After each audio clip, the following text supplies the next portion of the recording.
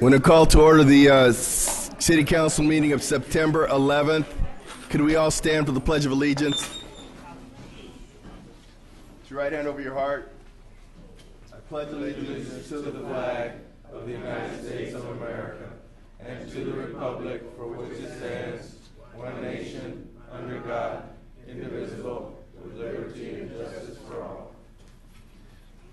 Before we sit down, I believe this is the 12th anniversary of 9/11, and so could we have a moment of silence for those that perished both in the planes and in the Twin Towers right now?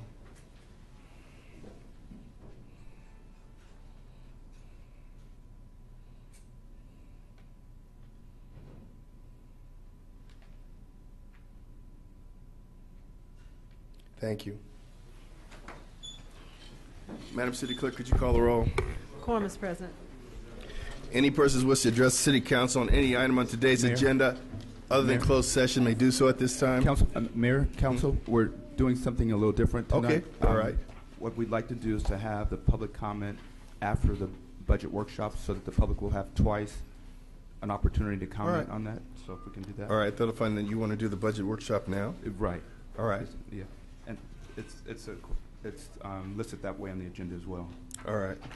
In addition, I'd like to pull a few items off the agenda as well. All right, please. I'd like to pull item DR1, DR2, and SPH1. DR1, DR2, and SPH1. SPH1. Do you want us to pay the bills or not before? Yes, you can pay the bills first. Item 1, CSA 3 and H1. Move allow payment of the bills. Second. Madam City Clerk. Actually, Mayor, you cannot pay the Oh, bills without the public comment. Is that correct? We cannot vote on any item on the agenda Okay. until the public has an opportunity. So can we do that after the Workshop? Yeah. Well, the thing is that on the agenda, though? Yes, it is. Well, apparently we can't do anything without the public needs to comment first. So we'll have public comment. Any persons wishing to comment, please come forward. No, we can't take action. Presentation is not an action. This comment on the agenda items. Yes. Gil Matthews, District 4, Mayor and City Council. I'd like to speak on item DR3 on the sound installation program. I'm a little bit concerned on how we're progressing on this sound installation program. And it seems to be that you've enlisted 3 or 4 other people to design in services, engineering services. But we had Wally Lab, and everything was progressing smoothly. And now all of a sudden you have all of these additional people that you've contracted with. It's not all of a sudden. It's been this way for like 10 years or so. It's not all of a sudden. I think it's been this way for 10 years or so. I'm giving you a benefit of the doubt. You know, I don't want to just all right.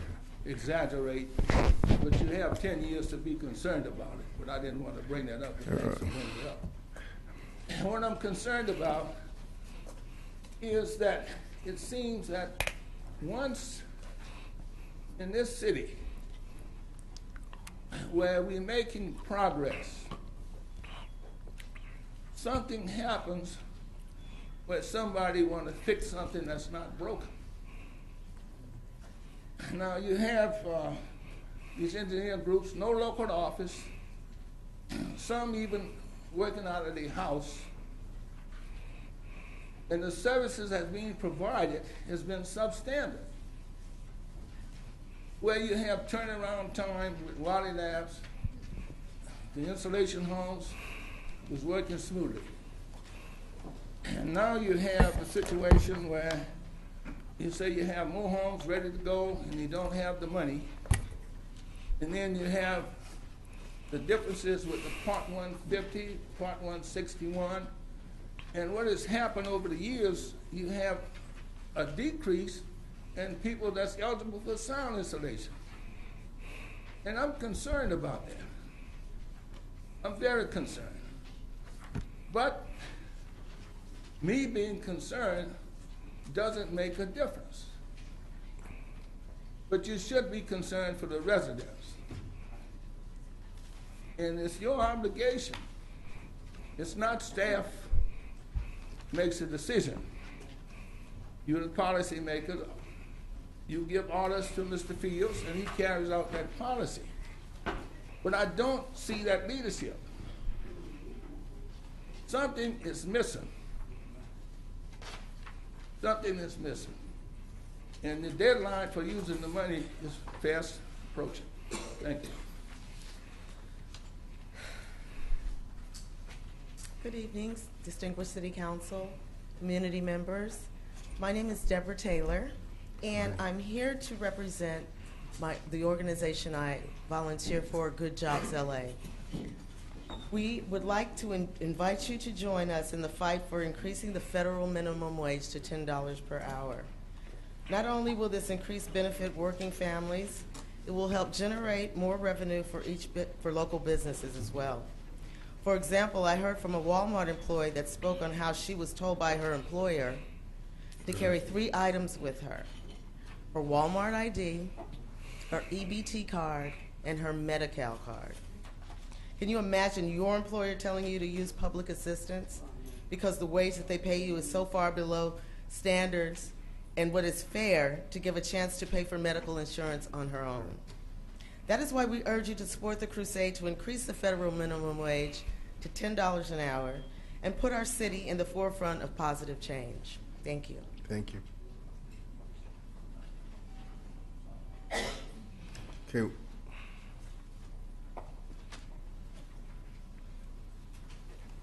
Good afternoon. I want to speak on the noise litigation. I see you here on the resident sound thing. Jones Payne Group. Does this mean, I hope somebody could answer me, does this mean we're getting someone that knows the job to install these homes, or will they just play around and let them take the money again? Does this mean what it say this group know the job, that you hiring somebody to take the job away? Because whoever, right now we got somebody that can't do the job. The money been taken once. Now you re-enter to get it back. Is that what this means? Answer, Butts. You always talk back. That wasn't very respectful, Ms. Austin. Answer, Mayor Butts. You always talk back. Ms. Austin, go ahead and ask your question. We'll get it answered for you. Well, if not, They're a service provider, and I believe that they've had the business before. well, they ain't did nothing though, Mayor. You just got here. Okay, we've been here for years and years and years. You live in Ladera Heights at one time. Where I live, they put me out in my building and went up when they got their windows installed. Why they did the apartments first when they were supposed to do the homeowners' taxpayers first?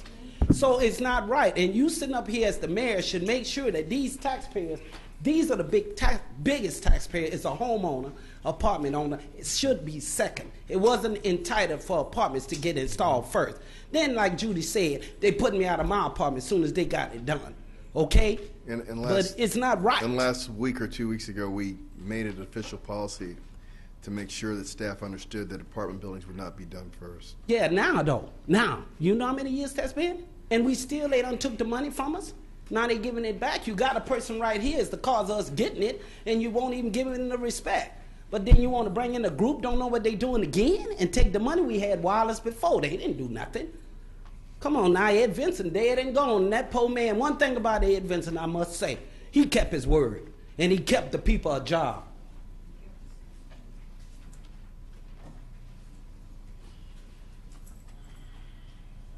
Okay, we'll close public comment.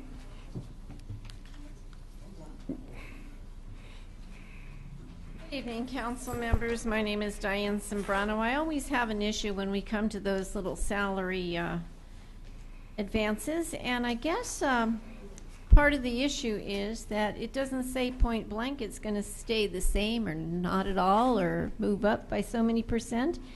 But I happen to be going through some paperwork, and I think it's amazing how in one instance somebody got a 70% increase between 10 years ago and today.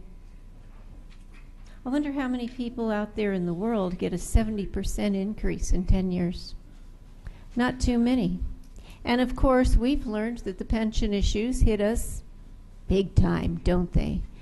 And yet most of you, well, I shouldn't say most of you, 2 of you have consistently voted for those over and over and over again and put us in this very precarious situation. I would hope that as you look at that listing, some of those job specs were created for specific people. Those people no longer exist.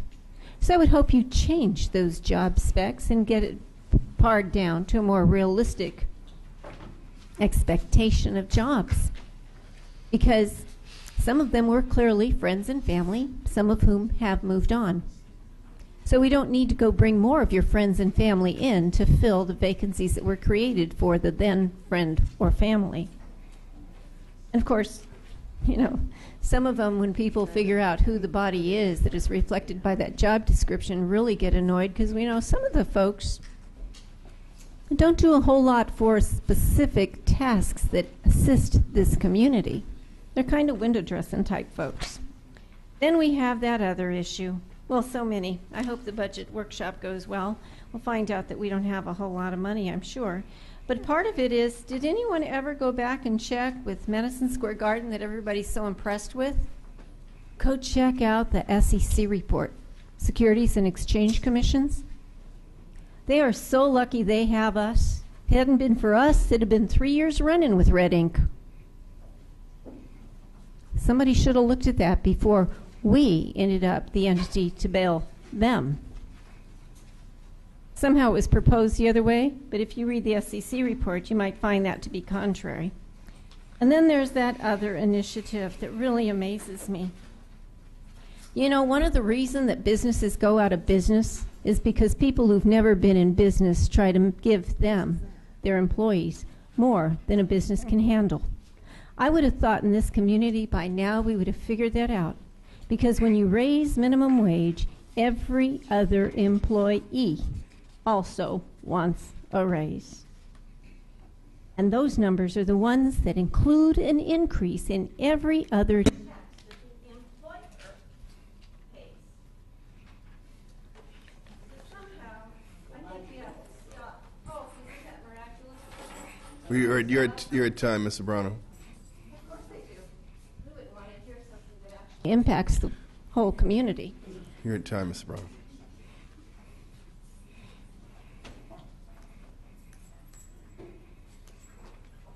Good evening, Mayor and City Council. Touch on the issue that Ron was speaking of. I was one small business owner myself, and he's absolutely right. When you start raising limits on what you can hire a person for, it changes the entire dynamic of doing this. Where a lot of, I mean, my goodness, how many children, teenagers in this town won't be able to get a job because businesses simply won't be able to hire them $60 a cent.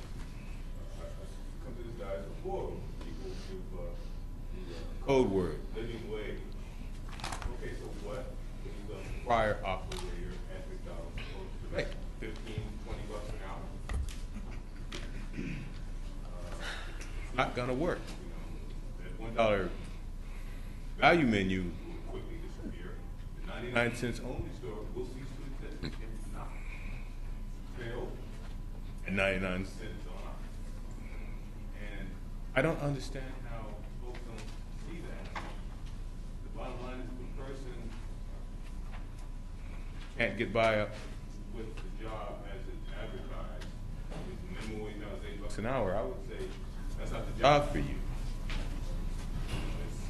It's up to you to find a job that can support your lifestyle, your existence, your subsistence. We need to start asking more of people instead of just offering without anything in return. In many ways, that's listen to that. Thank you very much for your time. Thank you.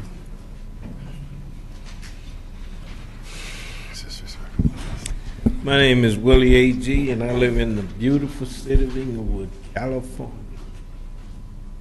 I want to speak on this minimum wage thing. I happen to be a retired Teamster. I was driving, we had 95% of the United States organized. Now, down to less non-union. What happened, we just put ourselves out of business. And then too much, more than companies, private industry could support. What they did, they just closed up and went out of business. Why not raise it? If you're gonna raise it $10, why not make it $15 to $20 an hour? Let's really do it right. High school kids that's working at McDonald's, different fast food services and stuff, so they can make some money. They can afford to buy cars and stuff. And they won't have to go to college and get an education to learn how to do something where they really can make money. Hey, what? I'm gonna leave it up to you. Y'all think they should have $10 an hour? I might go out and get me a job working at McDonald's or someplace. Sound good, but what's gonna be the effect? Thank you. Thank you, Mr. Angie.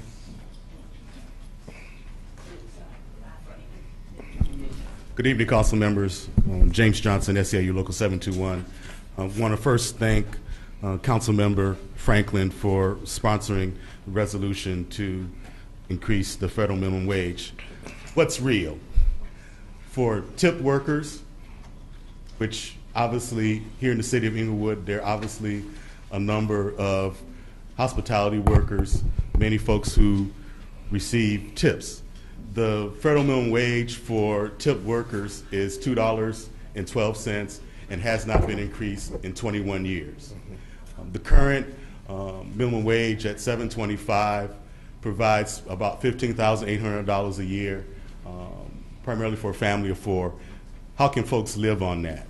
But the real deal about this thing on the minimum wage is that obviously folks are hurting.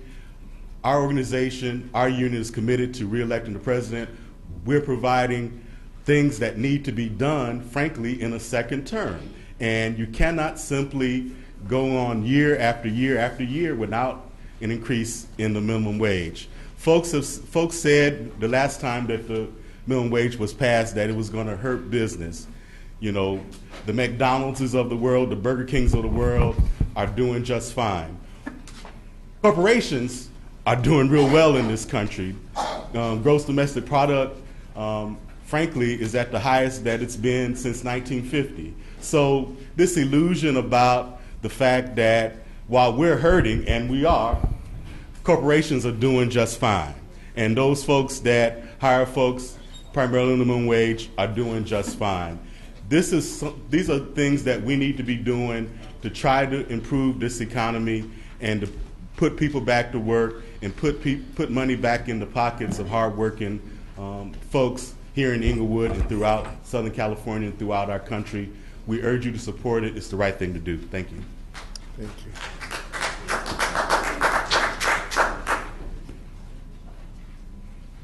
Good evening, Mr. Mayor and council members.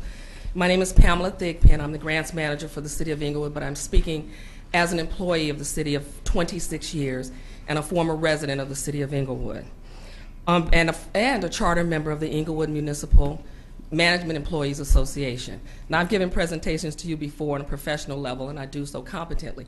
Right now, I'm very nervous about what I'm about to speak on, and that's item 01, the ordinance for the salary ordinance. My concern is that within the salary ordinance, and this is not personal, but based on the fact that we as employees have been asked to take a 10% pay cut over the last 2 years, and are being asked to negotiate same, perhaps, for the upcoming fiscal years in order to assist in balancing our budget, and we gladly will do so. But the problem I have is within the ordinance, there is a salary increase for the current assistant city manager, and my concern is, it was when asked about that, I was told it's because the chief financial officer position that the city is hiring is also proposed to be an assistant city manager position, and I know the council raised that salary in order to get a competent chief financial officer. The California Society of Municipal Financial Officers identifies a chief financial officer of a public agency as a corporate officer primarily responsible for managing the financial risks of the business or agency, also responsible for budgeting, financial planning, record keeping, cash flow management, hire management, and communicating financial performance and forecast to the community. It also says that this position is typically can be represented as a finance director or treasury, depending from agency to agency. It does not have to be an assistant city manager, and in doing so, you are then having to raise the salary of the current other assistant city manager at the time that came up previously by having the public works director report to that assistant city manager and raising that salary. You chose to separate that and have the public works director report directly to the city manager, and that was wise on your part. I'm just saying, for those of us who are here and not someone that you are recruiting for, it just puts a bad taste in all of our mouths in terms of us employees who will continue to work hard and give concessions as we can to keep our city going. But I just wonder if whether or not making that position an assistant city manager, when it can be a chief financial officer reporting directly to the city manager, and thereby raising the salary to over $200,000 a year in terms of what's happening, is something that is the message you want to give to the rest of the employees who may even possibly be facing a layoff. Thank you so much for your time.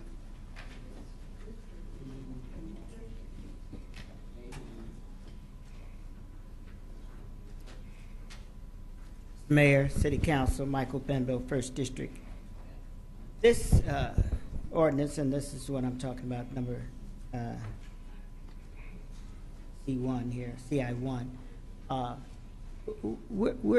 When we go out to bid for jobs on the higher echelon and administration and that sort of thing, and we raise the salary to meet what is fair for those people in their education and what they get, we raise those salaries, and I've never once complained about that, because that's necessary. To get quality, you have to pay for quality, and we're in competition with every other city our size, bigger than us and smaller than us, and getting the right type of people to run this city.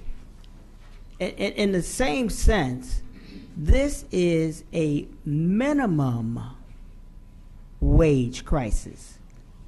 So when you raise prices up top, of course, minimum has to come up.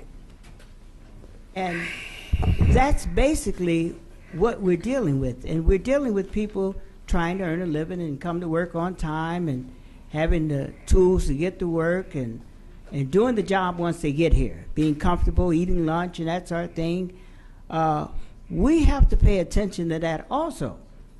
So you can't, on one end, raise the salaries of people who are in administration based upon qualifications and that sort of thing, but that also has a trickle-down effect on the last person on the totem pole. They can't be making the same thing while other people are getting raises. So we have to pay attention to that too. These people got to get paid too, and these people need it much more so than the people at the top. So I think that we need to think about that and consider that and give it its due. Thank you very much. Thank you.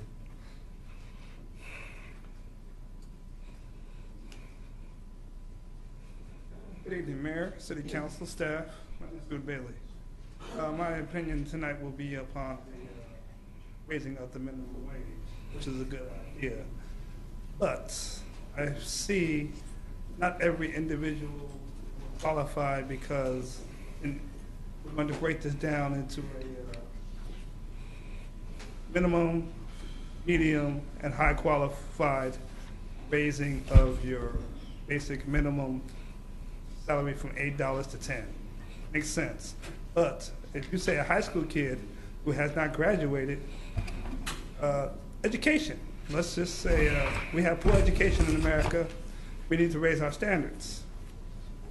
If you make $8, you need to do like I did, go to school, go to college, pay attention, get every degree you can. You want something, you gotta earn it. Nobody's gonna give you anything in life. And we must all realize this. Yeah, we deserve a raise, but what are you willing to sacrifice as far as your education to up yourself to that salary as well? See, just like in football, we don't need no dumb linemen. Most linemen in football today are doctors. These guys, they do some outstanding things because they go to college and they learn these things. And they're making a lot of money to be a lineman in NFL football. Or anything. You don't have dumb jocks anymore. So being a jock, you have to go to school. They're not going to take you in a professional level if you don't know nothing. Because we don't need them. I need somebody that I can talk to, that's qualified to talk to on a level that's intellectual. And that's what we need. We need individuals that are, let's just say, proud of themselves. And that's all we need. We need to build ourselves up. Now, the society doesn't need to build our kids up. We need to do that ourselves. And the way we do that is through education and awareness and hard work. Okay? Now, I'm in favor of the minimum wage going up to $10, but I want to see who's earning that wage. Thank you. Thank you. Good evening, council, staff. I'm going to try to make it brief, but I want to talk about is the O2 and also the CI1. It's kind of, to me, with the economy the way it is, especially the city of Inglewood's economy, on one end you got people talking about, say, not raising minimum wage, and then you got people talking about raising the salary of people that's making a lot more than other people. I mean, that's just totally ridiculous, especially since we've been taking furloughs. I mean, now's not the time to raise anybody's salary. And, you're talking about, say, the city administrator's agenda about extending someone's contract that's not to exceed a certain amount. I mean, up to April. I mean, that's also ridiculous. I'll leave it alone, but you know what I'm coming from. Thank you.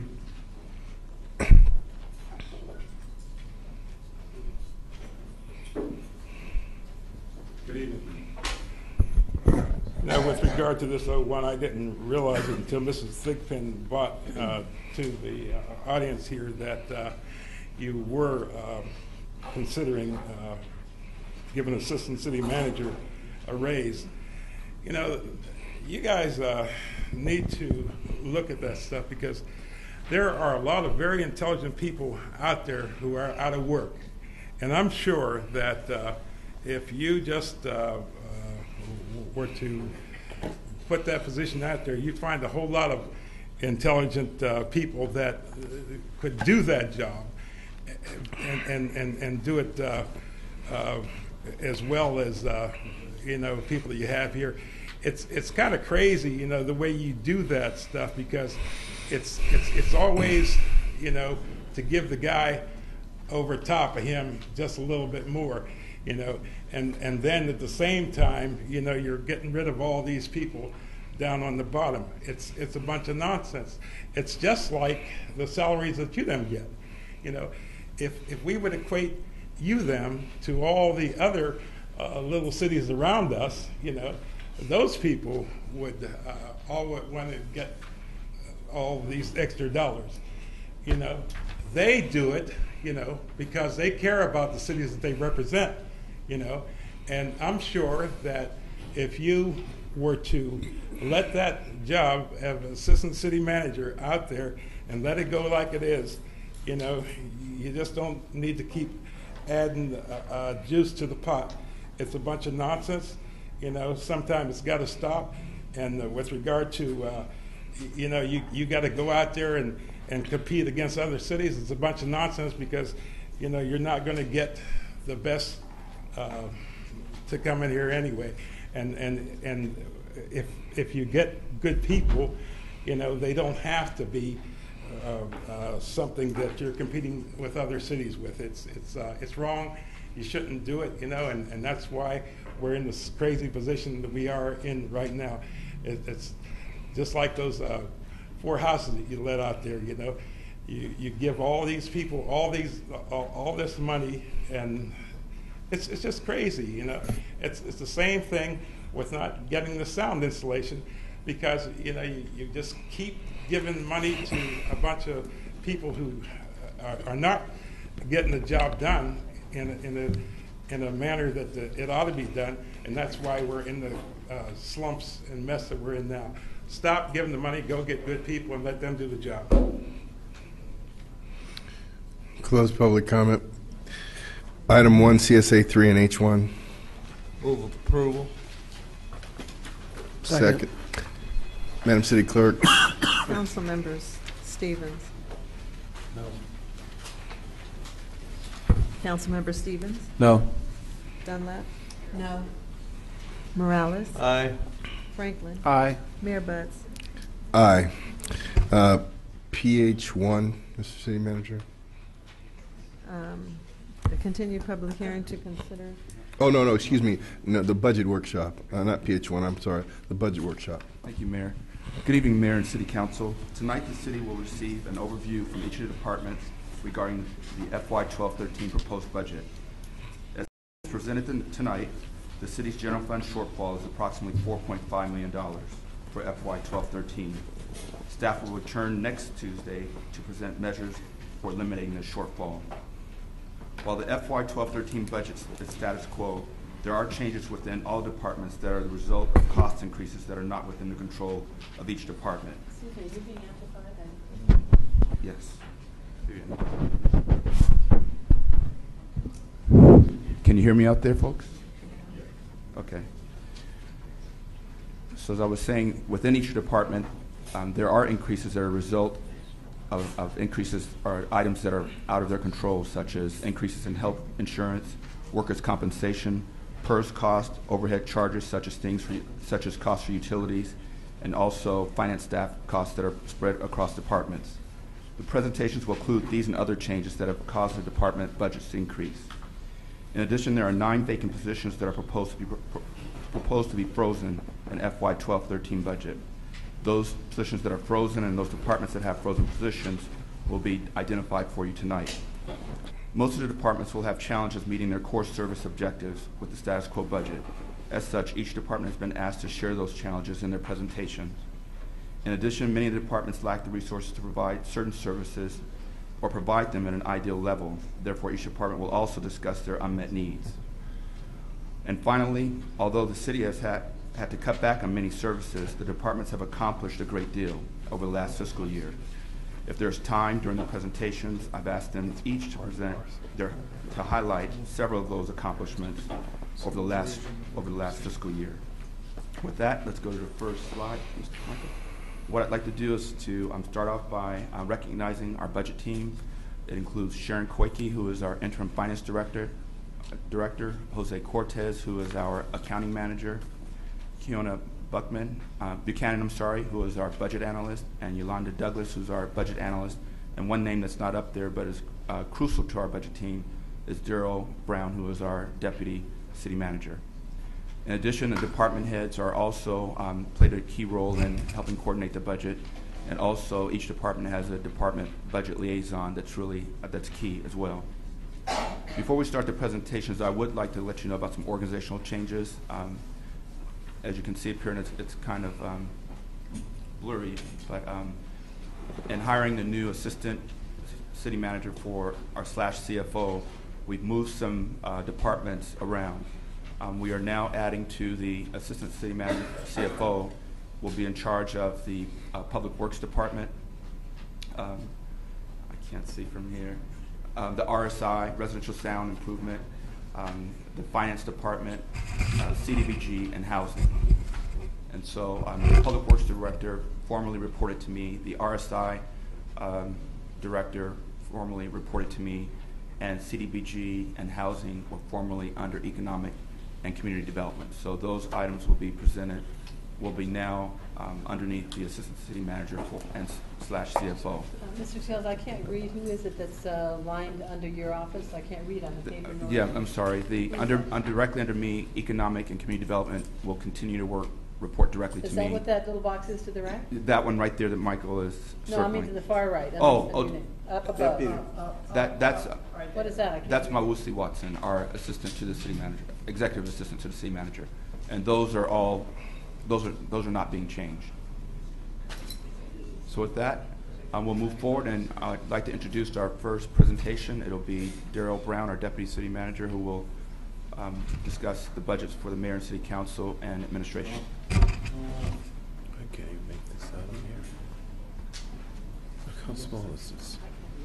Oh, I need a magnifying glass.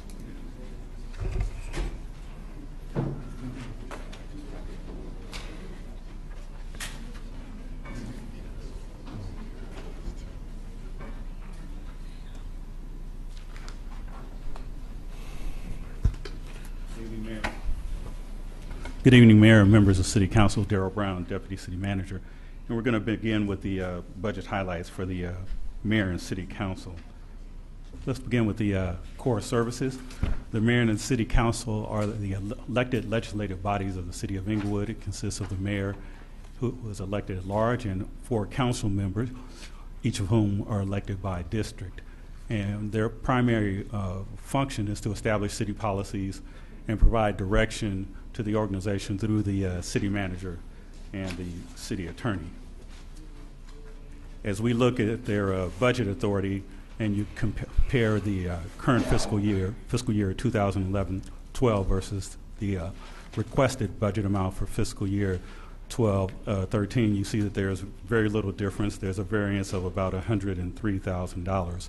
However, the staffing, full-time staffing, and the part-time equivalent staffing levels remain the same. And this is reflective of our basic status quo budget.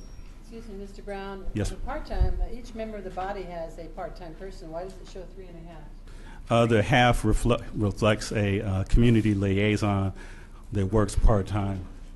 The FTEs are the full-time equivalent hours. As you know, the part-time individuals that work for the council are assigned for 60 hours per pay period. So if you add up all of those hours and divide that over a full-time time slot of 2,080 hours, it comes out to three full-time equivalent persons. So for the public's information, it's not 3.5 part-time positions. Correct. It's 4 people, but the hours reflect 3. 3.5. Who are the 4? Well, actually 3. And the other half is assigned to the mayor's office. No, I'm sorry, what? It's, correct, 3.5, correct. No, you're correct. So that 3.5 represents the 4 part-time city council Correct, assistants. yes. Tell me, obviously the full-time, I know 5. Who are the other 2.5? The 5 full-time people represent the council. There's also a senior council assistant, and there's also the senior assistant to the mayor, and also a part-time community liaison in the mayor's office. Who's that? It's the No, but I'm saying, this is mayor and council. This is my budget. right. I mean, it's the whole. It's for everybody in the whole that whole section. This is great. Who is it? I'm not aware of the gentleman's name, but it's in the budget. It's the community liaison. Well, this is great. Individual. It's in the budget, but I don't know who it is. Yes, there are 2 community liaisons that are being funded through the environmental services. So you're saying waste these all are the time. new positions? These are new positions that the council did approve as part of the current budget, and they are working. They were actually originally hired, are identified in the budget as staff people to work under the mayor and city council. Those 2 folks have been hired part-time, and they're doing things on behalf of waste hauler. They're performing waste hauler related duties. Okay, so they work for us. Yes. Okay, who are they? They're doing community outreach. The gentleman's name, I know they just started. Yeah. Right, we can get you the individual's name, but they are working part time. We talk. They're in the foyer of the first floor. Correct. Wait, just clarification here. Go ahead. The mayor has 2 assistants. No, he has 1 assistant. Okay, we have Ms. Davis is assistant. Correct. She's civil service. Correct. Okay, but mine is not civil service. All right, so she's civil service. Now, there's a second person that he has access to, correct? That's not true. No. All right. You made a mistake. Right. The second person is your senior council assistant.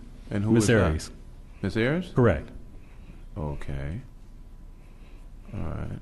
That's a council assistant section that's under mayor and city council. Because under last year's budget, the mayor did have 2 assistants. That's No, one this is item. consistent. It showed 2 assistants. No, this is consistent. The previous mayor did. This is consistent with the current budget and what's being requested. I think you're thinking about when Mayor Dorn was mayor and there were Oh, no, this was two last year. Mayor full-time. Dorn's been gone for 3 No, years. that's not correct. That's not correct. Well, I still would like clarification, if I may. Okay. You have 2 part-time people, you say, that work for the city council as community liaisons. No. Some members of They the don't. They No.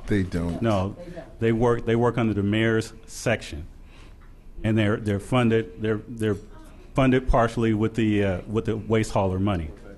So, okay, wait a minute. So you have your person. I have a. You have a part-time council individual. assistant. Correct. Each of the members of the body have a part-time council assistant. I'm aware the mayor has a full-time executive. Senior Correct. assistant. That's correct. Now. And there's a part-time position that's in that section that's funded with waste hauler. Well, who is this person funds. and what are their job responsibilities? It's under our section. Yeah, because it's not Ms. I don't know Ayers. who they are. I don't even know what you're talking about. That's not Ms. Ayers. No, they're the ones that are in the who foyer is- on Right, the first there's- floor. So who is the person? Because that's Information not Ms. desk. Ayers. The person. Which question you're asking about the part-time hours? Is that what you're asking? Who are these people? And I asked the question. Let's respond to that, then we can move She's on. talking about the 2 people that work under the waste contract that deal with race-related issues, the ones that Angela Williams has oversees. Correct. Yes. Right. I don't have the gentleman's name because I'm not responsible for Okay, that. but how can they be assisting me? I misspoke. I misspoke. They're not your assisting you. assistants. They're not assisting you. No, they're not in your section.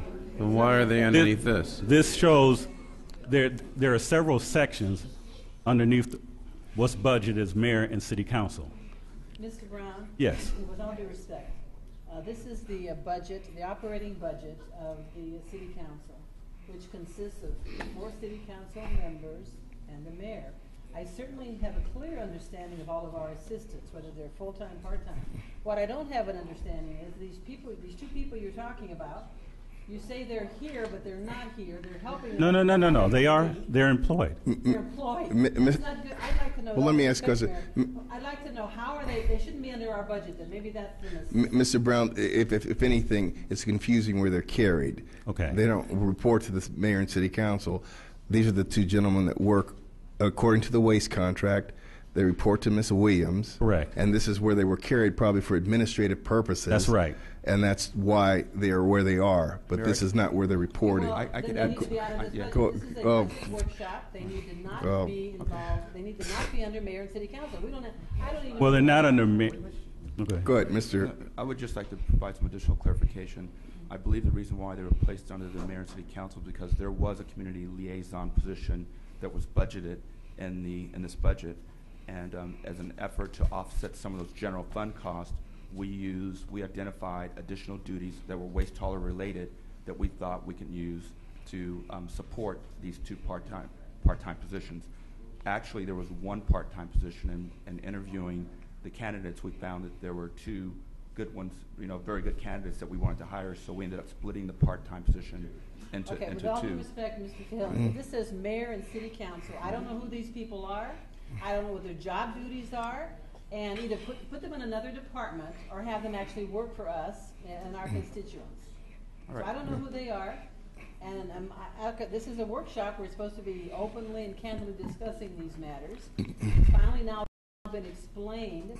I don't know who they are. They don't do anything for me.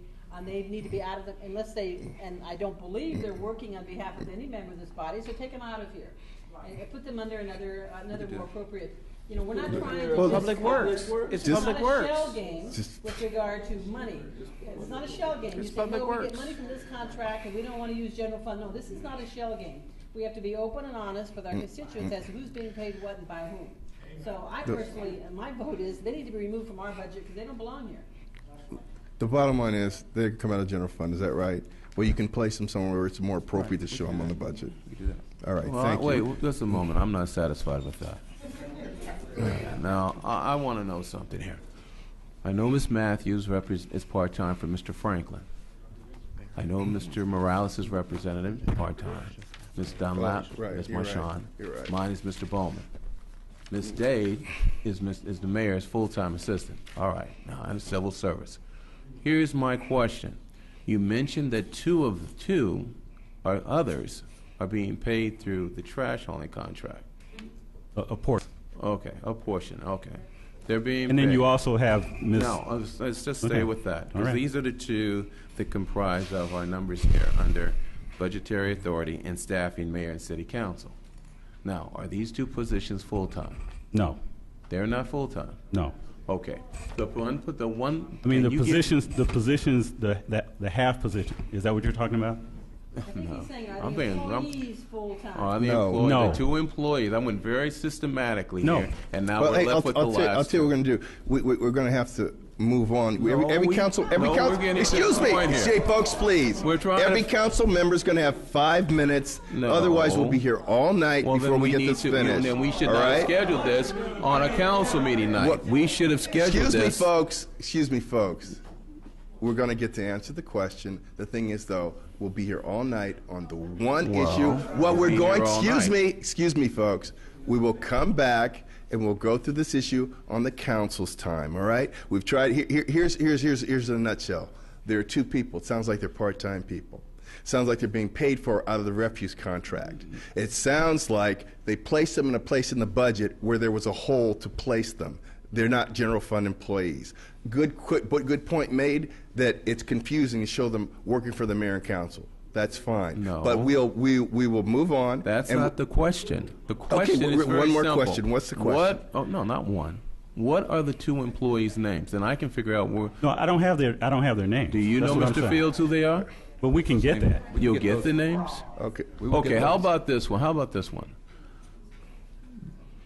There was a city manager's report. Well, you don't know the names, so even if I gave you the names of who I suspect it is, you would tell me that you don't know.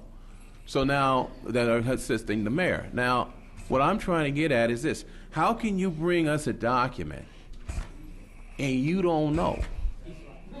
Two of the employees are. You don't know who the employees are. You know, Councilmember Neither Stevens, one we of you. have The city over 600 manager, you employees. don't know. We have over 600 employees in our that work for the city, and more and just They're as on many the ninth part-time. floor. Councilmember, they are not working directly for Daryl nor me. I was not one of the ones that hired that person. When So- my assistant was hired, he had to come in for an interview with Well, Mr. I'm Weinberg. just telling you, we don't have And information right now. We can't get it No. for you, so I'm not sure why we're belaboring this. We're I know belaboring this what because the you're not question giving me is, an and we'll adequate get you the answer. answer. I'll tell you what. Tell you what. Why don't you just tell us, Mr. Mayor, who are they? I don't have their names. Okay, Mr. Brown, continue on, please. Okay. Thank you. Go to the increases that you saw in the previous slide are due basically to three basic reasons: increase in healthcare costs, increase in retirement costs, also inclusion of video production funding in accordance with a council-adopted governmental access channel broadcast policy. And I also want to say there's a slight variation too as far as the salaries are concerned, because there was an inflation to account for the fact that the furlough is going to be ending in January. So that's what the variance is due to. Right, that concludes my presentation. Okay. Well, since we have every anticipation that if the furloughs are going to be continued, why would you reflect that they're not going to be continued? Because at this point, Got the bargain. at this point, we have to we have to meet and confer over those issues. So we wanted to project the worst case scenario, and that's what our shortfall Okay, remind assumes. me again, at your beginning comments, you Right. gave a projected shortfall. And you're that- saying Right. we're ending this year, 2011, 2012. You're saying with a balanced, That's correct. with a zero. Okay, so what is it anticipated? Not giving the furlough is what? Not giving the furlough, it would be $4.5 million. Okay, I find that absolutely Yeah. impossibility. Okay. But I have another question. The- Mr. Brown, with regard to these two employees, we're going to get back to that. Okay. You said that they were hired by Miss Williams and it has to do with trash contracts. And then you said, upon questioning, Well- you said they don't work for you. And I Mr. didn't say Fields- that, but- Yeah, you did. Okay. And Mr. Fields said they didn't work for him, and yet it's my understanding the trash contract is under your purview. Ultimately. Aren't you overseeing the waste contract and Miss Williams and that personnel? That's Well, I'm overseeing it. We have the names. transition. I can give you those names at this point. with all due respect, he asked for the names. Right now, I'm asking the question. He said they didn't work for him, and you said they don't, which is why you didn't know the Yeah, names, which right. is a question he posed. He said you knew who they were. Right. Mr. Brown said, well, they don't work for me, so I don't know who they are. You Well, no, said I we have didn't. 600 employees in this city, and I don't know everyone's Exactly name. right. And actually, after over a year, I would expect you to know everyone's name. But the point is, it's my understanding the trash contract is handled up here on the ninth floor, and it's directly under Mr. Brown, who works directly for you. So how could neither of you have any understanding of these two people? Well, I can tell you that those two individuals are working directly with Angela Williams, who works in Public Works. No. Angela Williams is under. I'm Wait a minute, unless you've reconfigured this, at the time the trash contract was approved by the majority of this body, it was stated very clearly to us that the trash contract and the overseeing of the waste services provided to Inglewood residents and businesses was under the purview of our deputy city manager, Mr. Brown, who's sitting here, who works directly for you. As part of the FY 12-13 budget, we determined that responsibility by charter has to go back to Public Works, so they will be working back in Public Works. Currently, right now, if I can answer the question, you're right. Daryl is overseeing the administration of the waste hauler contract. He's working with staff who were formerly working in Public Works to oversee that contract. The individuals work on a day-to-day basis with Angela Williams, who provides them with their direction or duties. And so I have the two names. That's the structure. I rarely, if ever, see them they're not housed on the ninth floor. They work on a different floor.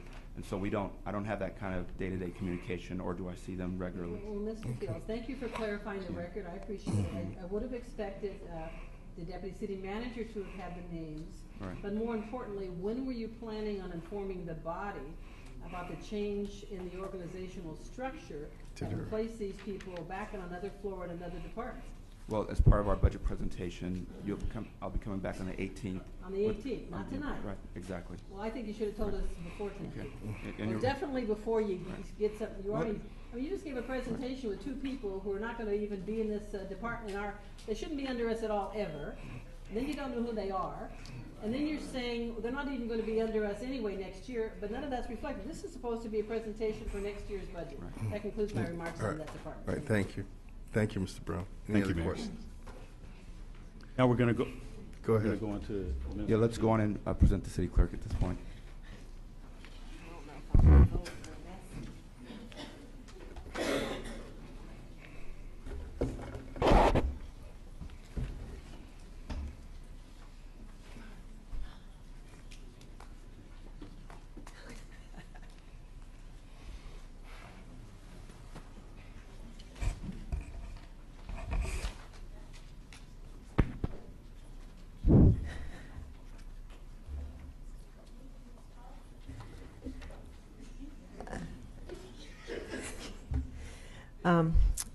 Hi, my name is Yvonne Horton. I'm the city clerk for the city of Inglewood, and I'm going to present our budget. The core services that we do, we're the keeper of the records. We attend the city council meetings. We distribute the council agendas and prepare the minutes. We conduct the elections, and I serve as the escrow officer, process deeds, serve on permits and license, and review claims. Process legal publications and short form and long form agreements, our POPs, which are property owner participation agreements, and we maintain the 460s and the 700s for our candidates and also the city in terms of the 700s. We process the weed abatement, and we also process bids. We do public records requests, claim forms, and we maintain the ordinance and resolution books. We also issue dog license and handle service requests and administer oaths.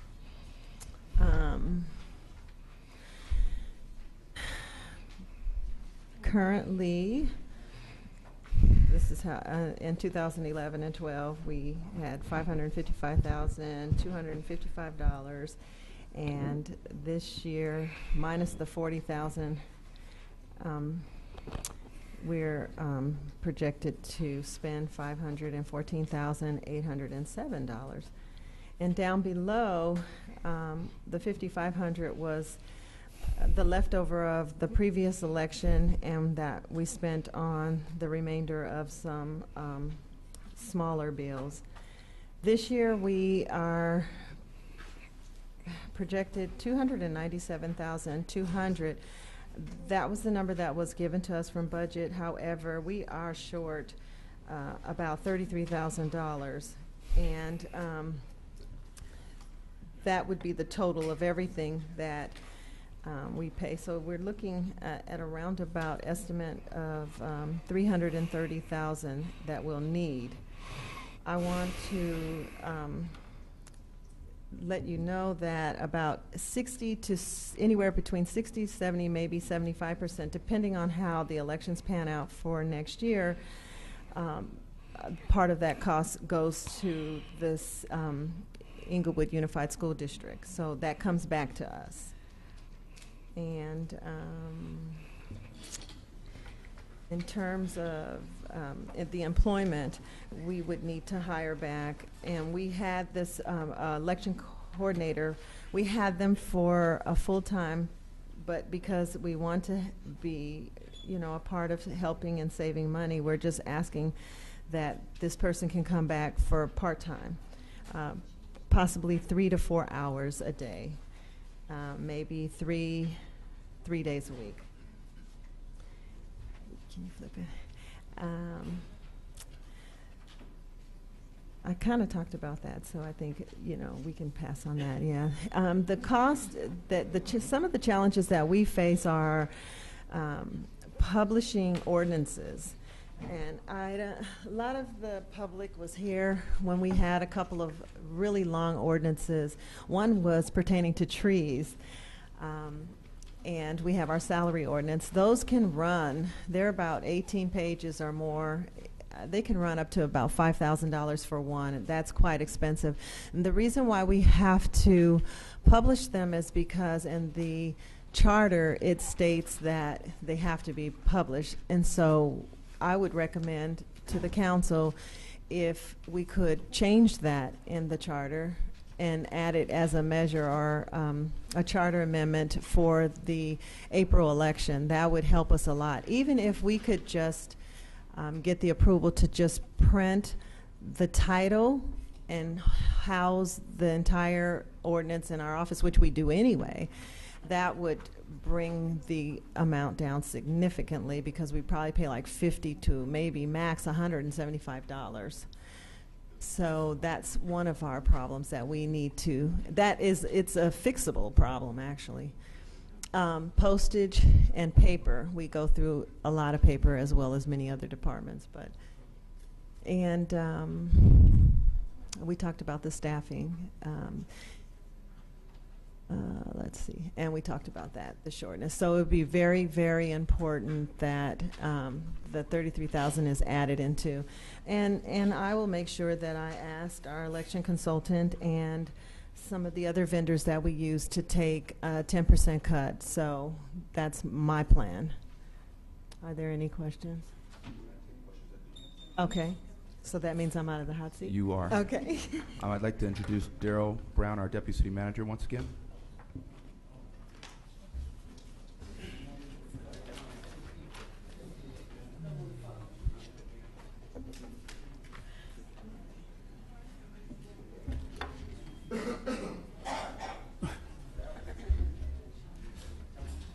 Okay. Mayor and City.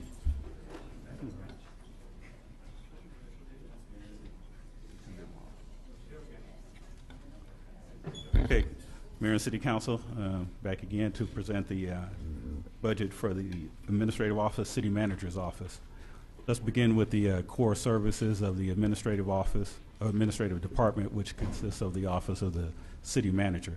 Primary functions are to coordinate and direct policies adopted by the Mayor and City Council, provide leadership and direction for the city's municipal organization, and monitor and evaluate municipal operations throughout the organization. If we look at the budget numbers, we'll see that last year's budget, which is the current fiscal year 2011-12, there was about $1.4 million in budget authorized. And next year is going to be slightly smaller request, 1.407, which is a variance or a difference of $33,000. The staffing levels, as you can see, is reduced by 1, which represents the elimination of the Assistant City Manager for Development position. The former occupant of that position retired, and in April, the City Council took action as part of its workforce reduction plan to eliminate that position. And this slide just shows some of the variations where the Assistant City Manager retired in February. In July, the Council took the action to reorganize and eliminate that position. There are some small increases in the fiscal year 2012 budget, but those increases, which consist of healthcare costs, retirement costs, car allowance costs, unemployment insurance, et cetera, they're offset by the savings of the elimination of the Assistant City Manager for Development position. And I'd just like to say, although we don't have a slide there, some of the major accomplishments occurred in the current fiscal year was that the Administrative Department facilitated the completion of a new solid waste hauler agreement, which resulted in a $5 million franchise fee to the city. The department also completed financial transactions, which resulted in the purchase of the Forum by MSG, and it also facilitated the award of a $700,000 Metro Planning Grant to encourage transit occupants-oriented development in the downtown Inglewood area. And that concludes my presentation. Fields, I have a question with regard to the budget authority and staffing in the City Manager's Office. Since we're planning this budget presentation for next year's operating budget, why would you still show the elimination of the Assistant City Manager position when that's being a new position? Okay. So why would it not be in this report this evening? Yeah, good question, and I'll explain that. But Mayor, I'd like to ask for a point of order in a sense. Okay. The plan was, I thought, was to answer questions at the end. If it's the council pleasure for me to answer questions after each presentation, as you said, we're going to be here for a while, but we can do that if that's what you want. Okay, we can do that. Go right ahead. Okay. We'll just do it with the 5 minutes when it's done. Okay. So to answer your question, Councilmember Dunlap, the new Assistant City Manager CFO position will be funded out of the savings from the eliminated Finance Director position. So that's why that position is being shown there and not here.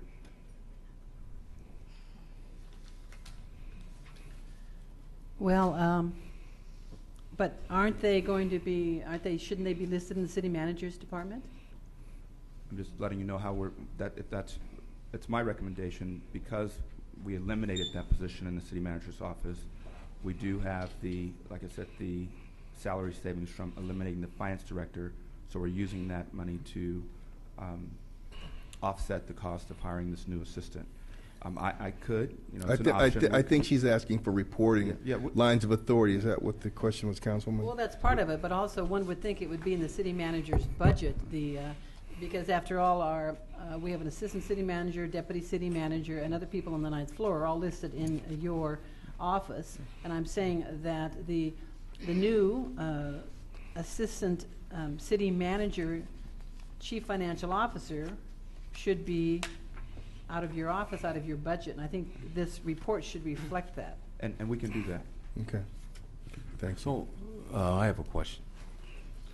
So, Mr. City Manager, I'm going to have some clarity here. You listed a number of people, about 4 people. You had you had people who assisted you with this budget. Ms. Koike, you had Ms. We have Jose Cortez, Yolanda Douglas, Kiona Buchanan, and Daryl Brown, and myself. Now, are these people reflective in this budget authority and staffing in this component? They are as part of the finance. Well, Daryl is obviously in my budget, but the other members of the budget team are within the finance department. Okay, so we'll get to them. You will. To that component later on. You're right. So right now, the individuals that compose of the budget authority and staffing, and when you phrase this in this way, budget authority and staffing, you're referring to the people who actually helped you put together this budget. Correct. Okay, so Ms. Koike, what department is she in? She's a interim finance director. Okay, and the other individuals that you named? They are in the finance department as well, except for Daryl Brown. So if they're in the finance department, but you're addressing them here in your budget authority and staffing? No, that's not. That's what we're doing. When we say budget authority, we're just saying the authority to fund the positions that are in the city manager's office. Well, it says budget authority and staffing. Well, it's not referencing the budget staff. It's referencing the budget. That's the funds that are allocated to pay for those positions in our office. In your office? Yeah. And you'll see that with all the slides. It'll say budget. It'll use that same term. Okay, so what are those positions that we're referring to then in your office? What are the positions? The only one that works on the budget in my office is Daryl Brown. The other members that work in the finance department. Work in the finance department. Okay, so we have here allocated $1,407,842. Right. For this one component. Right. And the only staff person we have is Daryl Brown? No. There are multiple staff members on the 9th floor, which make up. So who are they? So if you want us to run down. My colleague, she's been here for some time. You mentioned Mr. Daryl Brown, correct? Right. Okay, and now you said he's the only one, right? In your department? He's the only one on the budget team. On the budget team. Right. Okay, is he the only one reflective in this? No, there are a number of Who staff. are they? So it's myself. Okay. It's Daryl Brown. It's the assistant to the city manager, executive assistant. That's Ms. Watson sitting next to you. Okay. We have Yakima. Okay. We have Michael Falco. Okay. We have the 3 support staff. All right, Ms. Johnson, Ms. Curtis, and Ms. Hibbert. Okay. And that's okay. All right. Now, I tell you, if we could just be a little more forthright and forthcoming with the information, I think we'd get through this a lot quicker. I mean, we're not trying to conceal anything here, are we? No. No. Mr. Brown? Okay. No. All right. All right. Thank you, sir. Thank you very much. Next, I'd like to introduce our city attorney. Good evening, Mr. Mayor, members of the council. As you already know, the city attorney's office consists of 9 attorneys, 7 support staff, and 1 risk manager. The core services provided, the core services provided by the city attorney's office comes directly out of the city charter. Under the city charter, it says the city attorney is a criminal prosecutor. In fact, my office prosecutes all misdemeanors filed in the City of Inglewood, each year my office considers for filing over 4,000 misdemeanor cases that are submitted by either the Inglewood Police Department or other police agencies patrolling the City of Inglewood. Also, under the city charter, one of my duties is to attend to all legal matters wherein the city has a vested legal interest. So we have a civil litigation division which handles matters that are filed in state court, as well as matters that are filed in the federal courts in the state of California. I'm also the advisor to not only the city council, but to all officers of the city, as well as to all departments in the city. And as you know, from my being here tonight, I attend all city council meetings. My office participates in drafting city ordinances. We also approve the form of all bonds and contracts, and I handle any other matters which the city council decides I should handle on its behalf.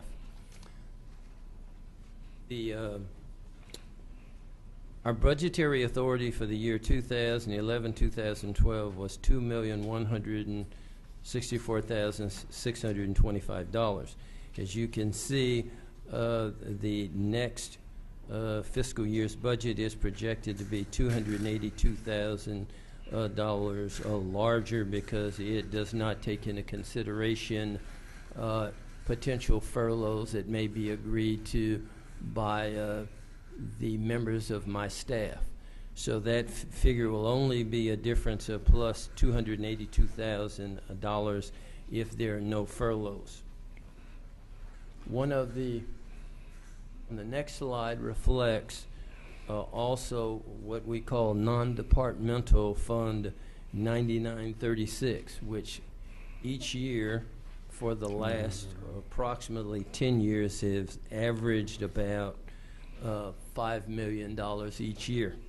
For the year 2011-2012, in those line items, there was an appropriation of $4,875,621. So far this year, we've spent $4,570,133. We have a number of contracts outstanding in the amount of $289,856, which at the present time leaves only a balance of $15,630 remaining in those funds. So the present balance is approximately $15,000. We have an estimated outstanding bills in the amount of $550,000. Which leaves a shortfall this fiscal year of $534,370. Now, the reason for this shortfall this year, because each year at the beginning of the preparation of the budget, I am required in consultation with the finance department to make projections as to what lawsuits may be settled or litigated this fiscal year, exactly how much each of those will cost to either settle or to litigate, and based on these projections, money is allocated. We have a shortfall this fiscal year because there was one case settled which was not anticipated to have been settled during this fiscal year. That was an auto accident case that was settled for a very large amount of money, and we did not anticipate settling it this year. However, even though that we face a shortfall in this fiscal, next year's budget in these same line items will be reduced by $600,000 a year because we anticipate the savings since the case was settled this year rather than the next fiscal year. Next slide, please. My department faces the same challenges every year. I think one of the major concerns of the city of Inglewood is the safety of its citizens. And because of that, we have a police department that I believe does an outstanding job in trying to protect its citizens. And because of this, we have a very high volume of cases to consider and to file each fiscal year. In addition, when cases are filed, those criminal defendants do have defense attorneys who many times litigate the cases, which results in us having to obtain discovery from the police department as well as having to take matters to trial. So each year that probably presents the greatest challenge for the city attorney's office, since we probably in fact file and litigate over 3,000 cases every year. Next slide. Potential unfunded needs. Well, if I had a wish list of what the council could do for me if in fact we have additional money next fiscal year, I would request the council consider purchasing 3 scanners needed in order to begin the process of storing all data in my office on computer. This will cost approximately $2,000. Also, I have a senior deputy city attorney who has been an attorney for over 10 years. She has done an outstanding job in litigating our cases.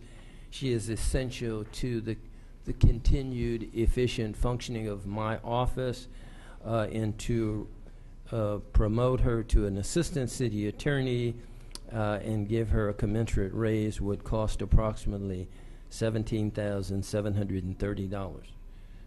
In addition, also, if we had additional money, I would request a title change and raise for what I consider my office manager, who is a legal administrative support supervisor, change her title to administrative support supervisor. The estimated cost of salary increases and all benefits associated with an increase in her salary would be $11,340. Thank you very much, and I'll be happy to answer any questions if you have them at this time. Mayor, with that, I'd like to... Thank you. Just a point of Councilman comment. Franklin. These are the wish lists. Yes. But it's not budgeted. Yes, it's not budgeted. All right, because I don't want to send the wrong message that we have a number of other employees in different departments that also have a wish list, and that we can't honor these wish lists with the economic issues we're currently dealing with the city. Well, that's why I entitled it a wish list. Okay. Thank you, Mayor. Thank you, All right. City Attorney. Economic Community Development. Yes, Mayor and Council, I'd like to introduce Linda Tatum, our our acting Economic and Development Coordinator, our Director. Good evening, Honorable Mayor, members of the City Council. I'd like to present for your consideration this evening the Economic and Community Development Budget. As you recall, in the mid-year budget adjustment, the Community Development Department and the Building Safety Department were essentially merged to create the new Economic and Community Development Department. And what I'll be doing in tonight's remarks is giving you a really brief overview of the Economic and Community Development Department budget, followed by each of the divisions within that department so that they can give you a more detailed budget presentation for their divisions. Starting with the overall Economic Development Department, our core services are the ones that you see listed here, and they are provided by currently the six divisions within that department, which include the Community Development Block Grant Division, Housing Division, Planning Division, Building and Safety Division, and the Code Enforcement Division. That last item on the list is a function that's a core function that's provided in the department organizationally. However, it's not reflected in our budget, and that's the dissolution of the redevelopment agency, and that obviously includes the city as the successor agency, that function. And the other function that's currently in the newly organized Economic and Community Development Department is the Economic Development function. The department was renamed very specifically to encompass that function, even though currently there's not a funded staff person to perform that function. Next slide. This is a summary of the department's budget authority. As you'll see there, because the department was not structured as it's currently structured in the last fiscal year, there are no figures for comparison purposes. However, the budget currently is just over $69 million. And that number, just the asterisk reflects that that number includes the successor agency, both the staffing for the successor agency as well as the successor agency budget. And that's why you don't see any differences.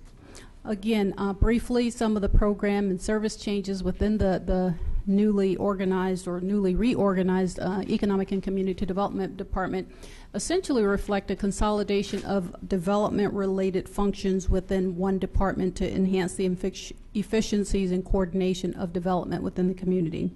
The other one is, as I mentioned earlier, the adding an economic development function. With the loss of the redevelopment agency, it was important that that function be reflected within this department.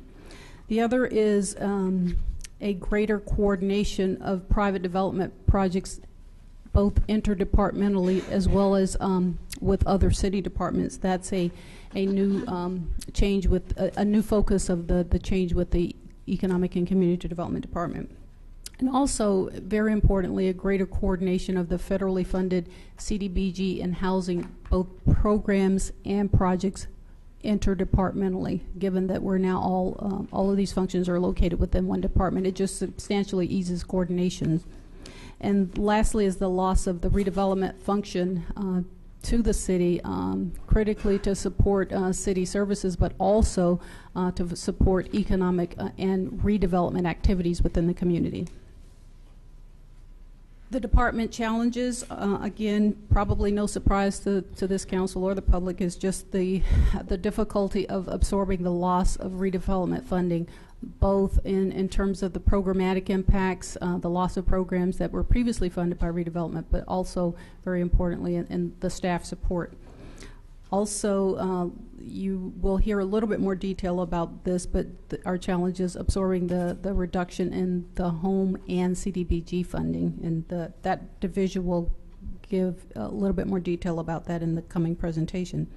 Also, the need to accomplish any substantive economic development activities currently without any staff or without any programmatic funding for this critical effort in the community. And lastly, it's always our objective to maintain very high levels of community service, and and to reflect using a fee schedule that allows us some level of cost recovery for those divisions, such as planning and building, that does have a fee structure. So that's another challenge that we continue to deal with. Lastly, on the unmet needs in the department, I mentioned earlier the economic development funding. Currently, that function is not currently staffed, neither for staff or programs. So a really rough estimate to accommodate one staff person to perform economic development functions, and some programmatic funding would be in the neighborhood of $100,000. However, as an option, staff is proposing that as budget circumstances allow, the city council may want to consider on an independent basis hiring a contract planner to perform very specific economic development functions or programs. And again, when the opportunity for that occurs, staff will certainly be bringing something forward to city council for their consideration. That concludes the presentation for the Economic Development Department, and I'd like to go directly into the presentation for the Planning Division. Tatum, before you move on, could I just ask you a question about the economic development? Sir. The $69,062,938. How much of that is a component of the general fund, or what is that? That's a very difficult question. What I can respond and tell you is I can tell you what percentage of that is directly from redevelopment and the successor agency, and that explains a big part of it. About $43 million of that amount is successor agency, low moderate income housing programs and projects, and the successor agency debt. So the reality is that the remaining budget of about $26 million is what is left for those programs exclusive of redevelopment agency or housing funding commitments. Now, is that reflective of assets, that $26 million, or what is that $26 million? It's essentially staff funding and program and the programs that the housing division are obligated to implement based upon redevelopment. Okay, so, you're not telling me that 43 employees cost us 69? That's cost correct. us $26 million. That's correct. That is heavily programs that have to be completed by the housing division. So it is assets in the form of programmatic commitments. Okay, so the that have to be $26 million undertaken. is in fact assets. No, not the entire. It includes some assets as well as some staff. So it's a combination of both. Okay, Mr. And when Mr. each one of the divisions comes up to give their presentation, that'll make it a little bit clearer. This is just I guess a consolidation of all the departments. When they present their individual budgets, it'll be made clearer. Mr. Fields, do you know what percentage of that $26 million is? Yeah. It's Councilmember, as Linda Tatum just spoke. As Linda Tatum just spoke, I think I know that as each division comes and presents their budget, they will be able to tell you what percentage or what you'll see the actual dollar amount associated with each division. That's general fund. So I'll know which divisions I'm going to really pay attention to. Which divisions are those?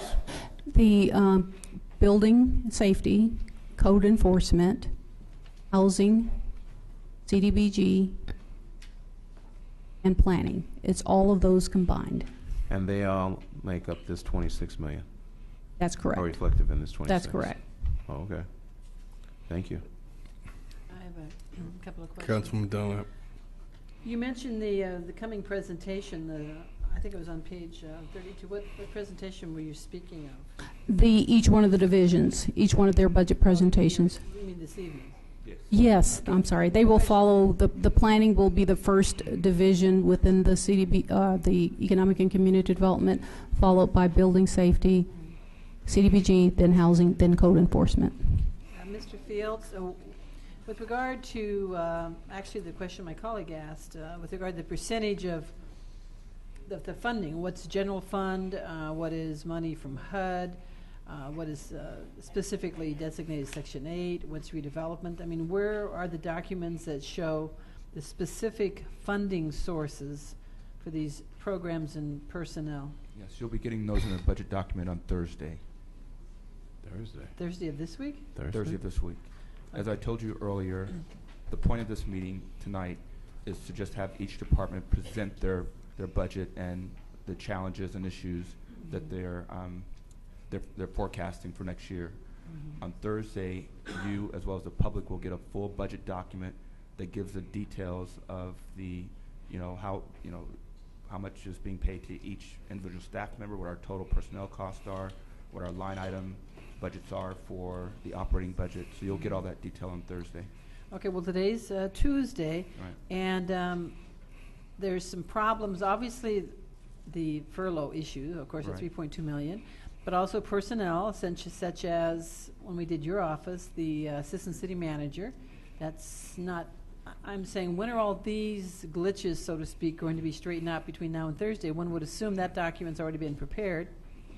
The majority of it is prepared, but what we're doing, you will not be asked to approve a budget until the 25th. So we have between now, well, I could just say your meeting on the 18th and your meeting on the 25th to make any changes that you'd like to have us make in terms of the budget. Once the council adopts the budget, if in fact you get when you get your budget on the 18th, if there are any changes that you'd like to be made to that budget, we'll incorporate those in the final document that's made, and we'll also incorporate those changes in your recommendations when you approve the budget. All right. Well, I would have hoped that we would have had more detailed information this evening for the public to have with regard to the sources of funding specifically, and also these, what I consider a pretty serious glitch, meaning the fact that we know we're hiring an assistant city manager and they're not even listed. I mean, that's a No, they're listed. no, they're not under your office. Right. And I'm just saying that there's a lot of other issues here. I just would have preferred more in-depth financial analysis with regard to the budget, and with more time than just a week. Well, as you've spoken earlier, I mean, this is a very, as you'll see on the 18th when we present the budget, we tried our best to kind of break it up in parts, and I was told that in the past, I've only been here a year and a few months, but my staff has told me that in the past, the staff has presented the budget in the manner that we're doing it tonight. So if this doesn't work for you, I'm open to having any kind of suggestions for making improvements later. But I think my attempt was to give the council more time to ask staff questions rather than putting it all on one night. So I'm sorry that if you don't have as much detail as you'd like, but Yeah, because actually, with all due respect, this is more of sort of a general overview of the That's department correct. activities, which That's actually could be done any time of the year. It's not a very specific budget document, but thank you, and let's move forward. Thank you. Okay, moving along to the planning division. The core services for the planning division include planning and zoning, staff review of development proposals. It also provides, we provide support to the Planning Commission, and we provide environmental review for not only private development projects but also city projects. And lastly, we provide, we respond to state and regional mandates such as the housing element, for example. Our budget authority, you'll see from these figures that our current budget is approximately $888,000, and this reflects a difference of about $216,000. That reduction in our budget reflects a couple of factors, and let me just briefly note that we are also this year have in our budget 9 staff members. That reflects the loss of one position, an actual body that was the result of a retirement, that position was not able to be filled, but it also reflects 2 positions that are currently frozen, and so we are essentially down by 2 staff positions at this point with this budget. Ms. Tatum, on that note, are any of these engineers? No, this is planning staff and planning support staff. Which category would the engineers be placed in? That would be in this department. It would be in building safety. It would be the plan check engineers. Thank you. Ms. Tatum, it says full-time reduced by 1 from 10 to 9. The difference is $216,000. That's for 1 employee? No, it's that reflects roughly 2 employees. The department director, the department director position is frozen right now. So it's the department. What's the one position that's no longer going to be in the budget for 2012, 2013? When it goes from 10 to 9, what's the title of that position? Administrative assistant. That's the retired position. All right, well, so if it's administrative assistant is the reason it's going from 10 to 9, how can it be a difference of $216,000? The difference reflects a combination of the fact that there's 2 frozen positions. Okay, well, that needs to be identified, and if they're because anyone looking at this graph has no understanding whatsoever about what's happened. They don't see frozen positions. They see a reduction of 1 position with a savings of $216,000. That's what they see. That's what I see. Okay, that's a good, fair point. So I'm saying that these documents, people should be able to see them and understand the meaning of them with regard to the savings.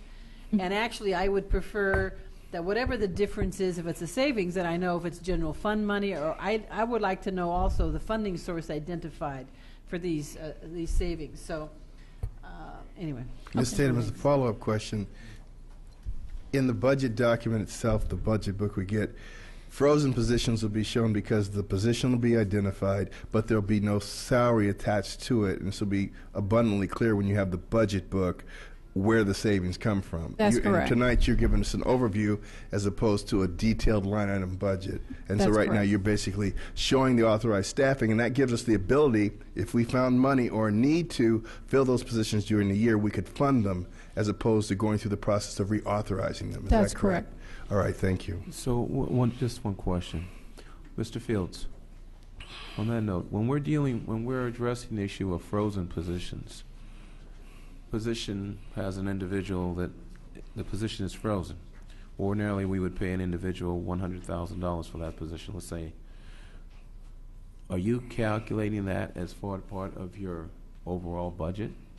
We're calculating as an expense? No, we're not. Even though that position is not filled? No, we're calculating that position will not be funded.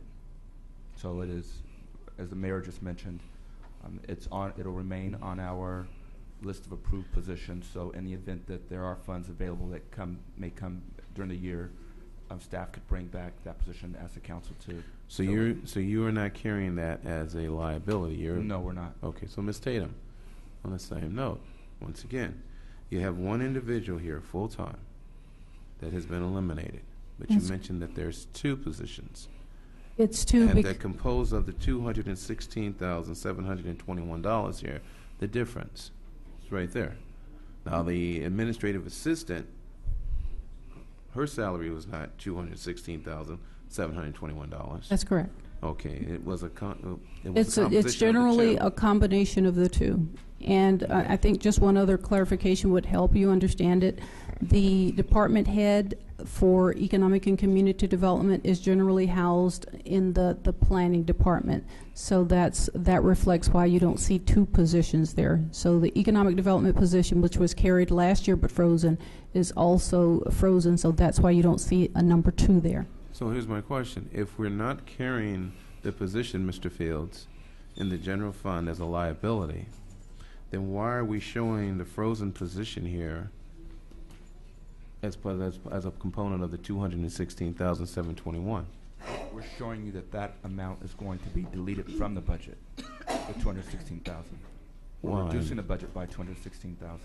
I understand that so you're reducing the budget by $216,000. You have one position that you're eliminating, but you're not specific as to how much that is. But the key here is that you've frozen a position that you're not including in your overall general budget as a liability, right, but you're listing it as a component of the $216,721 reduction. Yeah, we're just showing you the savings that we're going to get from freezing that position. Well, Ms. Tatum's shaking her head. You're using correct. it you're using it as a reduction component. Yeah. Well, we're showing the difference between last year's budget and this year's budget. It reflects that amount, the reduction of that amount.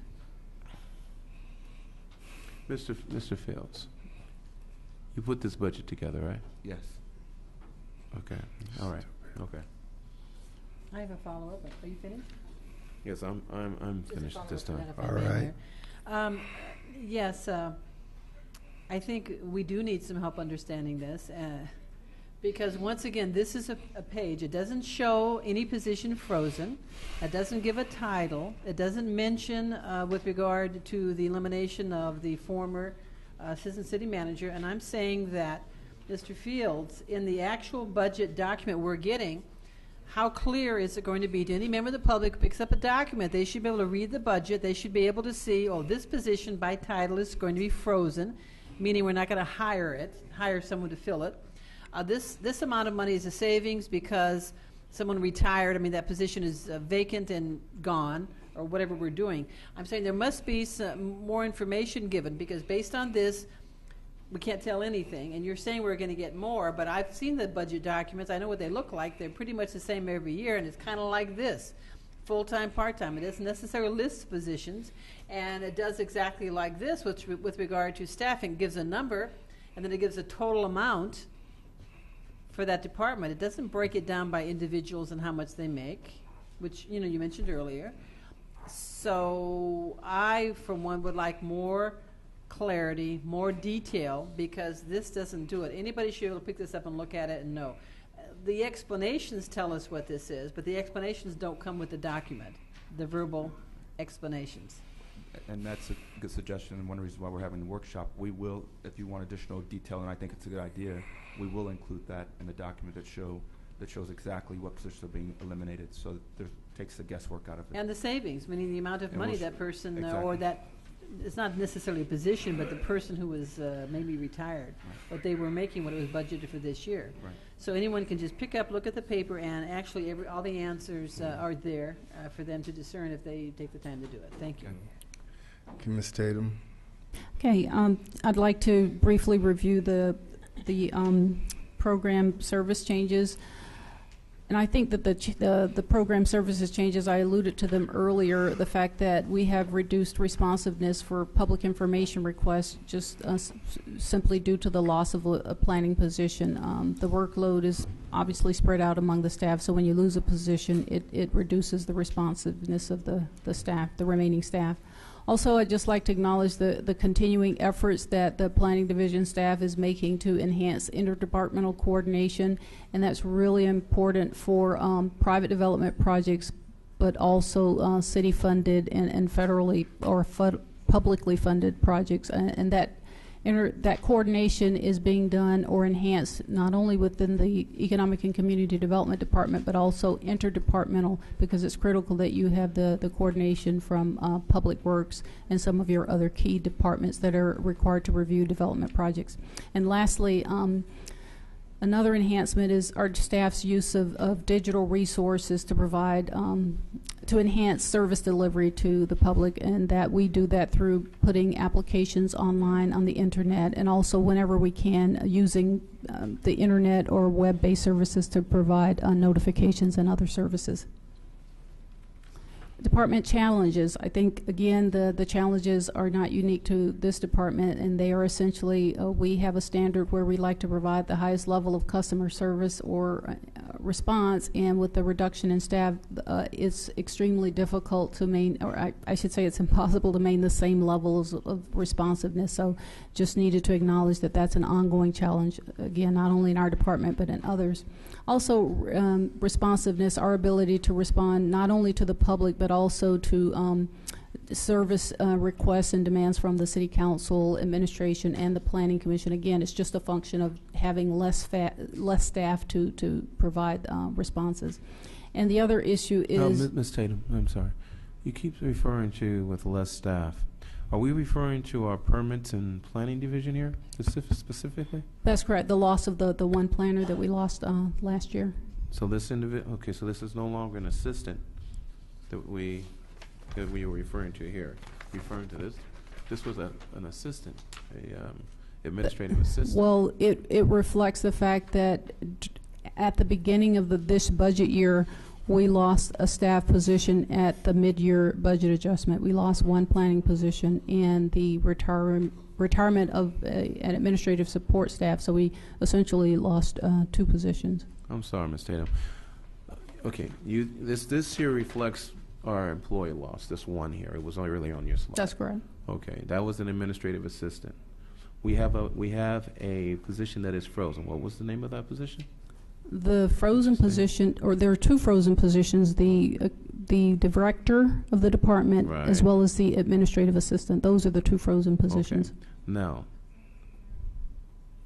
the administrative assistant position is frozen? That's correct. You mentioned that they retired, I thought. They retired, but the position remained in the budget. It just can't be filled. Okay, so now we have 2 positions that are frozen, not just one. That's okay, correct. Now, you just mentioned that you have a planner, that now you're short a planner now in your department in addition to those 2? That's correct. From a okay, position. so actually we have 3 positions that are, it's not just one, we have 3. Technically, that would be correct. However, the director is not a departmental position. It just resides in the department's budget. Well, here's my point. When a person comes in and they want to have a plan check completed, do they need that individual that you just mentioned?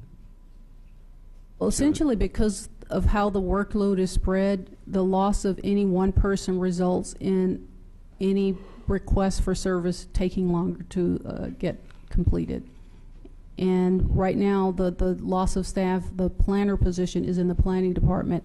And as I mentioned earlier, the building safety division will be presenting their budget, and that's where the plan check occurs, in the building safety division. So that'll come up next. Right now, we're talking about planning. That's things like site plan review, a request of the planning commission for an SUP and the like, or the various other services that the planning staff provides.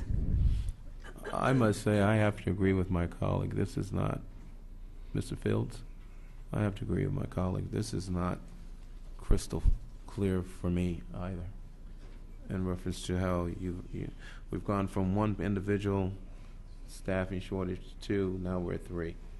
It's not crystal clear.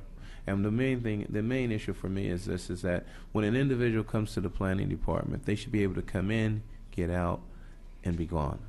For them to have to come to the city and have to remain go to planning, travel downstairs to the first floor, then come back up with a receipt in order to secure their permit and their plans and be able to leave, is absolutely ridiculous, if you ask me. But the most important part here is that we have enough people in order to assist them.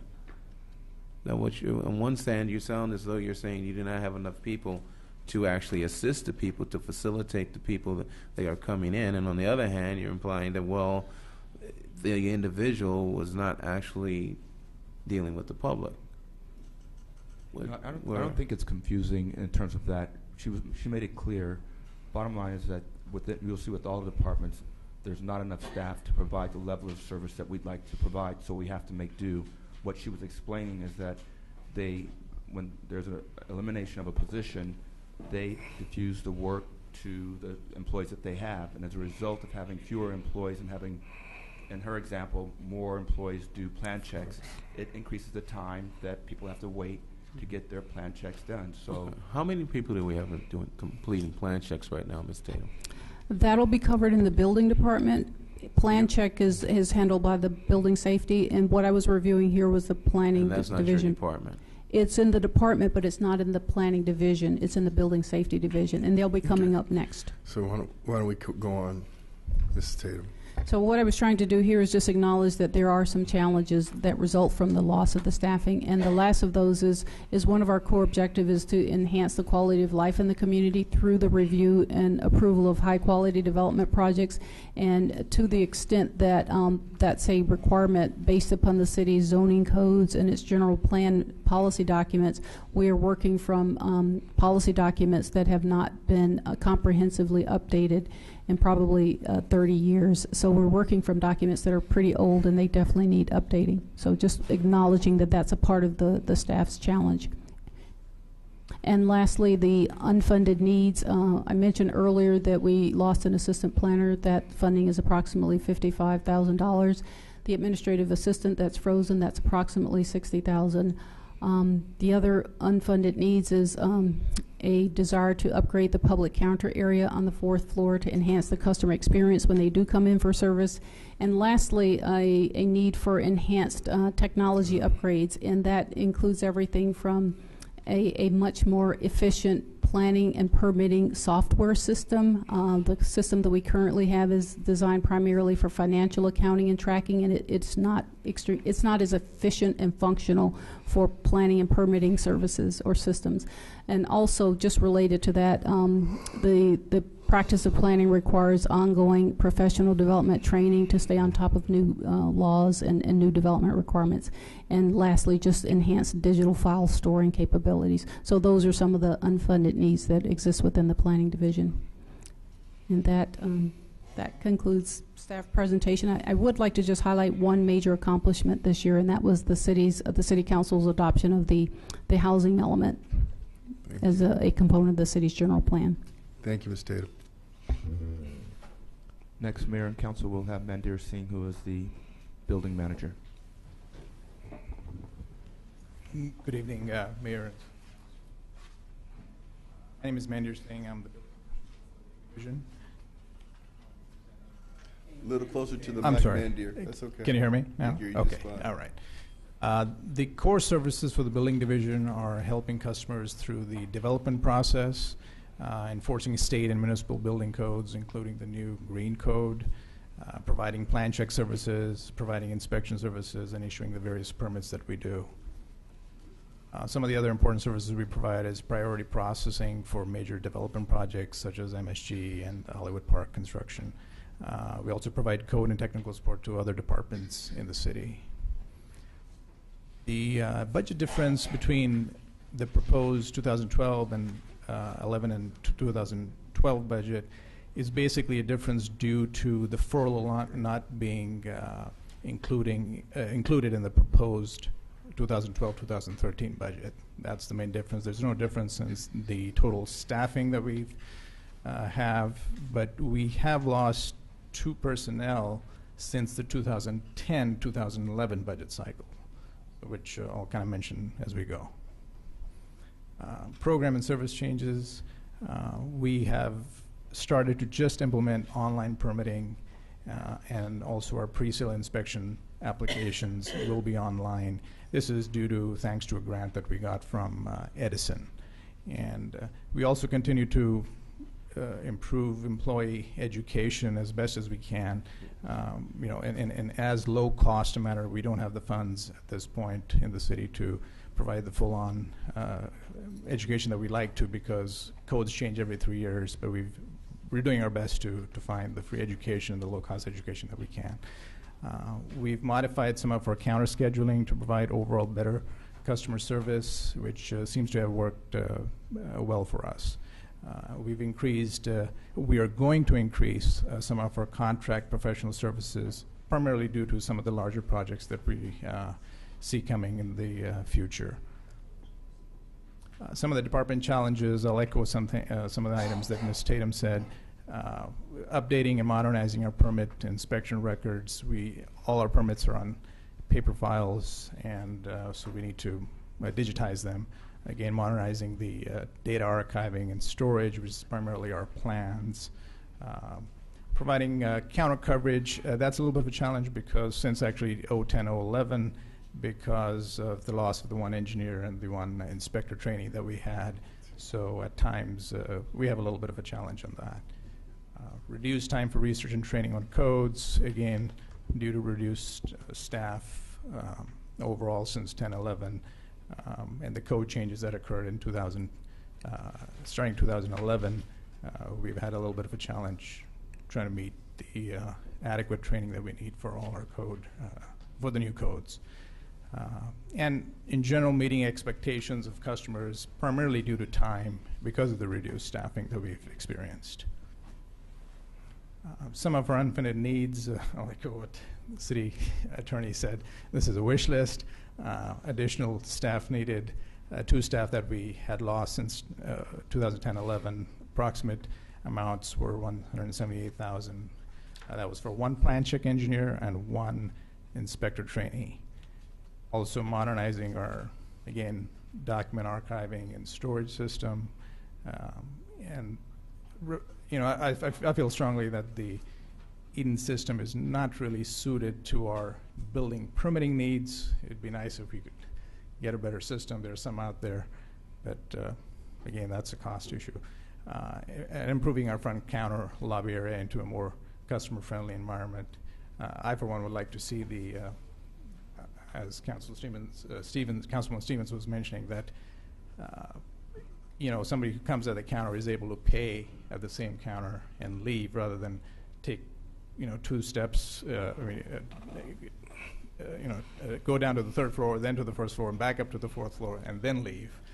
So that would make it a lot easier if we could get a one-stop type of counter. Mr. Singh, could I ask you something, though? Sure. Is it possible that division of where you pay and where you receive services is meant to be a security issue so that finances are kept in one location and the people that have control of the receipts and invoices don't also have control of the money? What I was envisioning is I've seen at certain cities, like for example the city of Long Beach, they start on one end and end at the other end with a finance or a cashier person at the building department, and then the finance department sits elsewhere, but they man that counter for that given day. So they have one of their staff on the floor. Correct. But I wouldn't want the people in that division to handle the money and the invoices. That's not healthy. No. All right. Right. All right.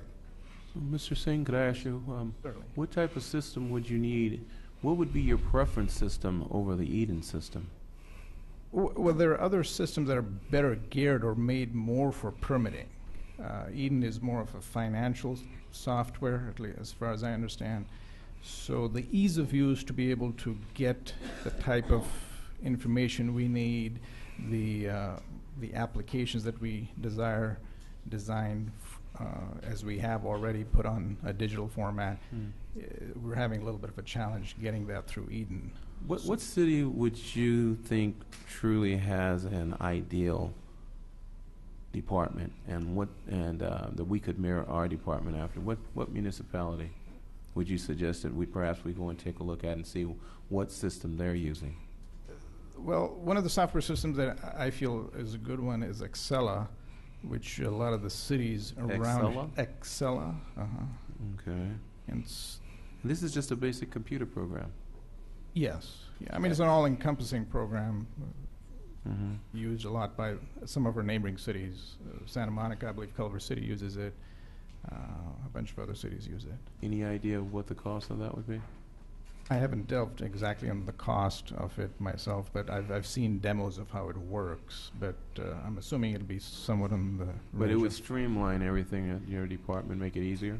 It seems to work much better than what we have. That's what I can say at this point. So the system you have right now is more of a finance program, so explain to me just exactly what are the glitches for you? And perhaps maybe my colleagues and I, we can perhaps research Yeah. this issue and make it easier and better for you and the public. One is just the way the interface is. Mhm. We feel it's not quite as user-friendly for us and also for the public if you were to do it online or if you would have to have a kiosk type of system. Just the user interface is one issue. Oh, I see. How to input the stuff in, people putting in their information, what type of permits they're I pulling, see. So that it's- type of thing. Just So as you ease said, of use. Yeah. it's stated it's more set up to be a finance type platform, Right. something more for accounting than it is actually make it public friendly, user friendly, and for For the public, permitting. for just the general public. Yes, at least that's what I feel based on what I've Okay. encountered. Mr. Singh, Yes. can we go on? Actually, I'm done. Thank, Thank you. thank you. Thank you Thank very much, sir. Mayor and Mr. City Fields. Council, I'd like to introduce Angie Pacheco, our housing manager. Teresa Stafford is sitting in for it today. Welcome. Thank you. Good evening. This is a little scary after all that. Okay, our core services in the housing division is that we administer the Section 8 Housing Choice Voucher. Inglewood Housing Authority administers 1,002 Housing Choice Voucher. We administer up to 600 Section 8 vouchers that are from other housing authorities throughout the nation. Our budget authority for 2011-2012 was just over $13 million. This year it's projected to increase to over $15 million. The difference is over $2 million. Our full-time staff increased from 10 to 14, in large part due to layoffs from other department such as the former redevelopment agency. 4 positions came from there. But I So the think difference is 4 positions. Let me just add to that, if I may. The reason why it increased is because there was a need for additional housing staff because of additional housing vouchers that the city is processing. We saw that as an opportunity since the housing manager came to me and said they needed additional staff. We used that opportunity to move some of the people who were going to be laid off into those positions. So with that. If I may, Mayor. Councilwoman. Since redevelopment agency staff, it really has nothing to do with Section 8 vouchers. I mean, how were these people trained, or what type of training were they given to be able to go into the housing program? Some of the people successfully. Yeah, some of the people. 2 of the people are in supportive staff positions, and the other 2 individuals from the successor agency are in the affordable housing component of what's now the Inglewood Housing Authority. So they are still responsible to administer the affordable housing component of what was previously the redevelopment agency. So what is it that they're doing currently? Affordable housing No, but developments. what? Abode, projects such as that. Okay, well, Abode is still on the drawing board, so what are they doing, Mr. Fields? Yes, they're managing our affordable housing project program. There are a number of different housing projects that are on the platform that we're considering. The details, it's unfortunate that the housing manager is not here today to speak to their specific duties, but I can assure you that they are being, I've spoken with Angie Pacheco, and she's assured me that there's a demand and there's a need for her to have these additional staff to So assist 2 with the people were in administrative support type positions, correct? Correct. And 2 people are using and working on, Affordable so housing. Abode, which is still in the planning stage, and what else? Councilor Dunlap, these are individuals that were working on affordable housing projects when they were in redevelopment. all we've done is move their positions because of the abolishment of the redevelopment agency to housing. So they're doing pretty much the same thing that they were doing. No, I understand that. What are the projects they're working on? The exact projects I don't have for you right now. If the housing manager was here, we could give those to you, but we don't have those for you right now. Okay, because there's a project under construction on off of Florence and Regent. You're correct. But that's a project under construction. We don't have any hands-on with regard to that project. So I'm trying to figure out what it is they have to do, what they're working on. Right. So if you could find that out for me, please, because you have two people working from redevelopment, and I'm saying Abode is still on the drawing board. The project on Regent and Florence is under construction, so it's they're not into project management. That's not what they do. So I would like to know. Margarita Cruz can probably answer some of those questions. Basically, the housing authority became a housing successor agency to take over the functions of former development.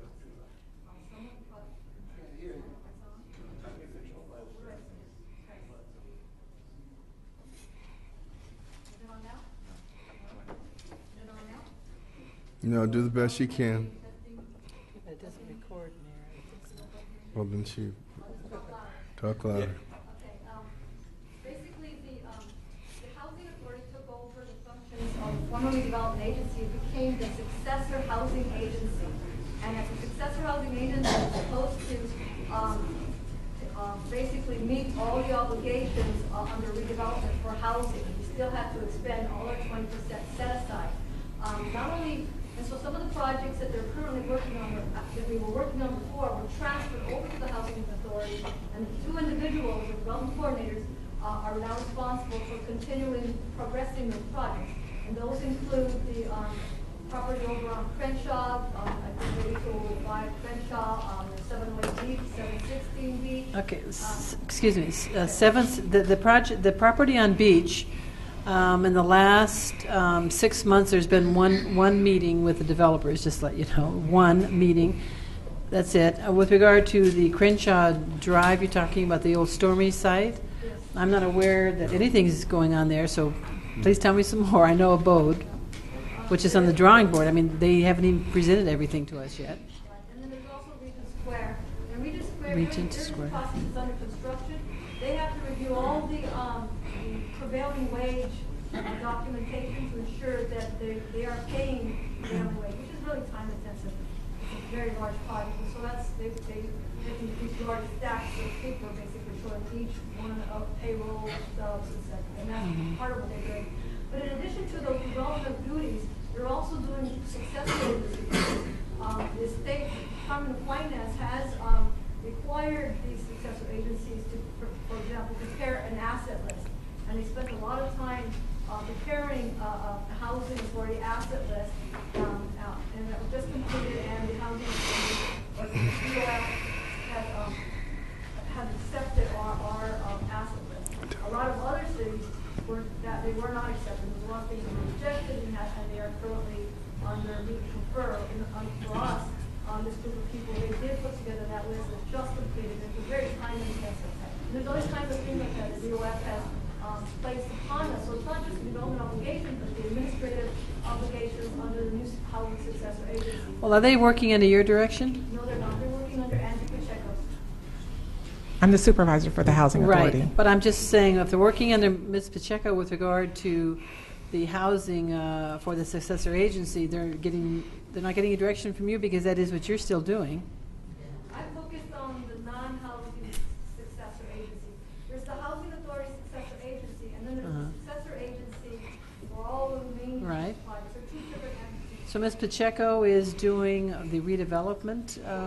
She's just doing affordable housing. Okay, thank you, Ms. Cruz. Yes, thank you for stepping up to the mic. Appreciate it.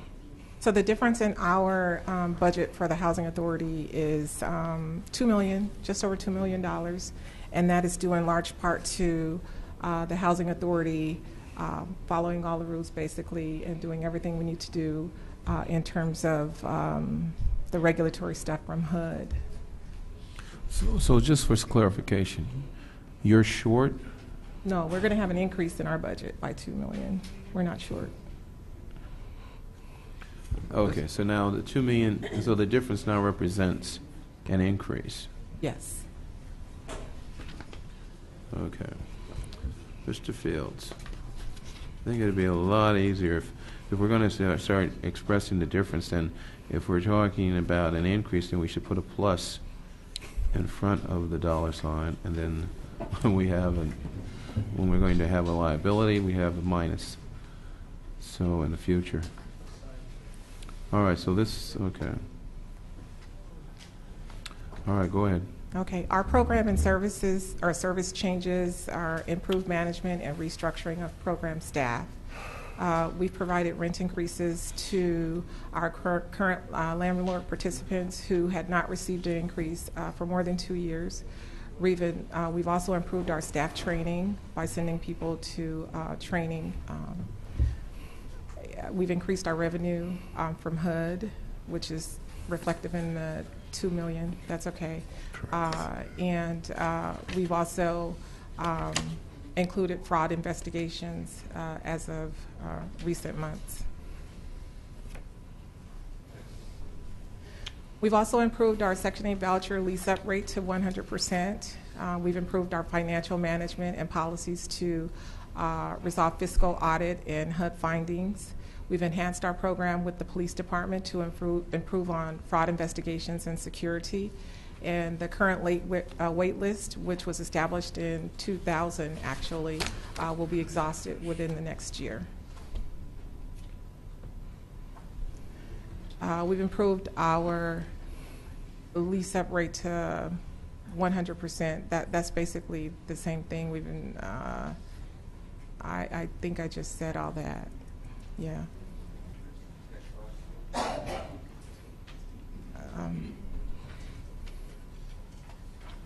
That's kind of the same thing.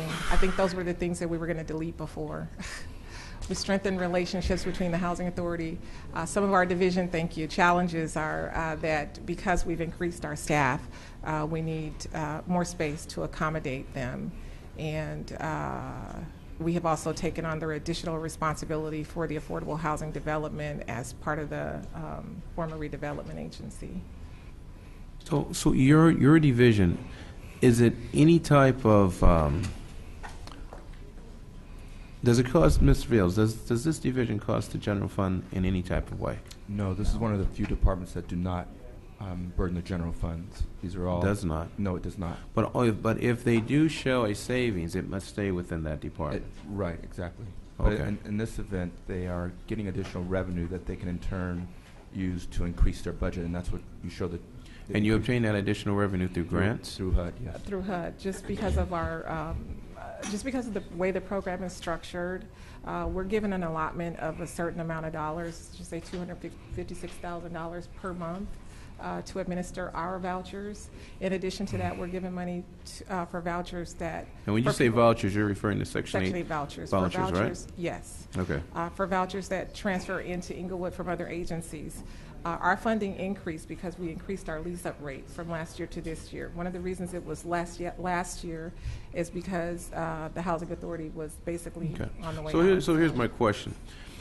As you've taken the individuals from redevelopment and you've assigned them to this department, could we do that with other employees, since it seems that you have an ability to be able to pay for employees as long as what 50% or 60% of their work detail falls under your department? At this point, 100%. We're maxed. At this point, we're maxed out. So to answer your question, we cannot increase any more staffing.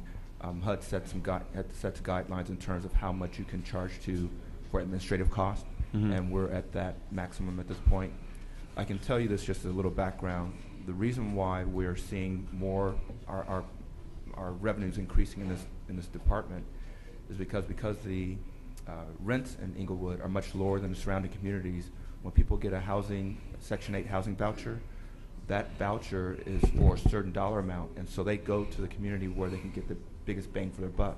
And since rents are lower here than in the surrounding communities, a number of people are coming to Inglewood to use their housing vouchers, and as a result, the city gets additional money to administer and process those additional housing vouchers. So that's what's happened here. So it would not be in our best interest to turn our program over to Los Angeles. I've heard people make comments that we should turn this program over to Los Angeles. In no way should that happen. No. Okay, very good. Thank you. I have some questions. Councilman Dunlap. Yeah, actually, over the last several years, we've lost $5 million of general fund money because of the housing program. That's true. Not any of the individuals here, but $5 million of general fund money we had to take to loan to the housing program so they could do what had to be done due to whatever, mismanagement, whatever. And we had to write that money off because HUD actually allowed us to have a process by which we could have recouped those monies, and we failed to perform, to follow through that process, which would have allowed us to get the $5 million back. And general fund money that could have been used, as my constituents are always complaining about the streets, the potholes, that's what general fund money is for. That's one of the reasons we're in such disrepair in the city, because $5 million can do a whole lot of street repair, fill a whole lot of potholes, fix a whole lot of broken curbs. So that money that was taken out of the general fund when it should have been used in our neighborhoods to sort of, I'm going to call it backfill, may not be the right word, but to backfill our housing division, which is supposed to be 100% federally funded, but it wasn't being run right at that time by other individuals. And then we failed to, once again, ask for the money back from HUD, which they would have considered paying that money back to us, meaning to you, as actually the people who loaned the money to the program. So that didn't happen. So it was very costly. I just want to place that back on the record. A couple of questions. With regard to the wait list, which may be expiring or coming to an end, and it's taken a decade for that to occur, more than a decade it will be when it's completed. What is the process by developing a new wait list? How do we do it to be fair to everyone? Is it advertised in advance? People wait in line to sign up? How is it done, or how do you anticipate? Well, we are not going to have people waiting in line. That was a debacle when we did that in 2000. People were standing down to the forum in line during that time. So what we'll do is we'll advertise locally in the newspapers and on our internet. In our intranet here, we'll have information available for people who are interested in applying for the program. We do anticipate that happening within the next 6 to 7 months. We'll exhaust the current wait list, and once that list is exhausted, we'll open up the wait list. And this time we're devising a strategy to open it up for a certain number of people, and once we get to that number of people, we'll cut it off. We'll pull the people off the wait list so as not to have a standing wait list for 10 to 12 years going forward. My objective is to get 200 to 500 people on a wait list and have that list exhausted within a couple of years. Well, what would be the process by which someone can get on the list? I've heard you. They have to apply. They have to apply. But I once hear what again, you're saying. I've talked to Ms. Pacheco, and one of the options is we could have a lottery. We could have people all submit their names so they're not having to wait, and we can select them by lottery. There are also some priority individuals that we're looking at, and I think Ms. Pacheco said she was going to come back to council to have you approve that, so we would have first on the list seniors, people who are disabled. There's also some. Well, I also heard we were going to be required by state law to give a priority to ex-felons, which is a program I have no interest in, but I understand there's some mandates, so I want us to look into all of that to make sure that we best serve our community. But my point to this question is to be fair about when people apply, because if they see an ad, they apply. 200 people could have applied before they even saw the ad. Maybe the lottery may be the fairest way, but whatever it is, I'm hoping you'll come before us. We will. Mr. Fields, let us know. Let us talk about it, public discussion, so we're very fair about doing that. Another question, it was mentioned there was no burden on the general fund. Of course, I mentioned the $5 million. Actually, we lost more, another $4 million about 6 years ago, another $4 million, then this $5 million. But with regard to not being a burden on the general fund, what about employee benefits such as retirement and so forth? Does that burden, or is it all paid from the federal funds that we receive from HUD? And that's a good question, Councilmember Dunlap, and it's a question that I asked my staff when preparing this budget. We are, to answer your question, first off, it does, for the retirement costs, those do get charged to the general fund, but we're looking at coming up with a process to make sure that in the future, people who retire, we can charge those costs to the to the program.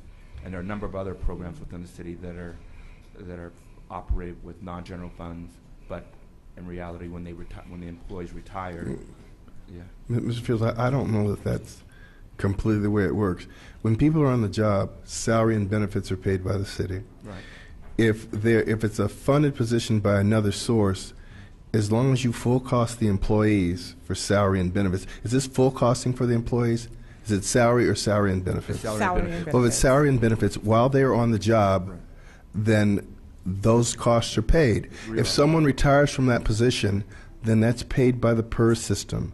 The city is not on the hook for people that leave employment. At that point, they go to the system. So if they're full costed while they're on the payroll, then we don't pay those costs. I was speaking of the amount that our annual PERS amount that we pay annually to PERS, that Right. amount, not the actual checks that are getting, No, but we're still not communicating. Right.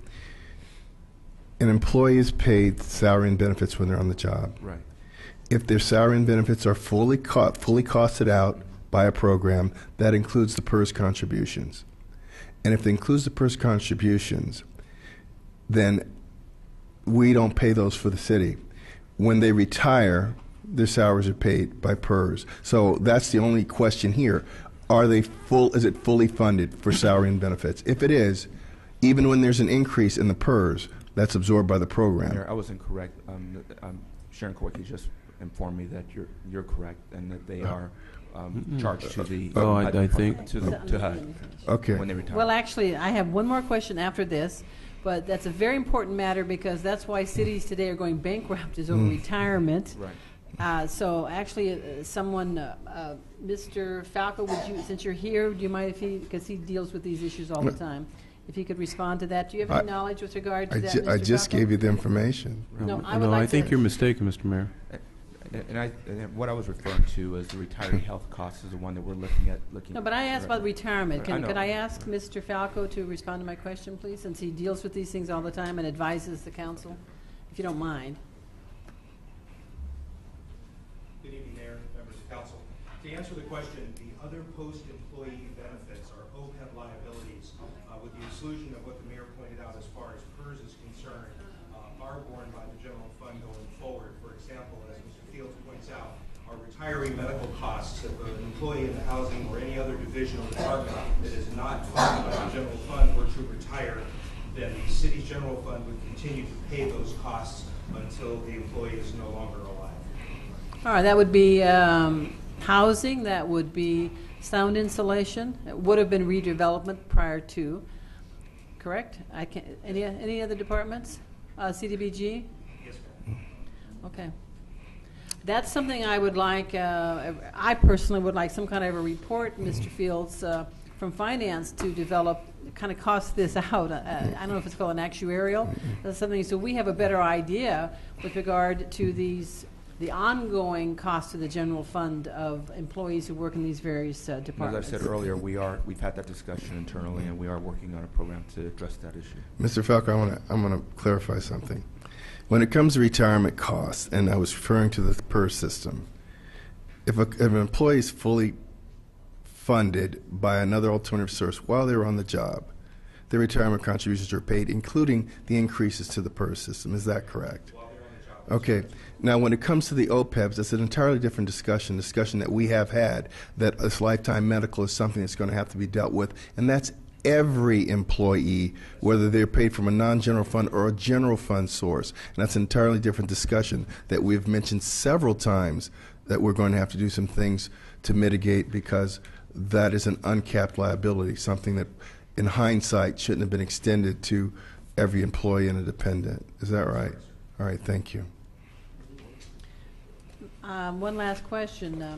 You're talking about dealing with more with fraud, and I understand that a police officer has been assigned to work with housing. That's true. Full time.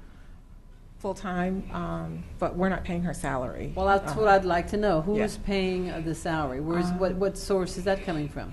Our plan going forward is to go into a contract of some sort with the police department in order to support that salary.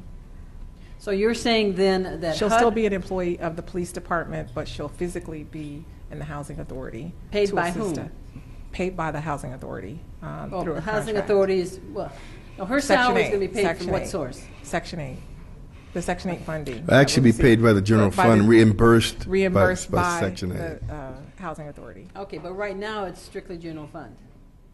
No, or it's is it not. being We're- reimbursed? We're going to reimburse the police department. Okay, now the general fund. Okay, well that's good.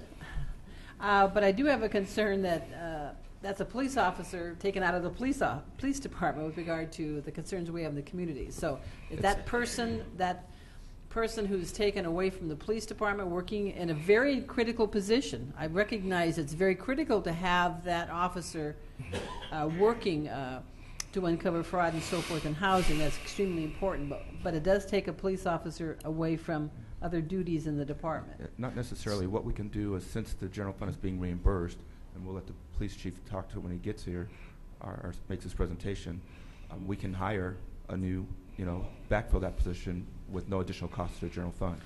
So is that the plan? That would be the plan. Okay.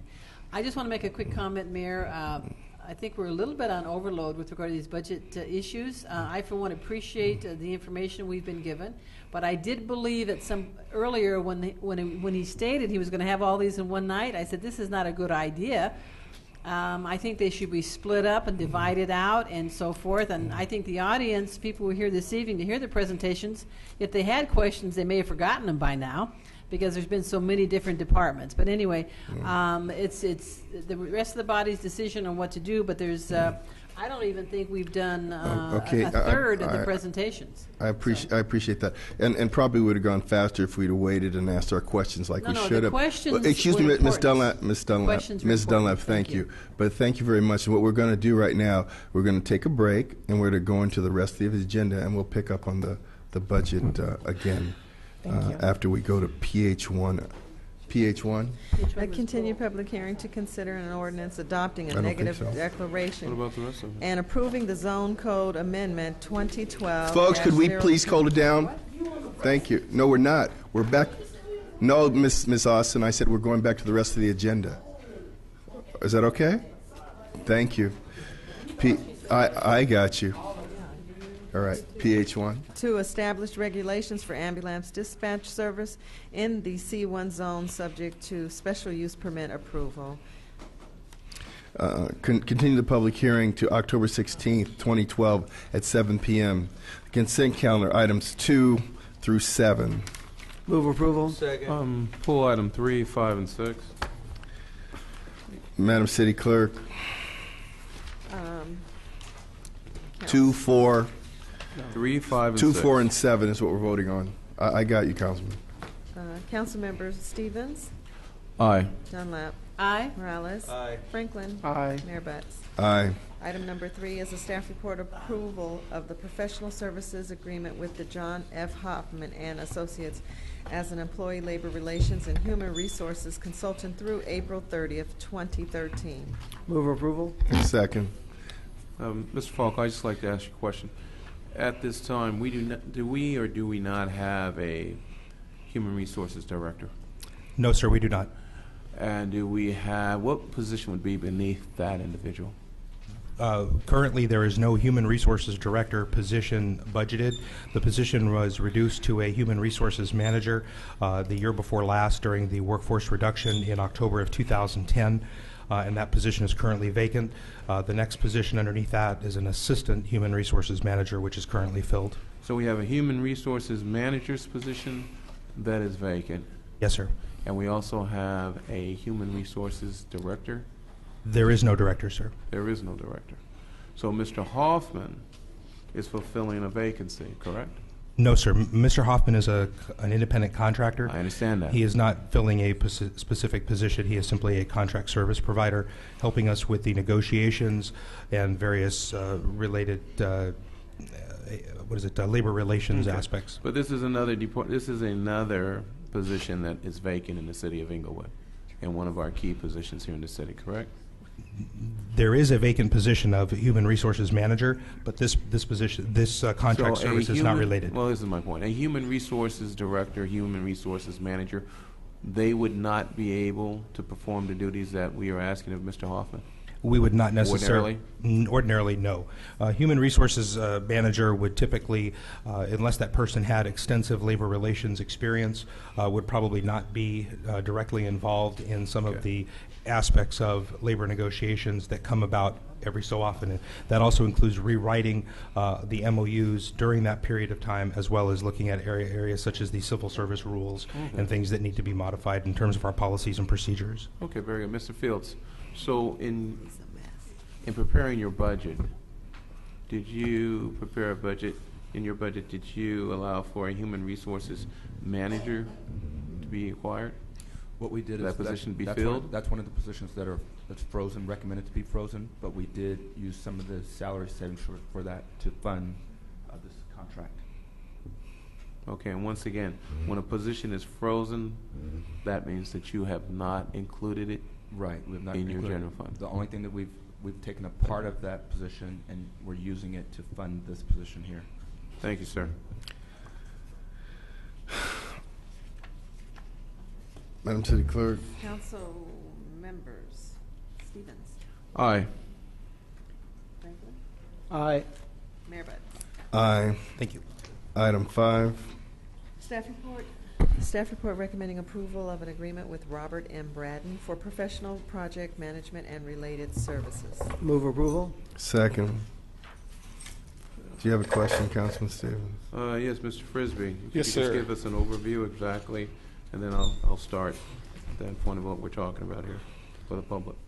Okay, good evening, Mayor and Council. I'm Harry Frisbee, Acting Public Works Director. Tonight we bring you a professional service agreement with Robert Braden. Robert has been performing and assisting the department in the development of our capital improvement program to include management of projects from the financial side of the portion. He was instrumental in getting our CDBG projects up and moving all the way up to project completion of this year. He is currently helping us develop the 5-year CIP program and coordinating activities and bridging gaps that once existed between the Public Works Department and other departments within the city. Currently, we do not have anybody on the floor with Mr. Braden's skills and knowledge of the financial system. Therefore, we're asking a contract with him to extend till the end of the year. That'll conclude my report. Okay, so Mr. Frisbee, here's my question. I'm a little concerned about Mr. Braden, and I'm going to explain exactly why. In this staff report, I do not see any projects that he has completed or that he's working on. Do you have a list of those projects? Not per se a list of those projects. He doesn't manage the project on the construction portion. He manages it from the financial side to ensure the monies are available for us to use, to ensure payments to the contractors get made. It's strictly for the financial issues. Okay, where is Mr. Fields? Went to the restroom. Went to the restroom? Yes. Inopportune time. Can we hold this and go to another item and then come back when Mr. Fields comes back? Because I have some questions for Mr. Fields. Can we do that, Mr. Mayor? We could do and that. Go to another item, then we come back to it. We have all night. Item 7. 6. Staff report recommending approval of a customized solution agreement with Southern California Edison for the City of Inglewood to participate in the Energy Management Solution Incentive Program. Move item 1 and 2. Second. Ms. Frisbee? Good evening, Mayor and Council. Tonight we bring forth an agreement with Southern California Edison to improve the city's overall carbon footprint by reducing the amount of energy used to operate our streetlights here.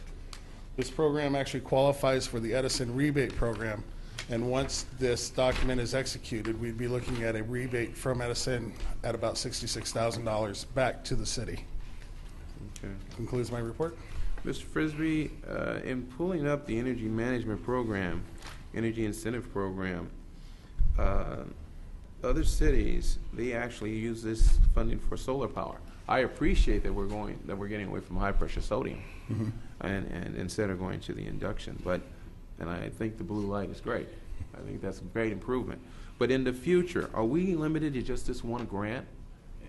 And if not, could we possibly apply for it so that our businesses as well as the residents could possibly participate in the solar energy program offered by SCE?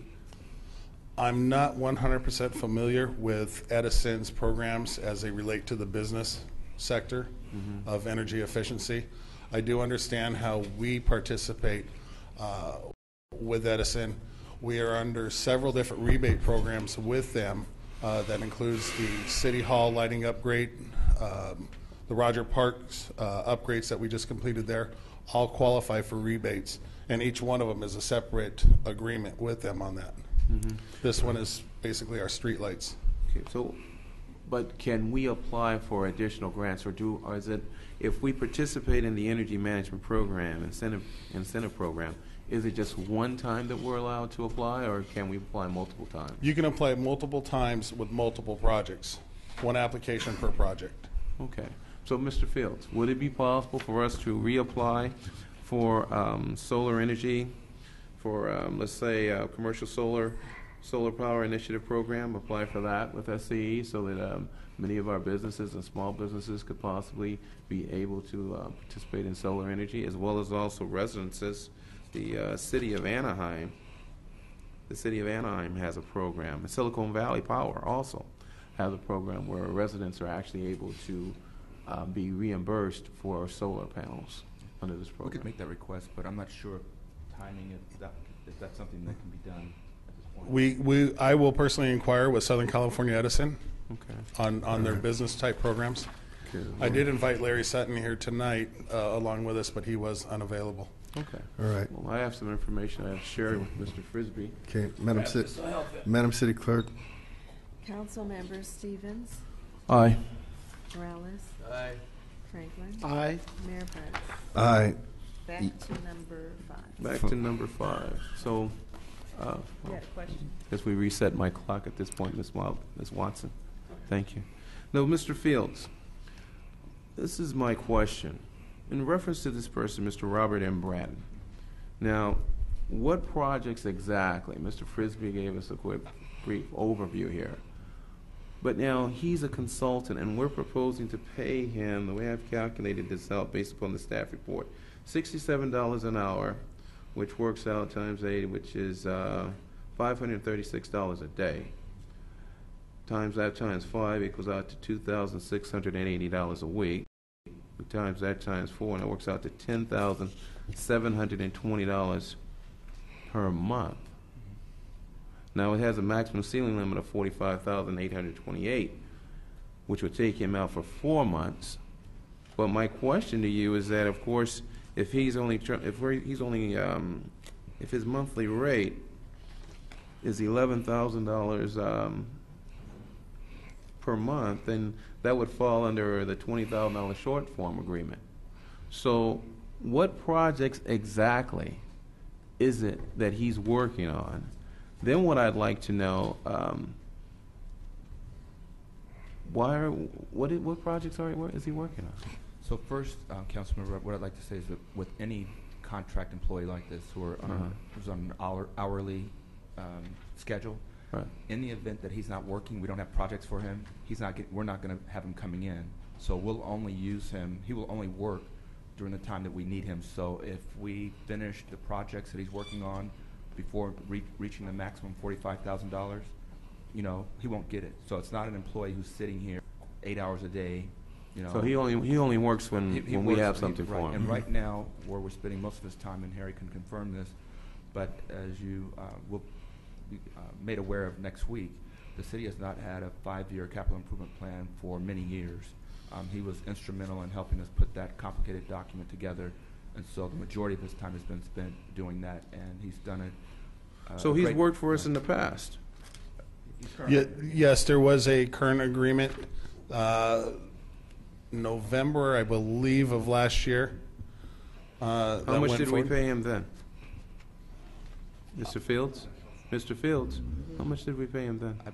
I believe he may have been on a short form Yes, he was. Yeah. He was on a short form? Under a short form agreement. Okay, so I'm trying to understand here now. We do not have a list of projects that he's working on. No, we He's do. worked for us in the. We do. We know exactly what he's going to work Well, on. what projects are they? Again, he's going to be working on the.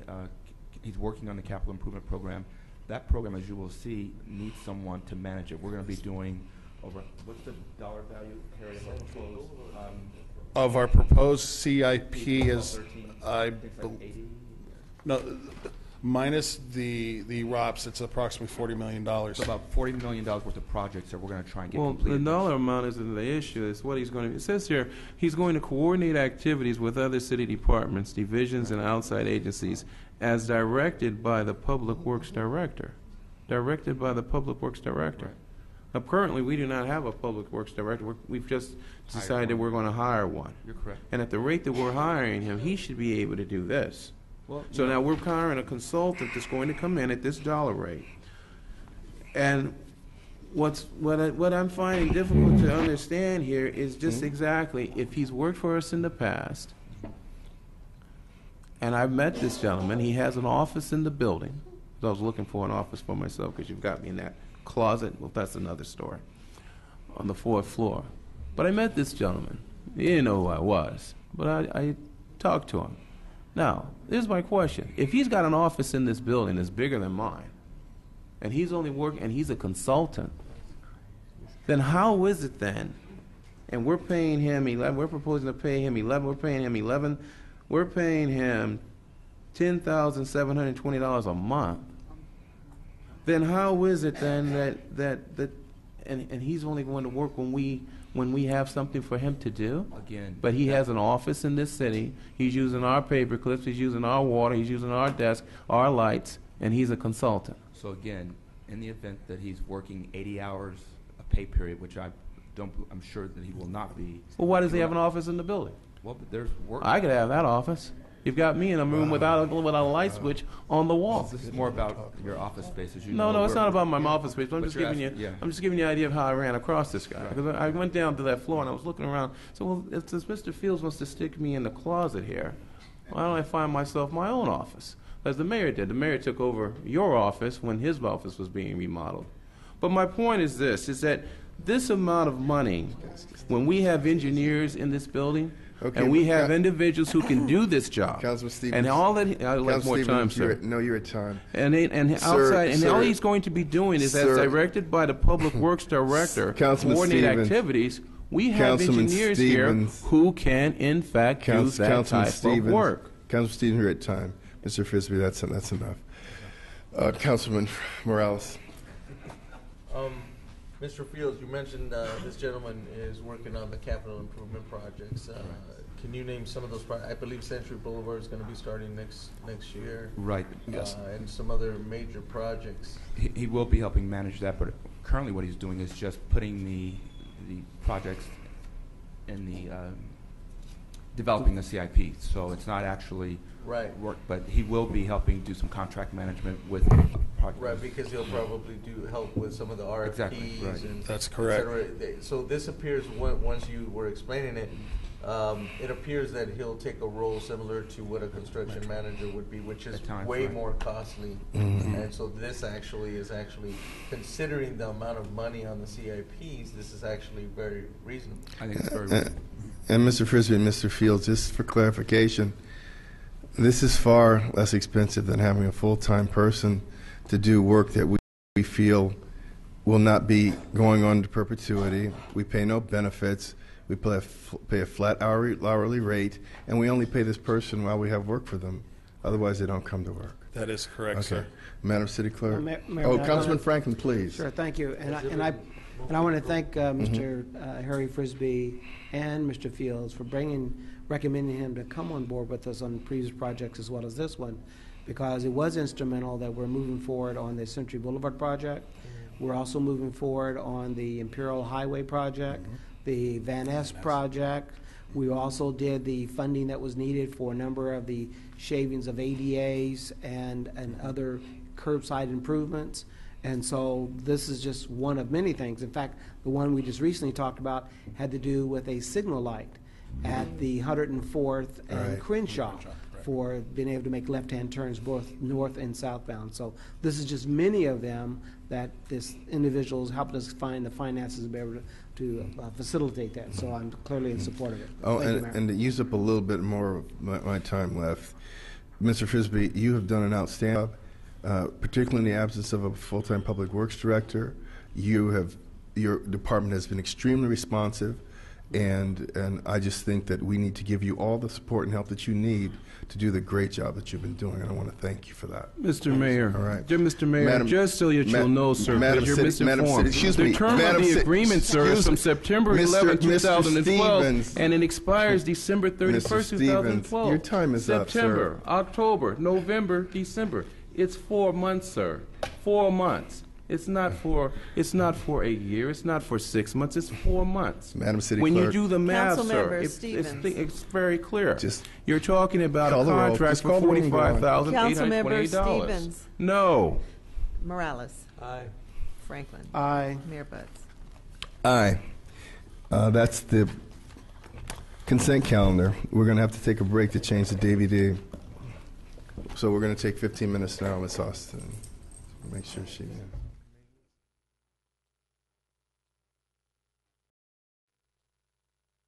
Okay, DR3. A quorum is present.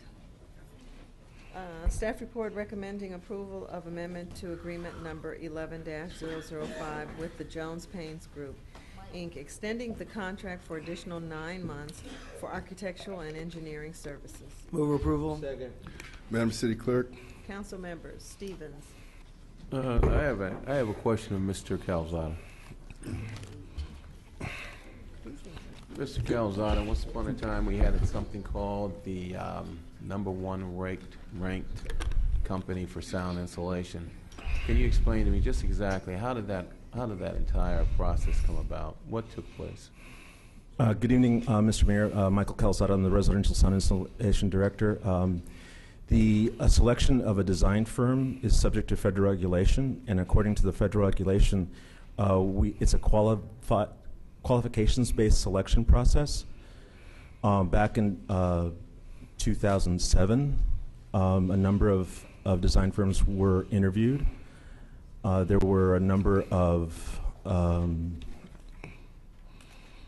these firms that were deemed qualified.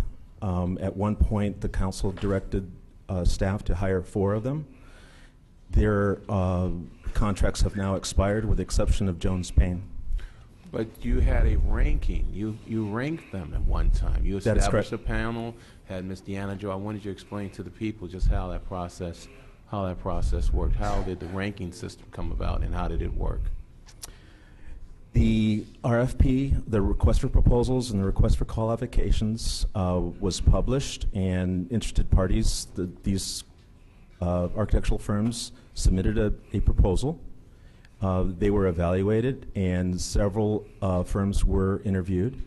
And during the interview, the panel objectively rated them for their content of the proposal, in addition to their responsiveness, and as well as what they intended to do and how they conducted themselves, as well as how they were going to perform during our requested scope of work. So it measured their qualifications entirely, and then the former director, program manager, engaged in negotiations with a top-ranked firm, and then proceeded to negotiate base prices for the 4 selected firms. Okay. So when that ranking that took place, when was the last ranking system completed? When was the last time you did a ranking of who was the best? It was in 2007. We conducted a RFP, request for proposal, and request for qualifications earlier this year, and we interviewed 7 and determined that 6 could be qualified, and we are now in negotiations with the top-rated firm. Okay. So now, who was the number one ranked firm by your panel? Who was the number one? This year? No. This year. Yes, I just indicated we went out with an RFQ earlier this year. No. I'm talking about the panel that was established with Ms. Deanna Joe, yourself, and a couple of other. Are you referring to the list from 5 years ago? Who was the #1 ranked sound installation company, Mr. Calzada? From 2007 to 2012, it was Wiley Laboratories Incorporated. Yes, 2007 to 2012, it was Wiley Laboratories. Thank you, Mr. Calzada. So my question is, colleagues, why are we not utilizing the #1 ranked sound installation company, engineering firm, let me correct that, engineering company, for this process? Why are we not utilizing them? Jones Payne does not have an office here in the city of Inglewood. Do they, Mr. Calzada? They have offices in Ontario, that's correct. But they do not have one here in Inglewood. Now, Wiley Laboratories has one here in Inglewood. They did. Oh, did they? Oh, that's right. We have not done business. We have not offered them a contract, or they have not won a contract here in the city of Inglewood for over a year now, have they? Since their representative participated in a town hall meeting that I offered to the public, where all of this, of reference to delinquent audit reports, was exposed, and they haven't won a contract since, have they? We have a contract with them now. It's for construction management. Really, for construction management? That is correct. This particular contract, Jones Payne Group Incorporated, weren't they one of the companies, one of the 4 companies that completed plan design, and basically no construction ever was completed on any of the homes, on most of the homes that they completed design for? They had a very slow start in 2007, that's correct. So if they had a slow start, why would we bother with someone who's having slow starts, can't complete things? Why would we bother with them? Why would we not go with Wiley Laboratories? Why would we not do that? If they're #1, when their Burbank uses them, LAX uses them, why are we going with this company that doesn't even have an office in the city of Inglewood? Mr. Fields, why are we doing this? Just answer the question. Well, no, let Mr. Fields answer this. And I'll let Mike. Why is that, Calzada Mr. confirm Fields? this, but I believe because I'm directing this to Mr. Calzada. Mr. Calzada is not the problem here. Our problem, we got a management problem here when it comes to this to sound installation. So why are you proposing that we utilize Jones Payne Group?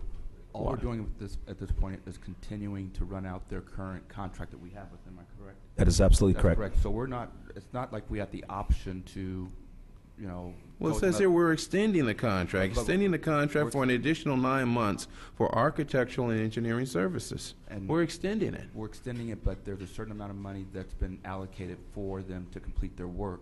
How much? Well, excuse me, sir. There is, the staff report indicates that there's over $330,000 left on their existing contract. It terms out September 15th. There's approximately 127 units that we feel it's appropriate for them to continue. That work could be done in 3 months or Mr. 2 months. Calzada. Yes, sir. I understand that you're saying that you feel that we feel that work that they should continue on. But when you say continue on, what you're really saying is that we're allowing them to bid on these Prowse houses. We're allowing them to do these. We could very well assign those to someone else. And we would be suffered with the inefficiencies of the handoff. We would be suffering from the increased cost per unit for someone to have to make those drawings their own. As a licensed professional architect. So these are some of the delinquent drawings from, 2, 3 years ago? They're not delinquent drawings, sir. Well, how old are they? Excuse me? How old are they? There are groups that have been waiting for construction due to funding for over 3 years, I'm afraid. Okay, well, yeah. that's pretty long. Ordinarily, it's a 6-month window, Mr. Fields. That's how long usually it goes into design, and then 6 months later, we're in construction phase. However, sir, when the council decided to award 4 contracts, we overloaded the number of designs that were produced. We did not have enough money at the time for construction. We had a 4-year backlog. We're now getting down to. You're at time now, Mr. sir. Calzada. You're at time, Mr. Stevens, and I let you go over already. Thank you, Mr. Calzada. Welcome, Any sir. other questions? Mr. Calzada, thank you, Mr. Calzada. Welcome. Okay, do we have a first and second on this? Yes. Madam City Clerk? Council members, Stevens. No. Dunlap. Abstain. Morales. Aye. Franklin. Aye. Mayor Butts. Aye. 01.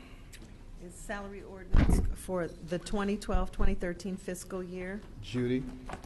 Move the motion to waive further reading. Second. Madam City Clerk. We have to vote on the move for the reading. It doesn't affect anything. Madam City Clerk. Councilmember Stevens. I have a question. This is on the salary ordinance? I'm sorry, sir. The waive reading? So you're not going to vote on the salary ordinance? Dunlap. We're not voting on it. It's motion to waive for the reading. Dunlap. Aye. Morales. Aye. Franklin. Aye. Mayor Butts. Aye. And who's going to introduce? I'll introduce it. Okay. I have We're a- finished with that. What's that? We're finished with that. We're finished with that. Yes. Thank you. CM1. Councilmember, Mayor, and City Council, I'd just like to state for the public that we are going to be having a community workshop regarding our sound installation program on September 19th here in the community room. So just want to let the public know that that will be occurring, and we encourage everybody to come out. That's it. Thank you. A1.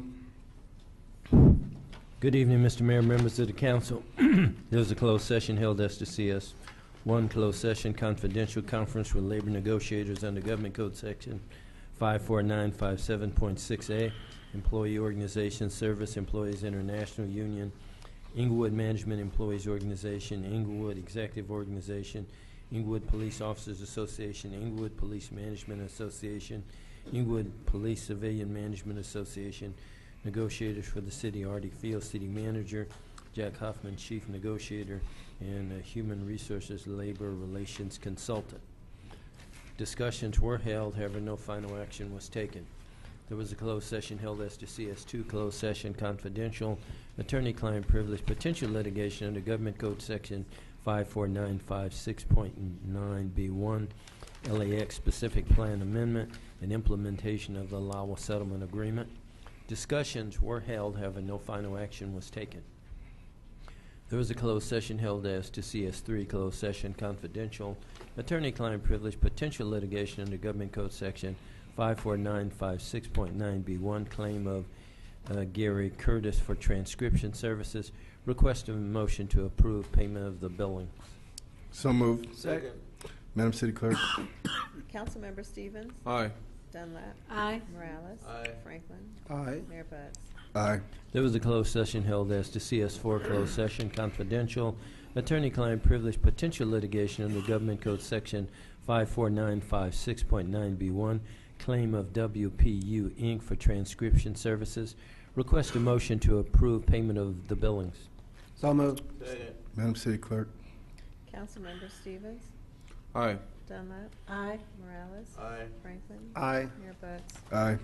There was a closed session held as to CS5, closed session confidential, attorney-client privilege, potential litigation under Government Code Section 54956.9B1, claim of Kanaga Law Firm. Request a motion to approve payment of the billings. So moved. Second. Madam City Clerk. Councilmember Stevens. Aye. Dunlap. Aye. Morales. Aye. Franklin. Aye. Mayor Butts. Aye. There was a closed session held as to CS6, closed session confidential, attorney-client privilege, potential litigation under Government Code Section 54956.9B1, claims of California Claims Management Services. Request a motion to approve the claim. So moved. Second. Madam City Clerk. Councilmember Stevens. Aye. Dunlap. Aye. Morales. Aye. Franklin. Aye. Mayor Butts. Aye. There was a closed session held as to CSA1, closed session confidential, attorney-client privilege, potential litigation under Government Code Section 54956.9B1, implementation of the disposition and development agreement for the property located at 335 South Glasgow Avenue, Inglewood, California. Discussions were held, however, no final action was taken. There was a closed session held as to CSA2, closed session confidential, attorney-client privilege, potential litigation under Government Code Section 54956.9B1, Ray transfer of city former redevelopment agency assets to successor agency pursuant to AB 1484. Discussions were held, however, no final action was taken. And that concludes the reports out of closed session for this evening, Mr. Mayor. Thank you. CI1. No remarks, thank you. No, CI1. I tricked you. Council Initiative. Council Initiative 1. Oh, you're jumping. Oh, okay. I did. I'm going to jump some more, too. All righty. CI1, initiative by Councilmember Franklin recommending the adoption supporting the federal minimum wage increase and indexing the sub-minimum wage for tipping workers. Roll 1 and 2. Second. I'd like to comment, Councilman Mayor. Franklin. Thank you so much, and thank the audience and everyone for being here this evening.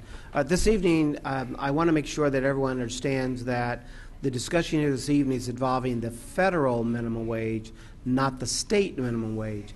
And the federal minimum wage currently calls for $7.25 an hour.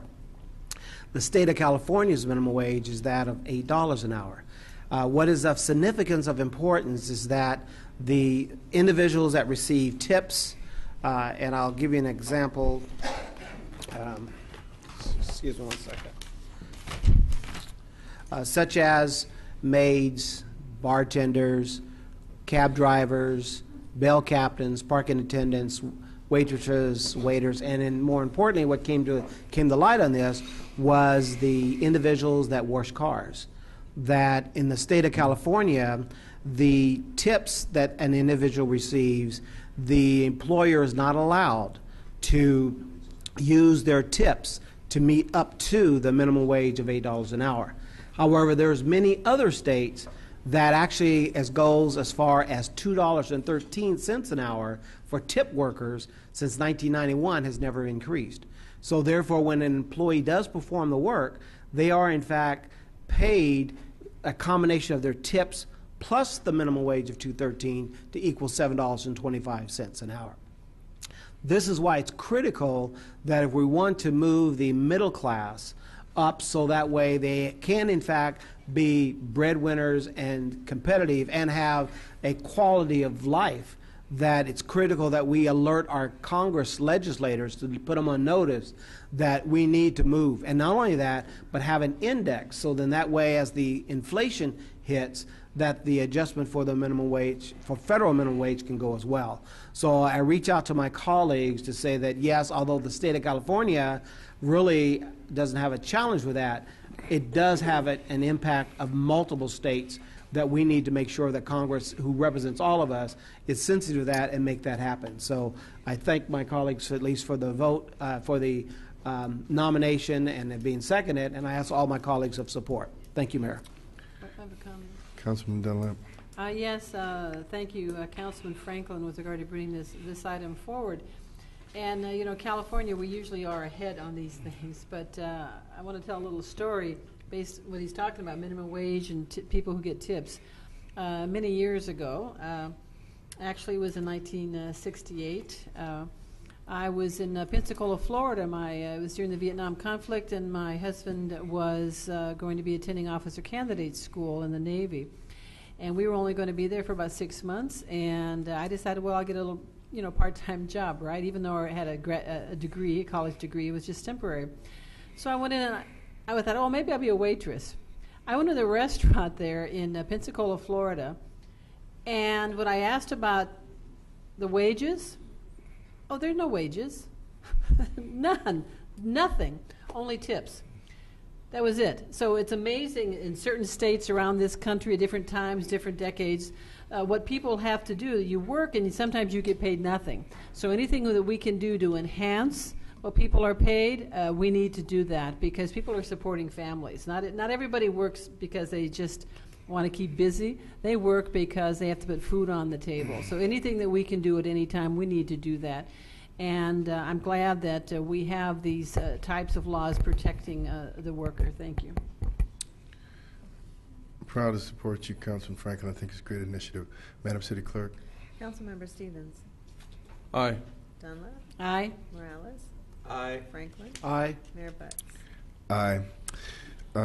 Convene the City of Inglewood as a successor agency. Call the roll. Quorum is present. CSA 4. Approval of the minutes held July 24th, 2012. Move approval. Second. Madam City Clerk. Agency member Stevens. Aye. Dunlap. Aye. Morales. Aye. Franklin. Aye. Chairman Buds. Aye. CSA 5. Monthly Treasurer's Report for the month ending June 30th, 2012. Receive and file, adjourn the City of Inglewood as a successor agency. Convene the Inglewood Housing Authority. Madam Clerk. A quorum is present. H2. Approval of the minutes held July 24th, 2012. Move approval. Second. Madam City Clerk. Agency Member Stevens. Aye. Dunlap. Aye. Morales. Aye. Franklin. Aye. Chairman Buds. Aye. H3. Monthly Treasurer's Report for the month ending June 30th, 2012. Receive and file, adjourn the Inglewood Housing Authority. Convene the Inglewood Public Financing Authority. Call the roll. The monthly treasurer's, quorum is present. F1. The monthly treasurer's report for the month ending June 30th, 2012. Receive and file. We'll reconvene the City budget Council. workshop. A quorum is present.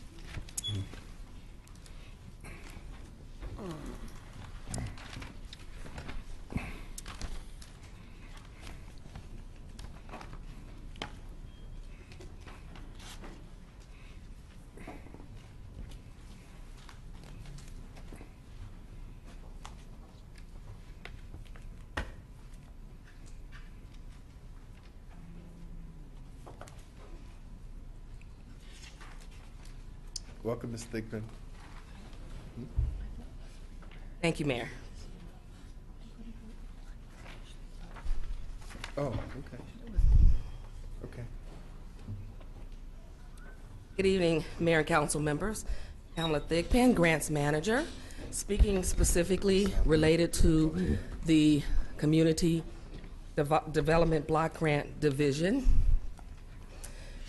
The core services of the division are to coordinate the implementation of the city's consolidated plan grant programs from the U.S. Department of Housing and Urban Development. That includes the Community Development Block Grant, the Home Investment Partnership Act, also known as the HOME Program, and the Emergency Solutions Grant Program. The budget for... Ms. Thigpen, wasn't there a component that you were assigned for residential sound insulation for code violations? That's contained within the entire budget, and that was presented to the council as part of the consolidated plan and the annual action plan. So why don't you let her finish her presentation first? Go ahead, and then save your questions, Councilman. The budget for this current fiscal year was $10,147,427. As of next fiscal year, as a result of federal reductions in federal allocations, it is anticipated that the budget will be $7,826,901, which is a difference of $2,320,526. Staffing levels will remain static over the next fiscal year from this current fiscal year. Program and service changes for the upcoming fiscal year. There will be reduced federal funding allocations for both the CDBG and HOME programs, although there were minor increases for the new Emergency Solutions Grant Program based on the regulatory changes to that Homeless Emergency Solutions Grant Program. As a result of the changes that HUD made to both the Emergency Solutions Grant and new regulatory changes that HUD has proposed for the HOME program, which includes real serious reporting changes. The city will be insourcing the Homeless Emergency Solutions Grant and the tenant-based rental assistance programs to ensure that the city maintain regulatory compliance and to reduce program administration costs for those programs. Challenges that the CDBG division has is office space for the individual household interviews and confidential case management for the Homeless Emergency Solutions Grant and the tenant-based rental assistance programs. Additionally, reduced federal CDBG allocation does not provide funding for the dissemination of public information for community meetings to the extent that has been requested and expected by the mayor and council members over several years.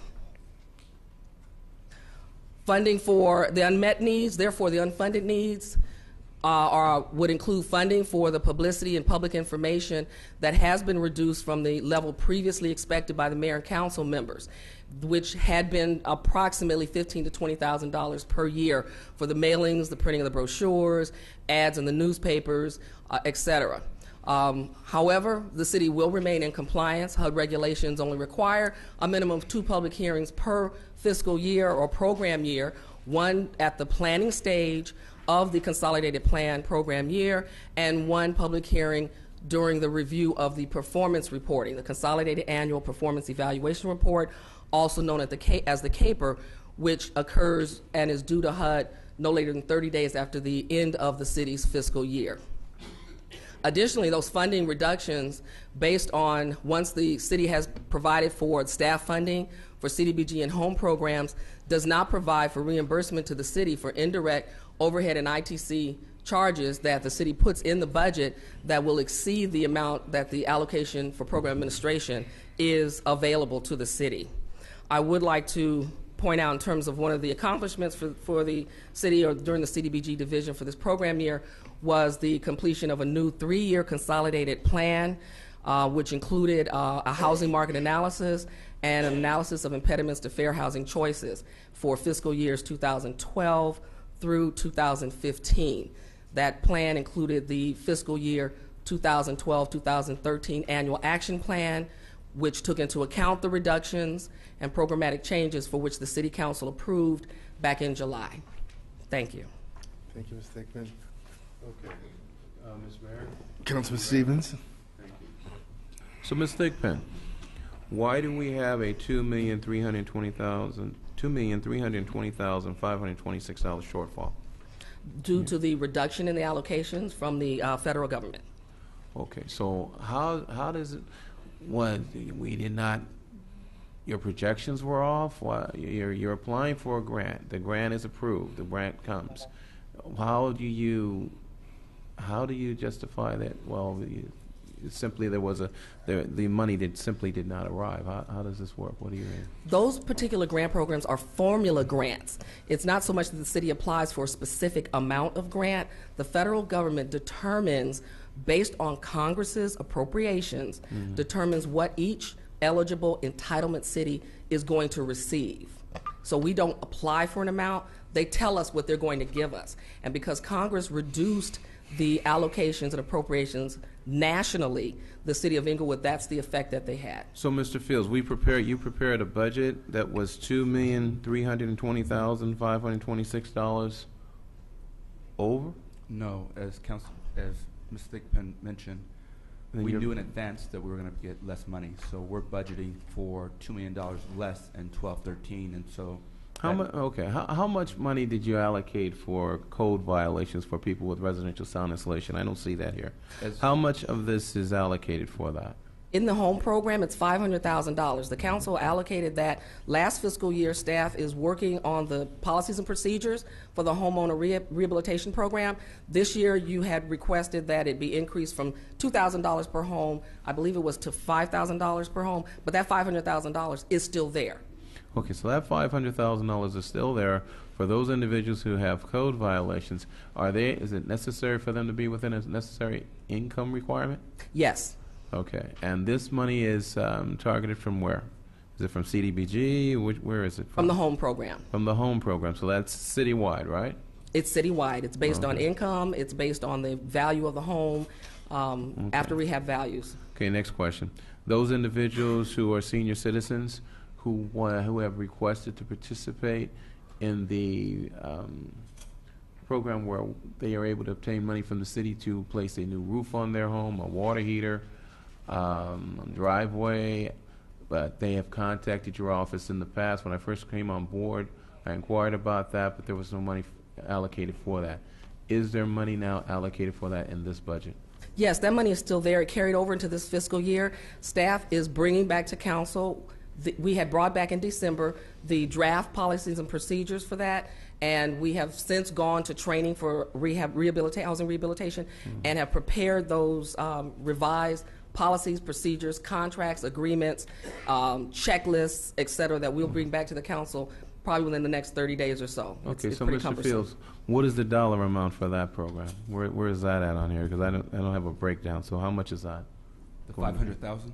No, that's $500,000 for RSI. I understand that, but now for senior citizens, residents here in the city of Inglewood who would like to have a new roof and they qualify, what is the funding source? How much money do we have allocated for that for housing rehabilitation? It's $2 million. So that is $2 million. Okay. So the total for rehab is $2.5 million, $500,000 for code violations, and $2 million for deferred loan housing rehabilitation. Okay, is there any type of income requirement for that? Yes, it is. It's all home funds. Okay, all home funds also. Okay, so this $7,826,901, of that, $2.5 million is comprised of home funds.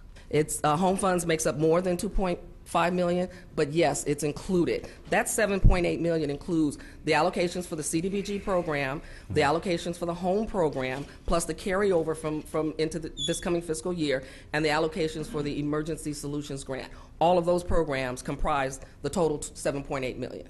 Okay, Mr. Fields, when you supply us with the support documentation, are you going to supply a breakdown of this?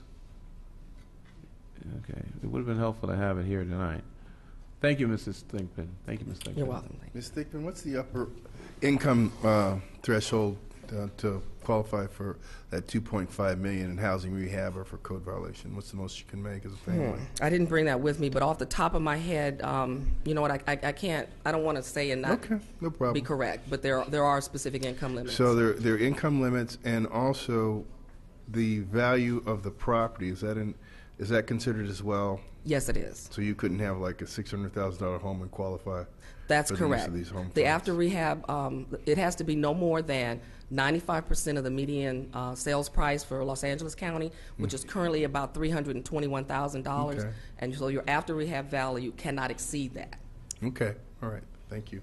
Madam City I have a Clerk. quick Oh, question. Councilman Dunlap. Yes, with regard to the deferred loan for rehab, the program, with regard to the code violations, is that also considered a deferred loan? I believe no, council had last fiscal year when you originally allocated it was to be a grant. Has anyone received any of those funds? No, not to date. That has to be a part of the total homeowner rehab program, including all the standards, contracts, et cetera, which is coming back to the council. So if we wanted to make a change, obviously we'd be able to serve more people who is a deferred loan, meaning they don't pay for it until they move, and there's no interest accrued. It benefits more Inglewood residents. Yes, once and funds if are no cost to them, they can get it taken care of free, so to speak. Yes, once funds would be paid back, it would be recycled into the similar home activities. Well, I hope that this council will consider doing that at that time. All right, Thank you. Okay. Madam City Clerk.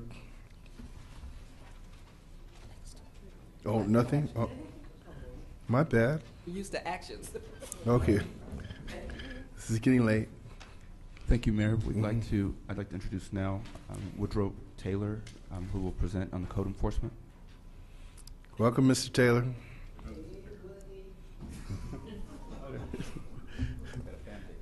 I see. Mayor and Council, good evening. My name is Woodrow Taylor. I'll be presenting the code enforcement budget presentation.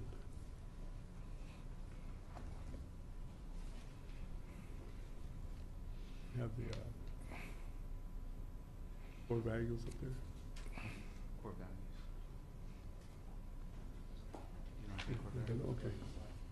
Okay. Okay, well, I have those two here. Okay, the division's core values are maintaining property maintenance through compliance with the codes, establishing community beautification, protect property values, protect environmental health and safety, enforcing zoning regulations, enforcing building codes as it relates to illegal structures. Authorize budget and staffing this year. As you can see from our 2011-2012 budget, we had a total of $1,002,860.39. And our current budget for this fiscal year is $576,000.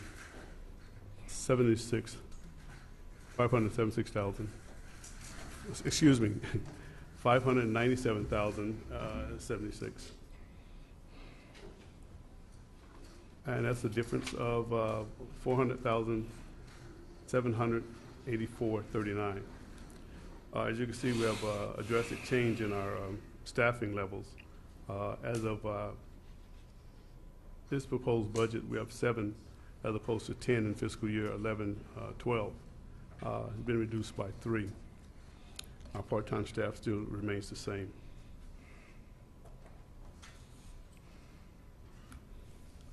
Our programs and service changes. We have increased our level of activity with the Quality of Life Task Force inspection with the police department. And we have, and this is done basically by our primary objective is to provide a visible code enforcement and police presence to combat quality of life issues and provide an overall feeling of a safe environment in the neighborhood. Enhance public outreach, providing additional written communication. This is done basically through speaking at various community events such as block watch meetings, even career day at schools. We provide informational material that's based lead-based paint, regarding lead-based paint poisoning, how to dispose of hazardous waste in household. The loss of our vacant and abandoned lot program staff is reduced our program viability. Once again, by the loss of staff, the 3 staff members we lost, this will excuse me. I have to now assign another officer, which will cut into our field personnel time to enforce this portion of the vacant and abandoned building program. Now, the loss of our 3 personnel was due to 1 retirement, and the other was laterally transferred over to the sanitation department.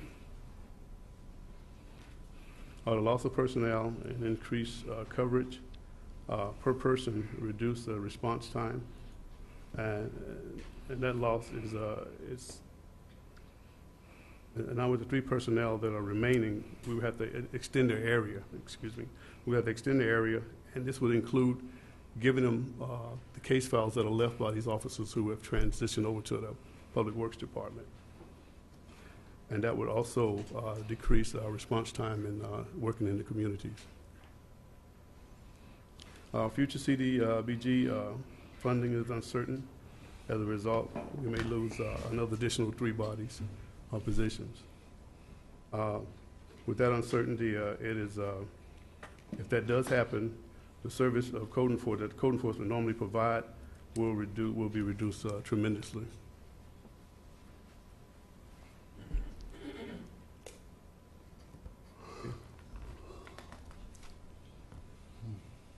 Okay, and unmet needs, as I believe Mr. Singh spoke to earlier regarding the Eden system, it is definitely not an efficient system and to do case management. It lacks certain features that code enforcement require, and it takes staff a lot of time to do just basic code enforcement management. Excuse me, was this system just installed here, the Eden system? I understand it had something to do with the follow-up with RSI. When did we first implement this, Mr. Taylor? I believe it was 2006. 2006, Mr. Fields? Okay. Can we get this system removed and install a new one? It would be a very time-consuming and cost-prohibitive decision to make at this point. Go ahead, sir. Thank you.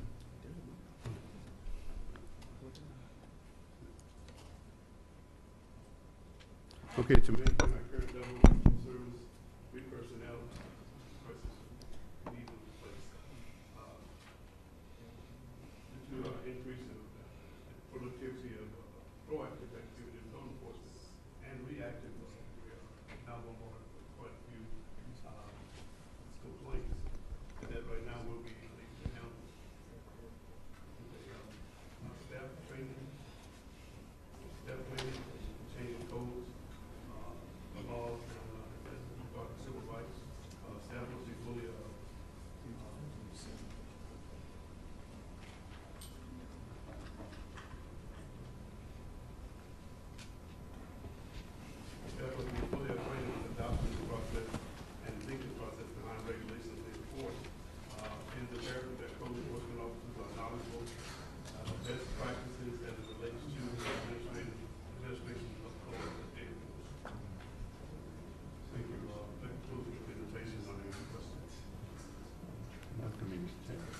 Yes, I have a question. You mentioned the abandoned building program. What about the bank-owned properties, that program? So then currently we have no one assigned to that role?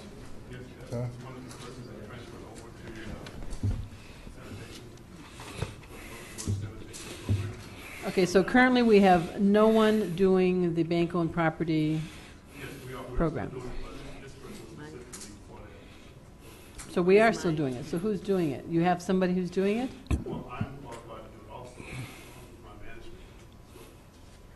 Okay, so you're going out like on a daily basis and surveying or taking a look at bank-owned properties and. With my office duty time is permitted, yes. However, we do have additional officers that can take responsibility to do the inspection. Okay, what do we track these? You keep like files on them, or what do you do? And whose responsibility is with regard to talking to the banks or citing them, or to, I mean, obviously the end result is to generate revenue. Well, that responsibility falls on me now until we could have someone fill that spot. Okay, well, how are we generating any revenue? Are Yes, any we banks are. paying any fees? Yes, they are. What would you estimate that is? I can't give you a total number, but I can give that to you at a later date. Okay, but you state that we are receiving. Yes, we are. Funds. That's correct. Okay. Yes, I would like some information on that, Mr. Fields, with regard to what's being generated. Let's see.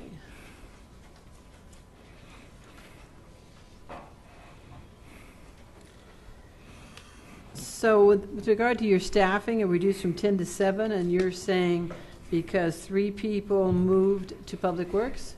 Yeah, that was through a lateral transfer, the new program.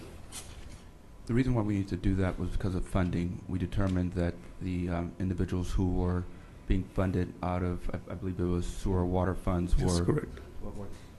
They were being funded, and they were doing general fund work. And so to make it more consistent with the funding, we needed to move those people back into Public Works. And what is their role now?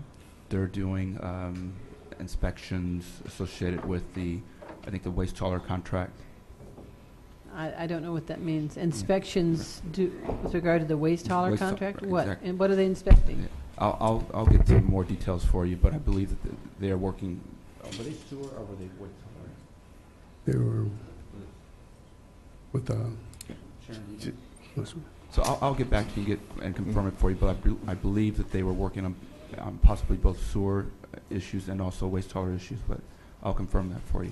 Okay, well, I guess, yeah, when you say sewer issues and waste hauler issues, I'm afraid I don't even know what you mean by that. Could you kind of? Just say you'll get back. Yeah, No, but I mean, these people are being paid. They were transferred from one department to the next. Or, what?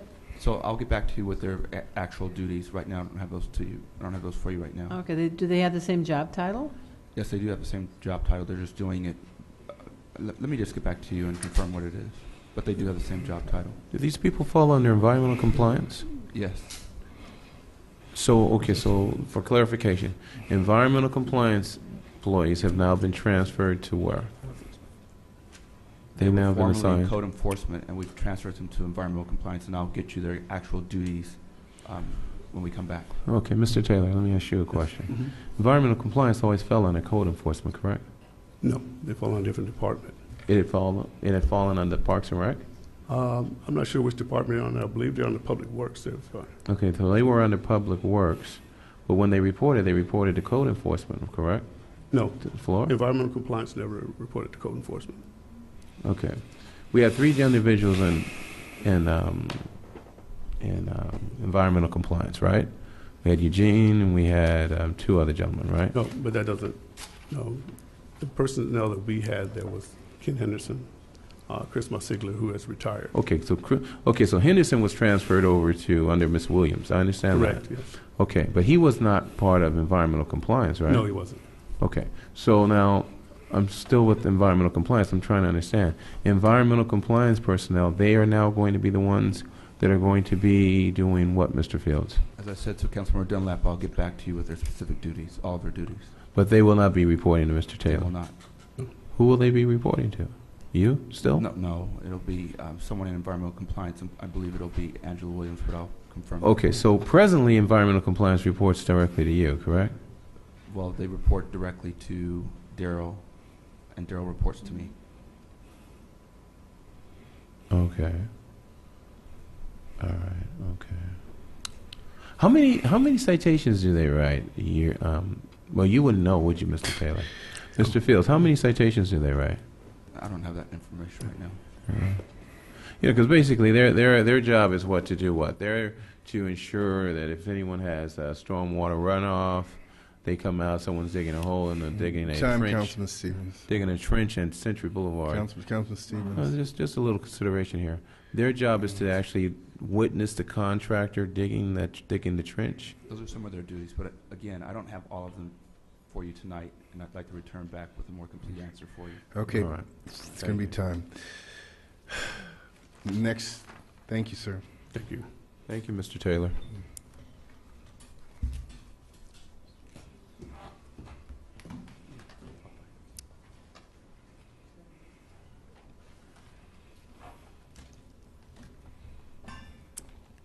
Welcome, Ms. Quakey.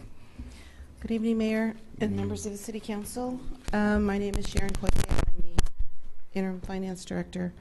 The Finance Department's core services are budgeting, revenues and billing, customer service, which includes utility customers, providing cashiering services, processing business taxes and license, purchasing, financial reporting, payroll, and accounts payable and accounts receivables.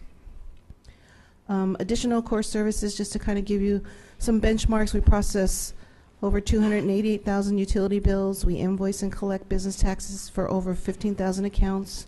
We process and track over 400 parking citation appeals. We process over 82,000 cashier transactions a year, and we process and issue over 25,000 accounts payable checks. We also process over 3,300 purchase orders and contracts. We do approximately 25 formal bids a year, including RFQs and RFPs. We process and issue over 16,000 paychecks or salary disbursements. We prepare and submit numerous reports to external funding and regulatory agencies. We coordinate several of the audits, including all of the citywide annual audits, single audits, and any local funding audit issues that come up on a regular basis. And we prepare the city's annual budget. The budget authority and staffing that the Finance Department has gone up slightly, but I need to let you know that I had an oversight, and it was my own error.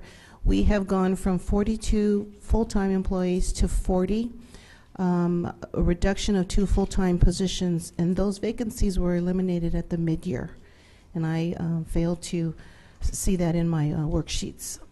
So the slight increase that you see in the difference in the budget authority, although it shows a slight increase of about 64,000, that number actually reflects the elimination of those 2 positions, offset or netted against with the increase in basically salary and benefits as a result of 3/4 of the furloughs being added back into the budget. The program and service changes from the prior year. We've lost 2 permanent accountants due to attrition, and those positions have been frozen for savings. These are 2 different positions, different from the 2 that I just mentioned that were eliminated. The successor agency accounting and reporting requirements as a result of the RDA abolishment is something that's new this year. And the accounting staff has increased the level of support and collaboration to other city departments that we have done to help improve verification and reporting of data. And that's citywide to the extent that we can do that. And some of the examples are in the departments of Public Works, RSI, and Housing. Our department challenges are our compliance and accounting issues for the successor agency are dealing with complex issues, and they are driven, their deadlines are driven. They're driven by deadlines. The successor agency compliance reporting is mandated, so basically it's really not our choice. It's things that we have to do, and we're also given the deadline date that they need to be done by.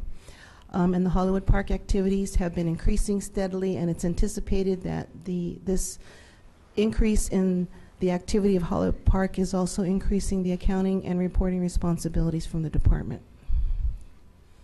Other challenges that we've had, the workloads continue to increase significantly with no additional staffing resources. Staff is continuously challenged to maintain the core services and to meet the customer service expectations. And budget and staff constraints have made it difficult to identify and align our processes to our financial Eden system, and train with the lack of resources, also the training of staff with the Eden software at the user level. Our unfunded needs, or as referred to as our wish list, is to fill the accountant vacancies. The costs are there for approximately 2 accountants.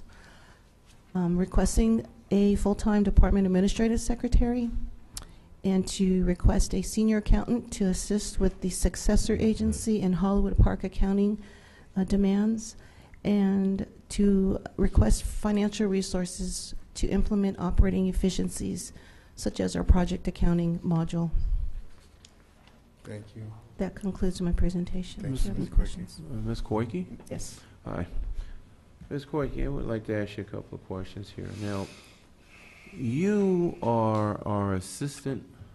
What is your title that you were brought to Inglewood for when you were hired here? What is it? Your assistant finance? I'm the assistant finance director, and I'm acting in the capacity of the finance director. Okay, so you're assistant finance director. Now, in order to have that position, you take a test, right?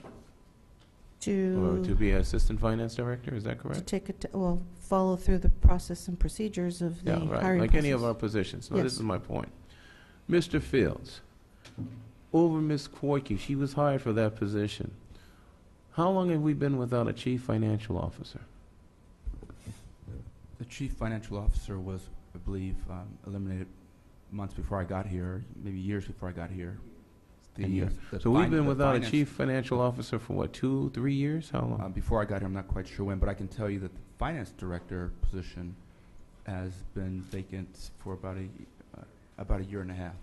Okay, so let's see now. We've got to have a finance director position that has been vacant for a year and a half. Our chief financial officer position has been vacant for... Well, it hasn't been vacant. I think that position was eliminated some time ago. Well, what took its place? Did we have a chief? Mike might be able to.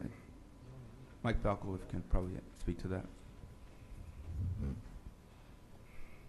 The chief financial officer position was brought back in August of 2009, and the previous assistant city manager was hired and was on staff for approximately 4 months before he returned to the position where he came, and it has been vacant since then. That would put it roughly the end of April 2010. Okay, so we've been without a CFO once. Thank you, Ms. Falco, for 2 years. A finance director for a year and a half. All right. All right. Now, what about when Mr. Eccles was here? We had someone that oversaw our budget. Now, do we have a budget director? No, there was, my understanding, there was a budget officer. Mm-hmm. The budget officer left in February or March of 2011, and that position was part of the workforce reduction. Okay, so we lost our budget director, right? Okay, so Ms. Koike, Mr. Fields, what do you think about Ms. Koike? You think she's smart? Definitely. I think she's smart. Right. I mean, because she's basically doing the work of these other 3 individuals, right? Don't you think so? Ms. Koike is performing at a level, I think, that we're all proud of at this point. So let me ask you this question. You know, I'm always for the underdog, but I got to ask this question. You know, I've never really spoke to Ms. Koike, but I got to ask you this question because it came out in executive session. And I'm going to ask you this publicly. Oh, no, you shouldn't do that. Yes, I can ask because you don't know what I'm going to ask. Well, how is it that a person in this city can function in that capacity that she has and not have, and you have 1 year to grant them a performance evaluation, but yet they haven't received it? How does that work? How does that work? Go ahead, Mr. Rocco. Excuse me, I'm sorry, Councilman. How does that happen? The issues regarding personnel should not be discussed at all. Well, this is my concern. We're bringing in a CFO, and my concern is this. If the CFO decides, whatever he may decide, that he wishes to bring his team in, this person who has been with us may very... But, sir, from an HR perspective, any position that the city council desires to create that is currently not in the budget within the finance department would have to go through a formal recruitment process.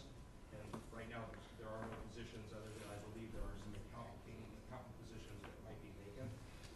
The position that the acting manager currently holds is filled by the acting finance. Well, here's my point, Mr. Fields. You feel Ms. Corky? I think since she's doing the jobs of these three people right now, because over her, there's really no one else basically filling these positions, right?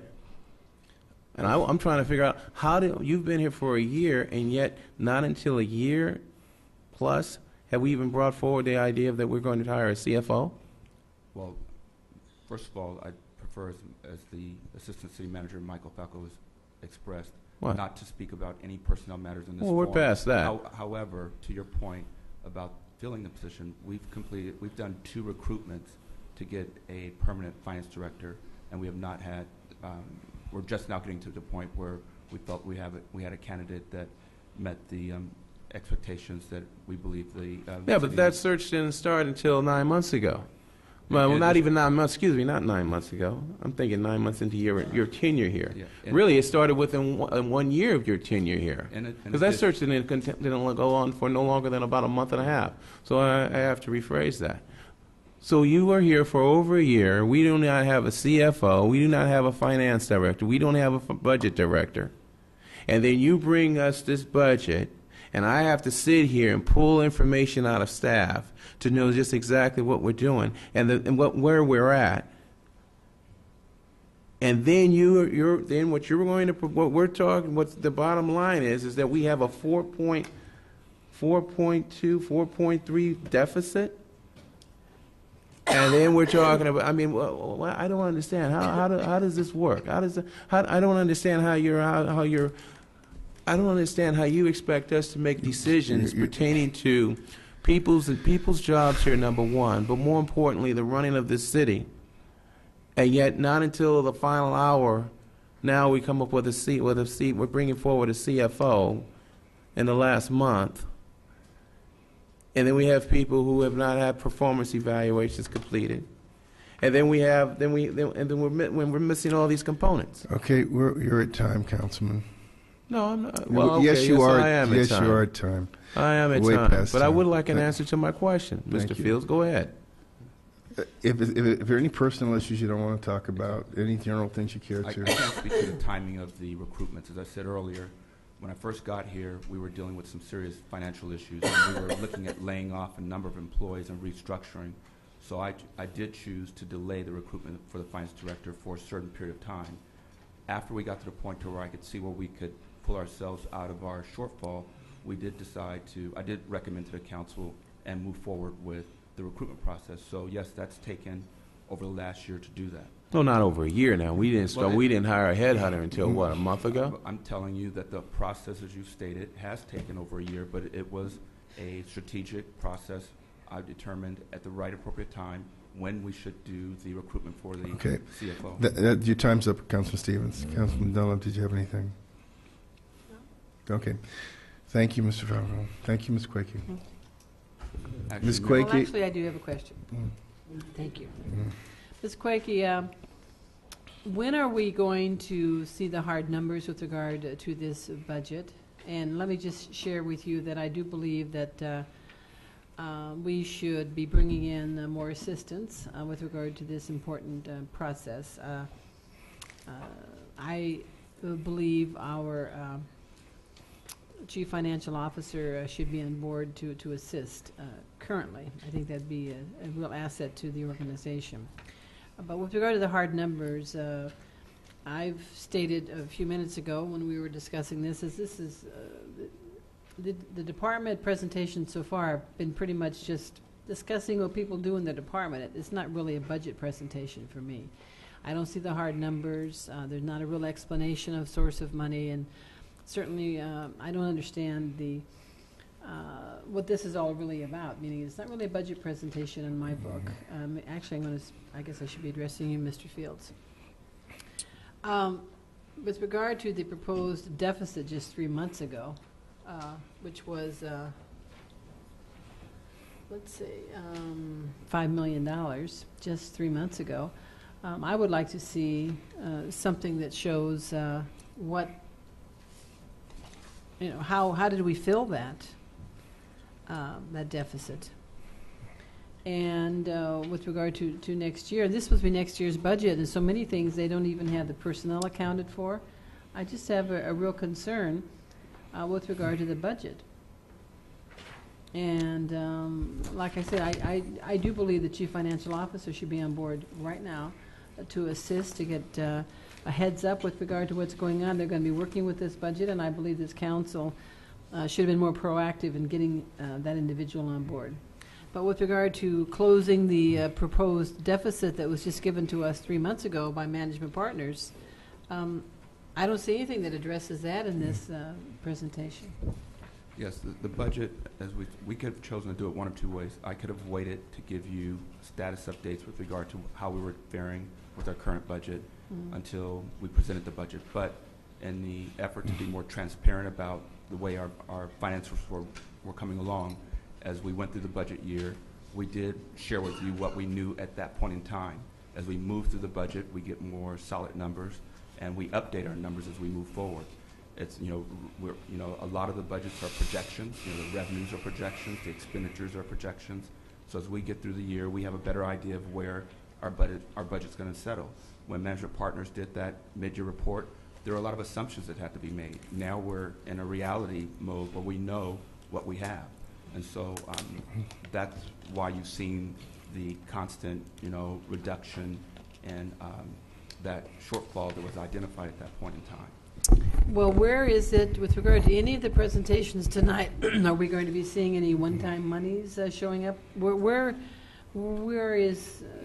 Again, Councilmember, as I said earlier, we will be presenting a complete budget picture on the 18th. You'll get a document on Thursday that explains that addresses all the issues that you're raising. And again, this is just an attempt to get out front.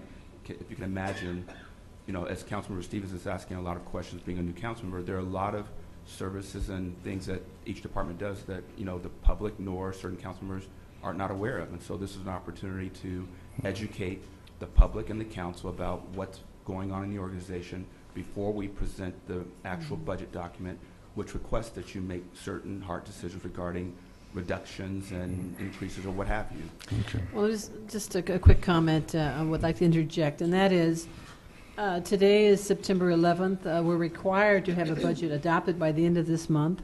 I would have preferred even as early as July, for heaven's sakes, but definitely in August, having budget workshops where we actually only had maybe 2 departments at a time and actually had more materials with regard to actual numbers. And the audience doesn't even exist anymore because it's 11 o'clock. We have, 4 people here, 5 residents, when we had a full house at the beginning. So there's no one here to even ask any questions. And I do believe that we should have started, like I say, July or August to begin having these sessions so we could have more information given to the public. And because once again, today is September 11th. We're required by law to have our budget adopted by the end of the month. And I really don't see any budget here. I don't see a budget. And I appreciate staff coming forward and telling us what they do. This is important for the public to know this. What are their core services? What are they doing?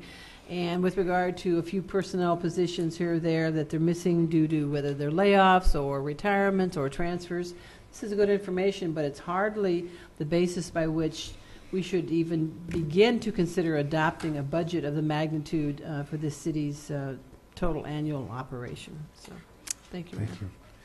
Thank you, Ms. Quakey. Mr. City Manager, we're not adopting a budget tonight, are we? No, we're not. All right, thank you. Thank you, Ms. Quakey. Who's next? Yes, Assistant City Manager Michael Falco will give an overview of the Human Resources Department.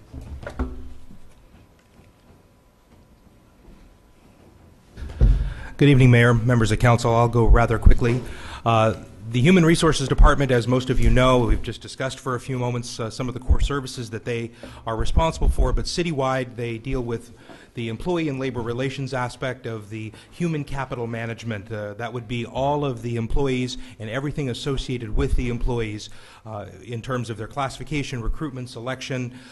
You heard the councilman ask about a test. I believe he was referring to the civil service process by which we go through to perform recruitments, whether they be external recruitments or internal promotional exercises. They sometimes do have tests, actual tests like you maybe took in school. Sometimes they're typing related and so forth. Oftentimes they result in an interview panel and so forth. All of the training, compliance, and benefits administration is also accomplished by Human Resources, and that would be anything related to vacation, sick leave, PERS, medical, dental, vision, employee assistance program, and so forth. We also deal with a very significant area, which I'll talk about a little bit more later, and that is, of course, our workers' compensation, which is any time that an employee is injured or hurt on the job, the city is self-insured for its workers' compensation, and as a result, we monitor and manage that internally with the help of outside assistants, outside contractors, and attorneys and medical professionals. Conflict resolution, that's a nice way of saying the grievance process. Civil service system, unlike the private sector, provides for a mechanism for employees to grieve certain issues.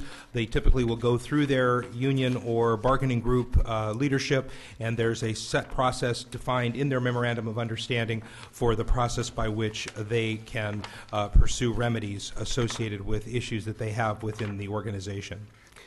Specifically, as far as budget and staffing, you'll see that in fiscal year 11-12, the budget was just shy of $1 million at $976,071, with 8 full-time and 1 full-time equivalent or part-time, which is actually a permanent part-time employee. In fiscal year 2012-13, it's projected to be $48,498 more, and as you've heard from a number of the staff this evening, a majority of the reason for that is associated with the slight increases that we've seen in the various benefit programs, such as medical, dental, vision, and of course CalPERS, and then of course the 3/4 of the year, which is not inclusive of the furlough, because that is something that, as the first slide showed, labor relations and negotiations, something that we have to, of course, meet and confer and bargain with the affected groups. The furlough is slated to end at the end of this calendar year, so therefore we only get 1/4 or 1/4 of the total amount. Some of the programs and service changes within the organization, specifically to HR, is we're looking to supplement our staff. We are very short-staffed, as was pointed out earlier. We do not have a human resources manager or director, and as a result, we're operating basically the human resources department is one of the several departments that reports directly through me. So I provide some semblance of day-to-day operational management of that department, and I have delegated quite a bit of that to the assistant human resources manager in the absence of a director or human resources manager. We're looking to bring in some college interns.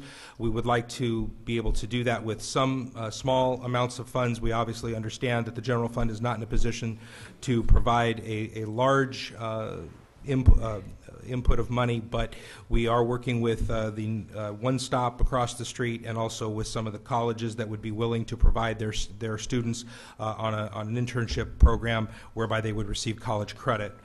We do need to update our policies and procedures to meet the various standards set forth by state and federal government.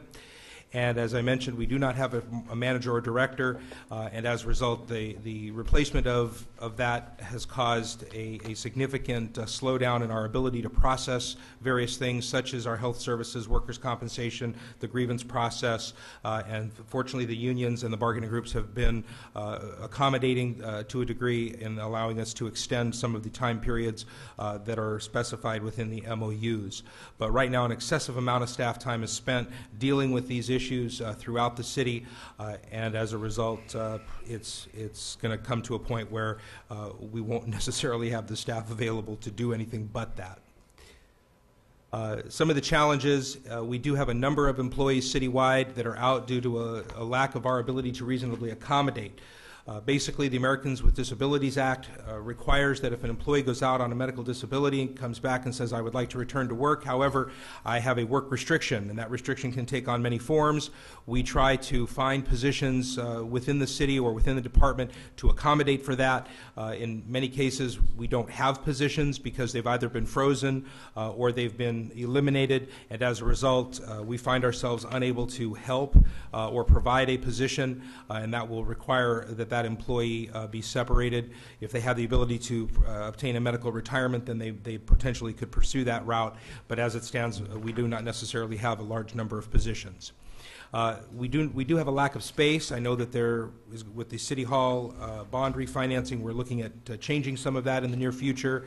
Hopefully that will accommodate the ability for us to have the ability to train. Right now we do use the community room, but it does have a number of bookings, and that causes us issues. And that takes me to the last point, which is, of course, human capital management, which I started my discussion about. People understand that employees are a very valuable commodity. You make an investment in them, and of course they pay dividends going forward. There's a lot of things we have to do for those employees in order to keep them productive, not the least of which you heard from some of the previous staff that spoke about training. Training is an essential component of professional growth, coupled with the fact that we need to have promotion routes and career ladders that people can climb. Nothing is worse than having an employee reach the top step of their position and stay there for 10 or 15 years to the point where there's no incentive whatsoever to learn anything new or do anything more, and as a result they stagnate. And everyone knows that even just technology alone will leave them and pass them by, and that poses a problem for us going forward. Some of the unfunded needs. Clearly, we're short in the clerical support area. One of the things that we would like to do is, again, look at some of those internship programs, potentially to help us with some of those areas. We do have a shortage in the professional services arena. I appreciate you passing item 3 today, which provides a consultant to help us with labor relations and negotiations. Without that, we would not have be able to accomplish the bargaining with the 6 employee groups. If you can imagine, we have 2, 3, 4 meetings every week. Last year, go around, we had 70 different bargaining session meetings, with each lasting an hour or more. One of the things I talked about with that human capital management plan is the ability to provide for service awards. The city in the past has had a rich history of providing recognition to employees with 5, 10, 15, 20, 25 plus years of service, and that's something we would very much like to bring back. The dollar cost of that is fairly small. Again, I know every dollar counts, every penny counts, but that is something that I think would be very, very worthwhile to bring back and be able to recognize some of our long-tenured employees that have given so much to the city. Of course, I heard there was discussion about the executive recruitments. One of the accomplishments, of course, is the recruitment of a public works director who will be starting on October the 1st. That executive recruitment, coupled with the chief financial officer, assistant city manager, chief financial officer, who will also be joining us within the next 2 weeks. And of course, the next recruitment up after that is our chief of police. That agreement the council approved 2 weeks ago with Bob Murray, and we are in the process now. The ad goes in the paper actually on Western Cities. I believe it went today or it goes tomorrow. And so we are short some funding that would be necessary for the executive recruitments for that position. I'm happy to answer any questions regarding HR before I jump into emergency preparedness for a couple of slides. Why don't you go into emergency preparedness? Yes, sir. Very quickly, emergency preparedness and disaster planning is another area that reports directly through me. It has so for approximately 3.5 years. The core services of this, as a lot of you probably know, being very active in the community, is to prepare and promote the community's ability to prepare for and take mitigation measures against any type of emergency or disaster. That could be anything from an earthquake to any type of aircraft disaster. Obviously, we live right here in the flight path of the world's 6th busiest airport, and that, of course, does provide us with issues and those hazards as part of our hazard mitigation strategy. Also, to get the employees and, of course, volunteers to participate. Last, I believe it was 2 months ago, the council recognized the graduation of our community emergency response team. I had quite a number of members come from District 4. We were very happy to see such a large turnout. We work closely with the LA County Fire Department, who has funding. Some of their funding was restored to provide for the CERT classes, which is, of course, completely free to residents or people who work in the city of Inglewood. Just as a quick point, they say that disasters start locally and end locally, and even with federal, state, or county assistance, we would be on our own, and it's very important for the residents and, of course, the employees to understand that if something happens while we're here, people will need to be prepared and be able to work. All employees of the city of Inglewood, actually all civil service employees, are considered emergency workers in the time of crisis, and as a result, it is my hope that we would be able to get many of them, if not all of them, trained in first aid, CPR, and the use of our automated external defibrillators, which you see throughout City Hall. Some of the internal aspects, as I mentioned just a moment ago, is the multi-hazard mitigation plan. We were very fortunate 3 years ago to get a sizable grant that allowed us to actually accomplish that, and it was approved by the Federal Emergency Management Agency, which was a very strong accomplishment for the city to get that. Helps us with funding and grant programs and so forth. It's important to understand that the recovery after a disaster, we talk about money quite often, and we talk about reserves. You talk about the need to be able to replenish those reserves that have been dramatically utilized over the economic downturn over the last several years. And I would continue to implore everyone to understand that much like your auto or home insurance, when a disaster strikes or a car accident, a home situation, you have what is called a deductible. Well, the very same thing that the Federal Emergency Management Agency, or FEMA, would come in and require, and that would be in the neighborhood of 10 to 15%.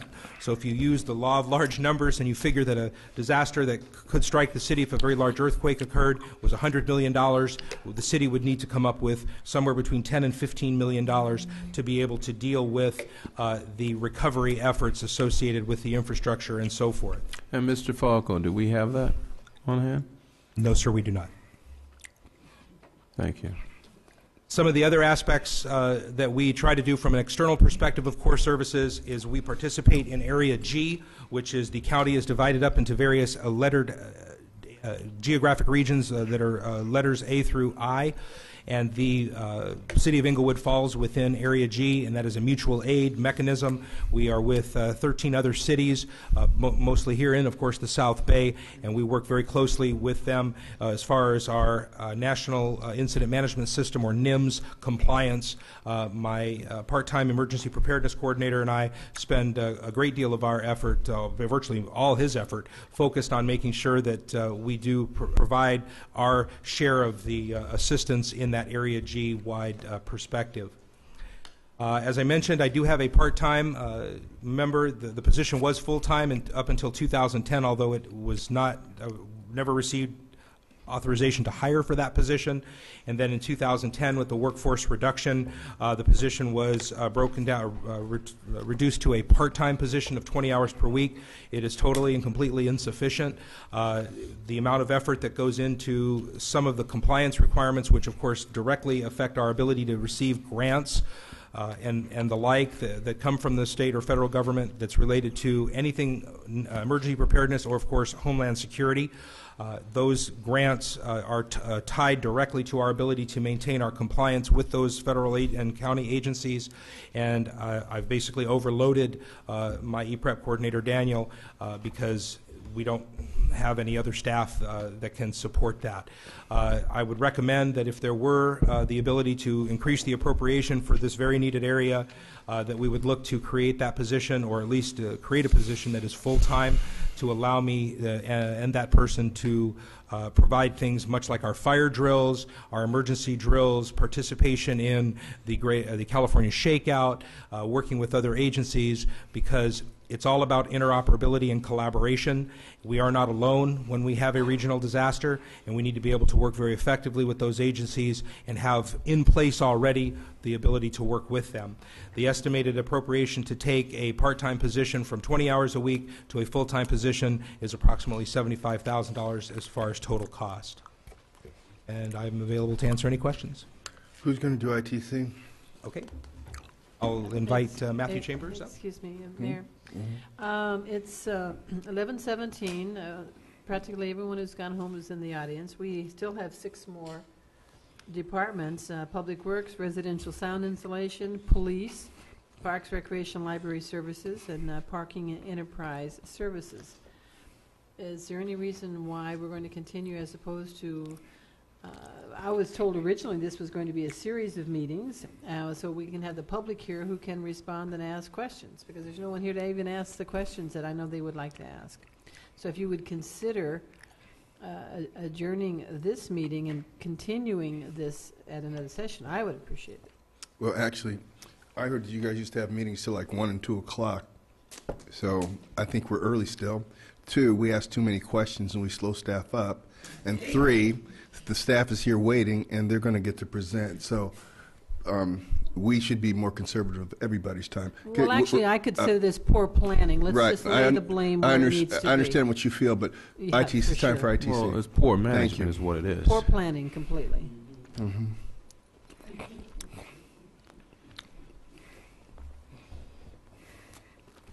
Good evening, Mayor and Council. Good evening, Mr. ITC. Chambers. Oh, okay. ITC is a internal support department. Our core services is broken down into 5 different divisions. Our network and support service division is basically our help desk. They're responsible for our computer support, our printer support, our email, our internet. Our infrastructure security is basically our firewalls. They're also responsible for our backups of all our servers.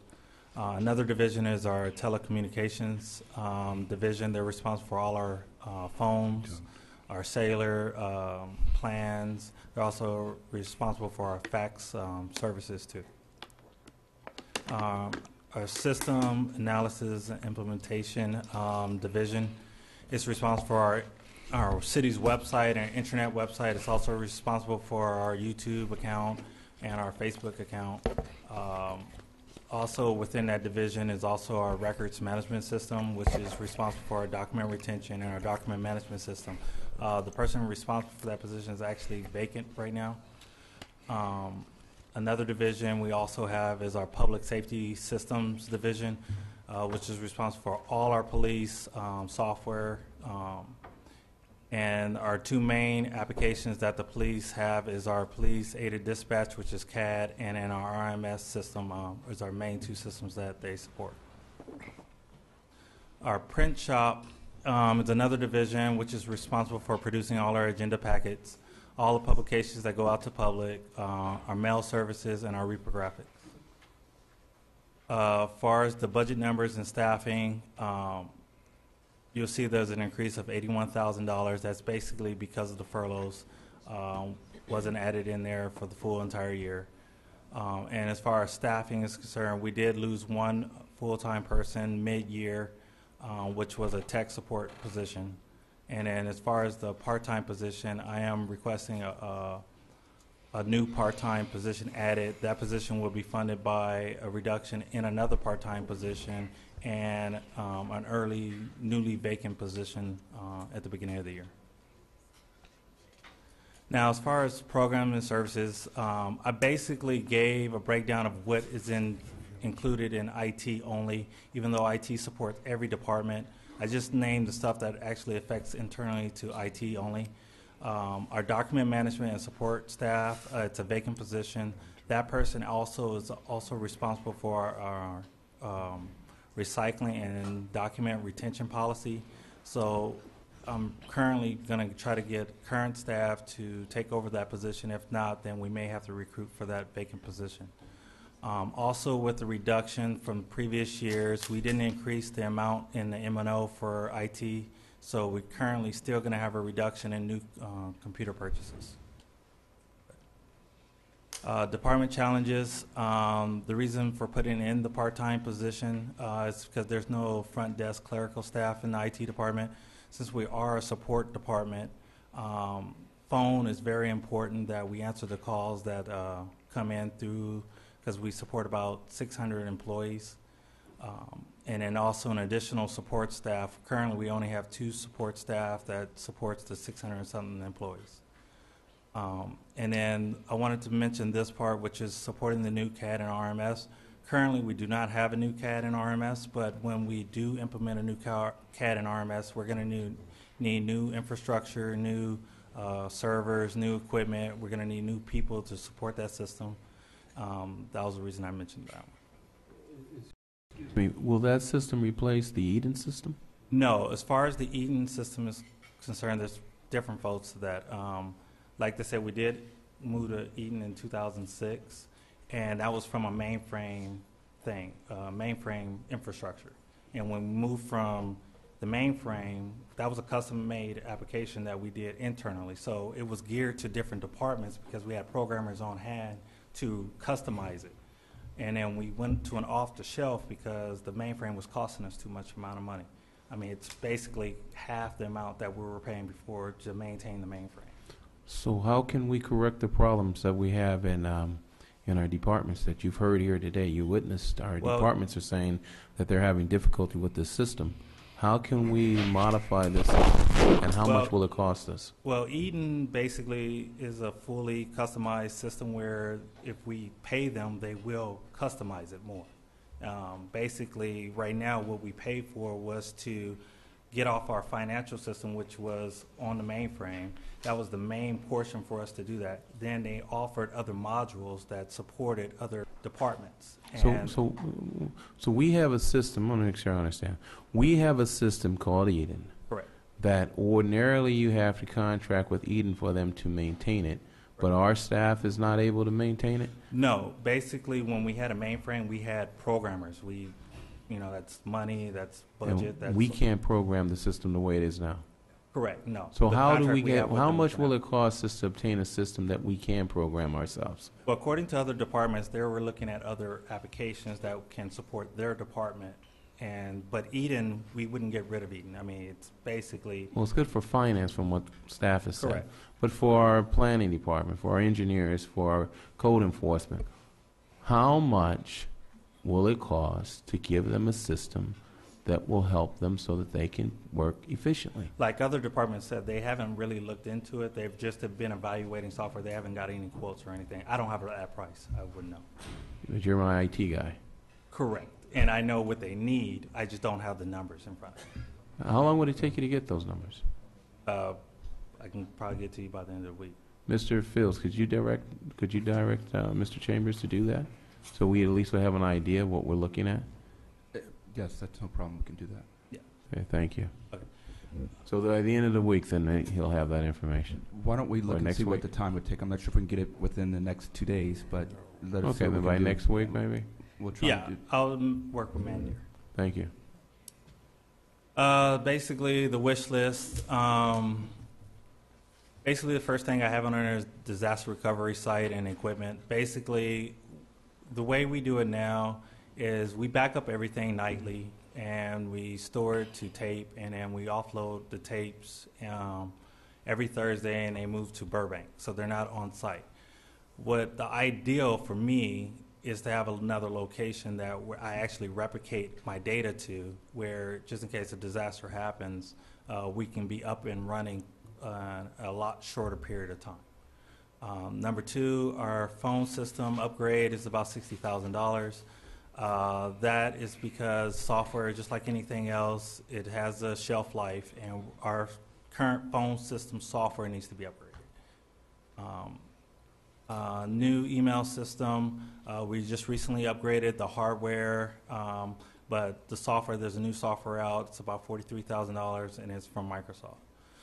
And then Granicus is an agenda system. It's more of a wish list, and again, it's about a $20,000 upfront cost, and then about $1,500 a month going forward, and that would basically include our agenda system, video system, and going forward. And then last but not least is on-site training. In the past, we had on-site training for staff for like Microsoft Word, project, and that got removed out of the budget about 2 years ago, and it would be nice to have that back. And that's the end of my presentation. Thank you. Parks and Rec. Actually, it's Parking and Enterprise Parking Services. and Enterprise Services. Dean Burdick, Parking and Enterprise Services Manager will make the presentation. Good evening, Mayor and members of council. The Parking Enterprise Services Department provides citation processing services and collection services to the agencies that we service and support. We provide those services using subcontractors. Four of the subcontractors that provide those services are Professional Accounts Management, also known as Duncan Solutions, Law Enforcement Systems, which is our collection arm, Webiplex Document Management and Imaging. Continental Data Graphics provides our data entry for our manual parking citations. Our core services are marketing and sales of our services. That relates to both processing, collections, and the hardware that we provide through both law enforcement systems and professional account management.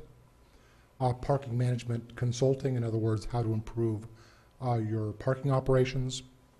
We administer and oversee the city's parking citations, fines, fees, penalties, also the meter rates, the fees that we charge at the parking structures, and the convenience fees that we charge for the processing of parking citation payments via the internet and phone, as well as manage part of the city's off-street parking operations, which currently includes both Structure 1 and Structure 2, as it relates to as well as the management parking lot and the library lots surrounding City Hall.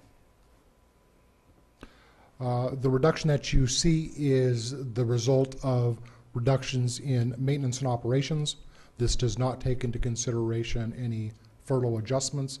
We were able to reduce our operating expenses by approximately $133,000.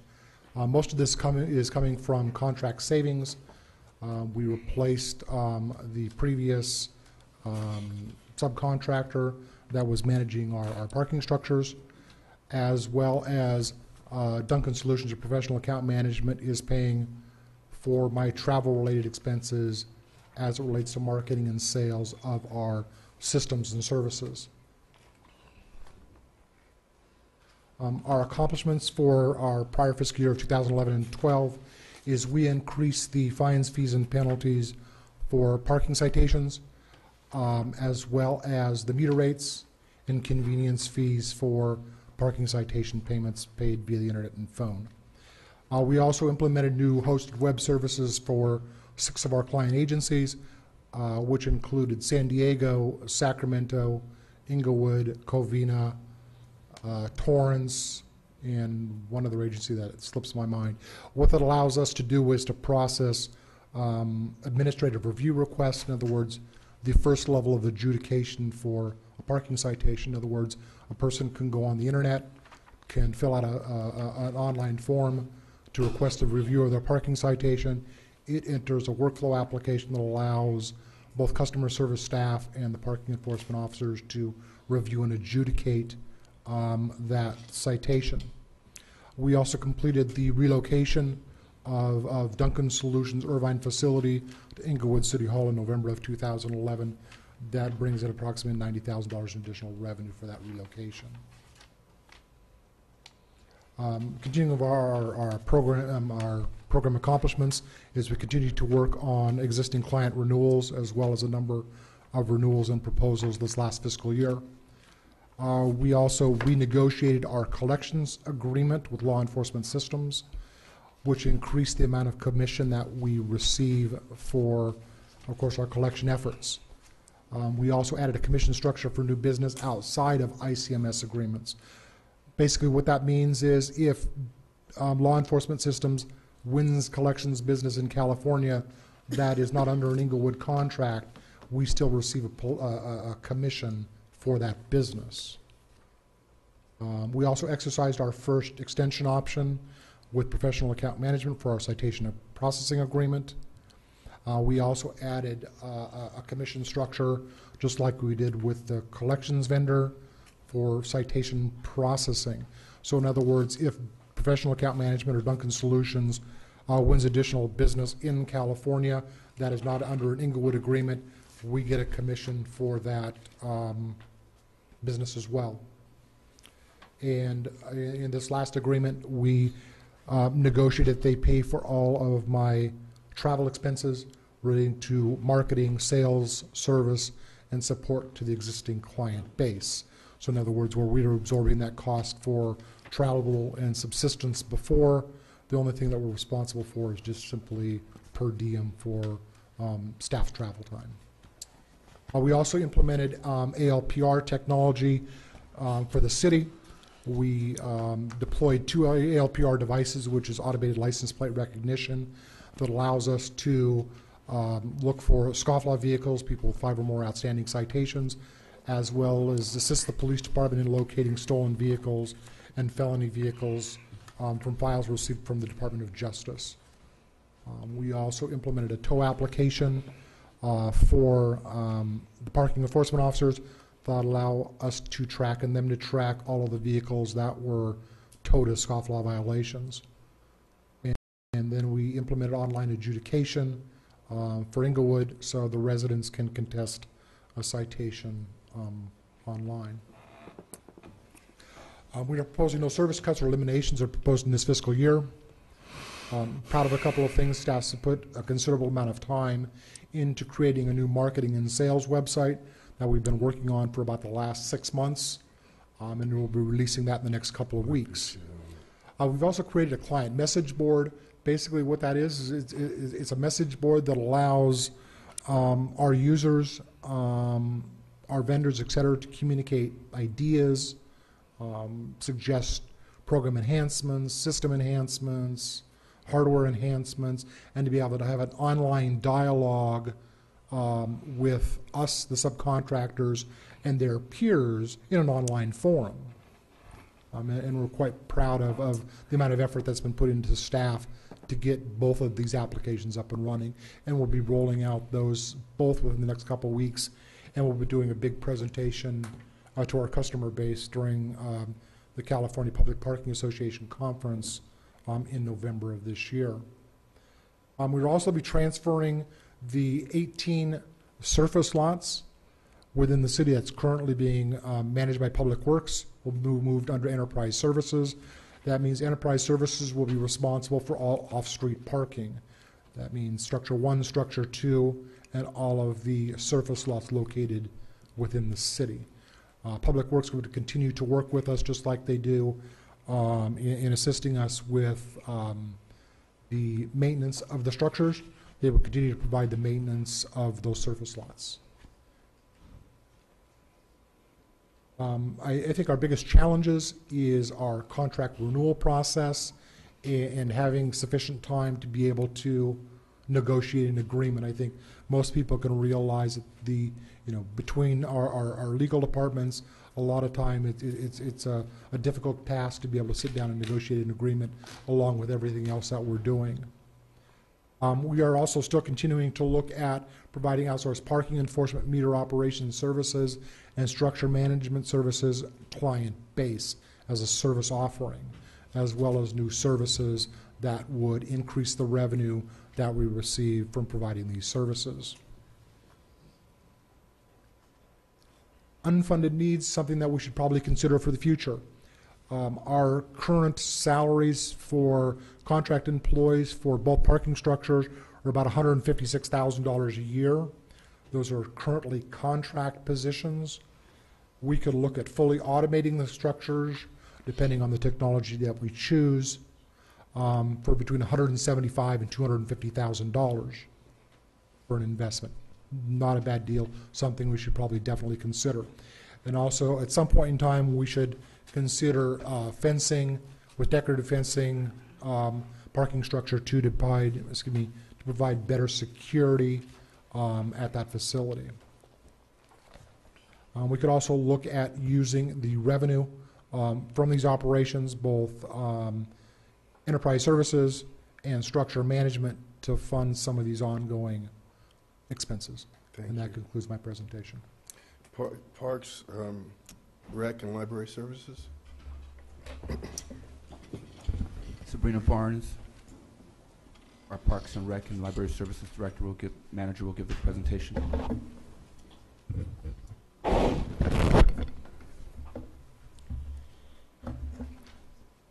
Good evening, Mayor and Council members. Sabrina Barnes, Director of Parks, Recreation, and Community Services. The Parks, Recreation, and Library Services Department is charged with enhancing the quality of life for Inglewood residents, businesses, and visitors to the city through the provision of comprehensive recreational, social, library, and community beautification programs and services. The department consists of 4 divisions. That's Parks, Recreation, Human Services, and Library Services, with the goal of helping individuals enjoy life. The current proposed budget, and you're on the right place. The current proposed budget represents $12.3 million, of which approximately $4 million is in grants. The Parks Division is responsible for parks maintenance and construction. This includes the upkeep and care of over 170 acres of city parks, green areas including street medians, traffic islands, parking lots, City Hall, the water treatment plant, the Crenshaw Library, parkways, and of course also includes playground equipment maintenance, groundskeeping, and mowing. The tree section, which currently consists of 2 3-man crews and a 2-man ground crew, they are tasked with the upkeep of the city's over 20,000 trees, and those trees are on the parkways as well as the medians. This includes trimming, planting, watering, removals, and pest controls. And of course, we have our graffiti abatement section, which was retained following the consolidation of the departments. As previously mentioned, code enforcement went to economic and community development. Graffiti abatement remained with our section, and they are tasked with removing graffiti on public and private property within 24 hours. Our recreation division, core services there include recreation facility supervision, and currently with our basic budget right now, it primarily provides for us just to open the doors. There's not a lot of extended programming there. We have our early childhood development programs, preschool, after-school recreation, summer day camps, sports and physical activities, and some cultural enrichment classes. Under human services, this is I'll say the larger part of what we do in terms of caring for our seniors. It involves our senior nutrition program, which is congregate and home delivered meals, our care management for seniors, which basically provides an opportunity to keep seniors in their homes longer so that they are not prematurely institutionalized. Of course, there's senior transportation, where we provide door-to-door transportation, discounted taxi coupons, as well as access to bus passes, and then generally the senior operations, which includes the recreational programs and activities and general support services. Then, as a result of the recent consolidation, the library division became a part of the department, and that department is responsible for providing access to informational, educational, and recreational services and resources that responds to our diverse community. That's through the collection of books and other media for loan or use at the library. That includes acquisition, cataloging, processing, circulation, and stacks maintenance, programming for all age groups, children to adults. And we also have the benefit of having free computer access as well as free Wi-Fi within our libraries. This particular year, our fiscal year allocation is $12,313,742. I'm sorry, let me go back. Core services, special events. These are other important services that we provide. Special events. Under this year's recommendation, we will do special events, or we're recommending similar to last year, which includes the holiday tree lighting, Dr. Martin Luther King Day celebration, Cesar Chavez Day celebration, as well as the Memorial Day celebration. Our summer lunch program has been successful and quite beneficial to our residents, as well as our BWO program for seniors, passport processing, and interlibrary loans. Our budget authority and staffing. For our fiscal year 2012-2013 allocation, The budget proposes $12,402,242. This difference or increase is due primarily to the recent consolidation of the department, which meant us receiving the library division. It also reflects the separation of the code enforcement division, and it also accounts for subsidies previously provided by the redevelopment agency. Also backed out of this number is an associate library position. That's our Hispanic Services library position, which has been frozen, and it's reflected in the number here. And without that position, we'll be limited in our ability to do enhanced or greater outreach to the Hispanic population. Our major program and service changes this year come as a result of reductions in the CDBG allocation. Overall, there's a 29% reduction. It's spread across 3 of 4 programs, and primarily it's on the recreation side. We also received funding under our senior nutrition program that remained intact. There was no decrease there. But with regards to Like Haven Center programs and activities, there's a 47% decrease. Saminsky Park, 46% decrease, and Rogers Ash, 41% decrease. So naturally, if there's an ask here, if there's an opportunity to make up some of this in our service area, we would like to do that. What it means is that there is a $30,000 reduction at Lock Haven, which means at this point we will only be able to provide our summer day camp. The after-school program, as well as excursions for seniors, will be reduced and or eliminated. At Saminsky Park, there was a $30,000 reduction, which means, again, we will only be able to offer our summer day camp there. The after-school programs and senior excursions will be eliminated and or reduced. For Ash and Rogers, again, the day camp will be available. Summer drop-in activities at Ashwood Park will be eliminated, and operation of the wading pool at Rogers and Ash will be reduced from 3 to 5 days. And again, our ask is if there's an opportunity for this to be restored, we would ask that you do so. Our basic budget right now basically allows us to, open the doors at the facilities that enjoy the greater amount of participation, but knowing that services throughout the community are important. Our challenge. One of the hits that we've taken this year, and this is by virtue of not having the manpower that we've had in the past, is that we have been challenged with maintaining these over 170 acres. In past years, we've had the luxury of having our staffing augmented not only by a large workforce, but also having the benefit in past years of our workers, South Bay Workforce Investment Board workers, GAIN workers, and at any given time possibly having anywhere from 10 to 20 staff on top of the staff that we would have being paid by the city. Naturally, that would provide enough individuals to canvass the city to make sure it's clean and green. At this point, we are challenged. As you may have been driving around, we get complaints about the brown grass. Well, the grass is brown because our utilities funds, were reduced in previous years, so that's a little less money to water grass. So it's brown, it's hot outside, and those are challenges that we deal with. Also, we just have, much like my colleagues have echoed a sentiment of just not enough staff and not enough time in the day. The lack of on-call staff for us is problematic in that we cannot plan for or address unforeseen absences, call-outs. It results in delayed service, canceled classes, and unmanned public desks. It can manifest itself by a preschool class having to be canceled because there's no substitute teacher, or a park being late or not opened in a timely fashion with regards to gates or what have you. Finally, something that needs to be mentioned, and this is our senior nutrition program. That program is primarily grant funded. However, the funds that we receive simply do not meet the demand that we have. Currently, we have a waiting list of 40. We expect that waiting list to grow as it typically does, especially during the holiday season. And what that means for us is that in some instances, when we have a list, we actually have to turn folks down or have them wait until a space becomes available. And how does a space become available? Well, quarterly, we do a reassessment and see if there are individuals that we can take off of the meal program and then slide someone in that is also in need of that service.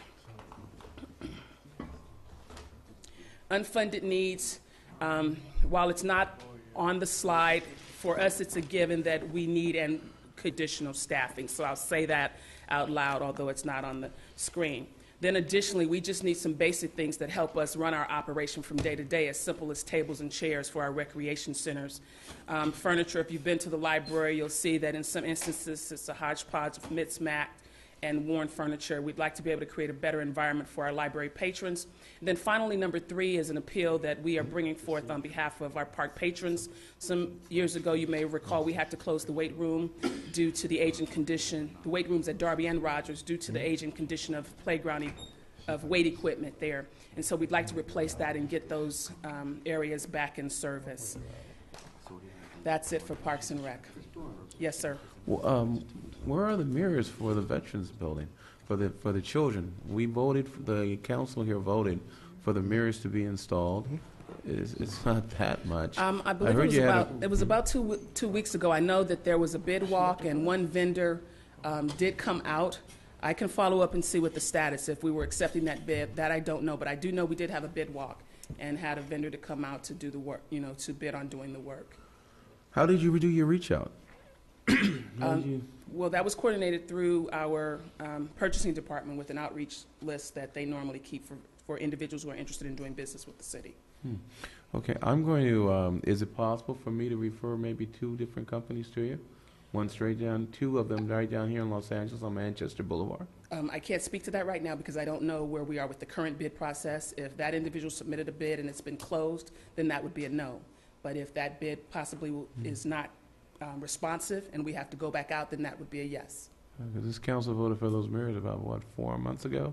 We did, sir, but it was a little complicated in that what we put forth was that it was a modest price, but mirrors, I think it was an estimate that we could get mirrors up for about $500. A single panel costs $500, and the sheer magnitude of the room required that we do some additional research and make sure that we not just have any mirror up there. They have to be shatterproof and have a certain specification. So we have to write the specs and then get the information out to the public to bid.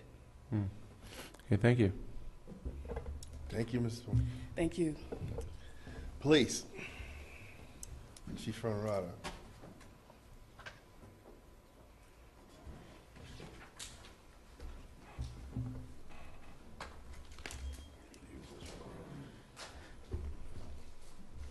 Good evening, Mayor, Council, City Administration, and public.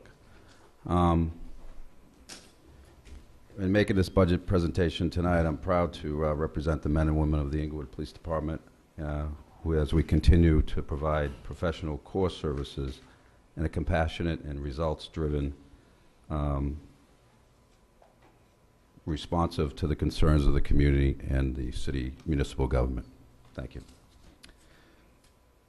In addressing our core services, obviously, fundamentally, is our our response for calls for service.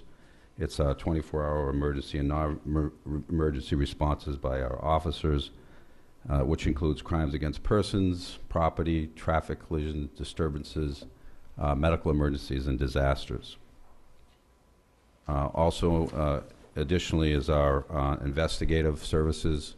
Our detectives with interview of witnesses, suspect interrogations, evidence collection, and prosecutorial assistance. In the crime prevention and community education, we have our senior lead officer program, which I'll talk a little bit more in a little bit as we've decentralized that program. And obviously, something near and dear to all of us is our neighborhood watch groups, which are in excess of 200 throughout the community. Certainly Business Watch, our IOCOP centers, and Community Academy, which is something else we will be addressing later on in the presentation. Additionally, there's traffic enforcement, which is fundamental basic traffic enforcement, investigation, education, and also our parking control services, which includes our special enforcement officers, traffic control, and school crossing guard services. Additionally is our special event services for event safety planning, which includes concerts, festivals, parades, rallies, demonstrations, protests, and dignitary visits and site security and protection. Our budget, if you, as you can see there, there is an increase of approximately $1.6 million. That's attributed to finance, accounting, the Proposition A funds that we receive to our budget. Additionally, there's the issue of employee benefit increases. Also, the reductions in our sworn and civilian, as you can see there, four sworn officers and 7 full-time civilian positions, or even on the other one. We were able to increase 3 officers by a direct reduction in our overtime hours, and additionally in working with everyone is we froze 2 positions, one obviously a police lieutenant and a police investigator or detective. Some of the, in the delivery of our core services, we've enhanced our direct delivery of services here and how we deliver them. And one of the key components of that is certainly the reduction of crime, but as well as the fear of crime. And part of that, or a major portion of that, has been attributed to our directed and enhanced patrols, or directed patrols as we call them, specifically dealing with concerns of the business community. And as I mentioned earlier, in the decentralization of the Senior Lead Officer Program, this is an effort where we put those officers down into the patrol ranks, and we have, from a broad-based platform, if you will, we've brought quality of life issues and addressing those issues on a more pervasive and consistent basis. And we've had some very good success stories in all of the districts throughout the city that have directly contributed to a reduction in calls for services as it relates to those problem areas. Some of the challenges we've faced in terms of the reductions in staffing and so forth, our support staff certainly has impacted our community affairs programs, but I've been in the process of revamping that. Recently moved a sergeant back into community affairs, and we've been seeing a lot of positive results, again, dealing with quality of life issues, and many citizens in the community have reached out and are very happy to see that. Obviously, unfortunately, there's been a reduction in hours with our desk and records divisions. Another challenge for us, as I've heard some of my peers mention earlier, is the issues as it relates to our IODs and light duty that are out for long periods of time that impact our staffing. And in some instances requires the use of overtime, and it certainly prohibits us as we exercise those employee rights to fill those positions. But it is a major challenge. In the unfunded needs area, much like all my colleagues mentioned, certainly staffing is always an issue, but a real critical component in the police department, and I know the ITC director talked somewhat about this, is our CAD RMS system is really pegging in the red zone. It's on life support. It is vital to the police department, and we're looking at ways through possibly grant monies and other things and combining our resources with ITC to hopefully overcome this problem, but it certainly needs to be addressed in the very near future. Our fleet is also aging. Our vehicles have high mileage on them. There's a lot of wear and tear on them. So that's another major issue that we need to deal with. Certainly our mobile data systems, a part of that system is aging as well. But we're moving into some that are going to help us in that endeavor. And then a contract service for our handheld citation devices. And with that, I'll take any questions you may have.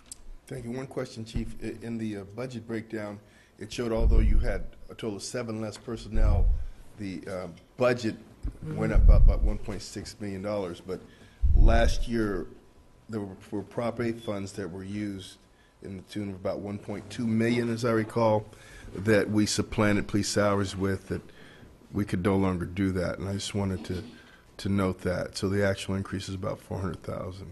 Correct. All right, thank you. Public Works? I have a question. Mm-hmm. With regard to the 11% of officers that are unable to be deployed in the field, is that usually temporary? Is it?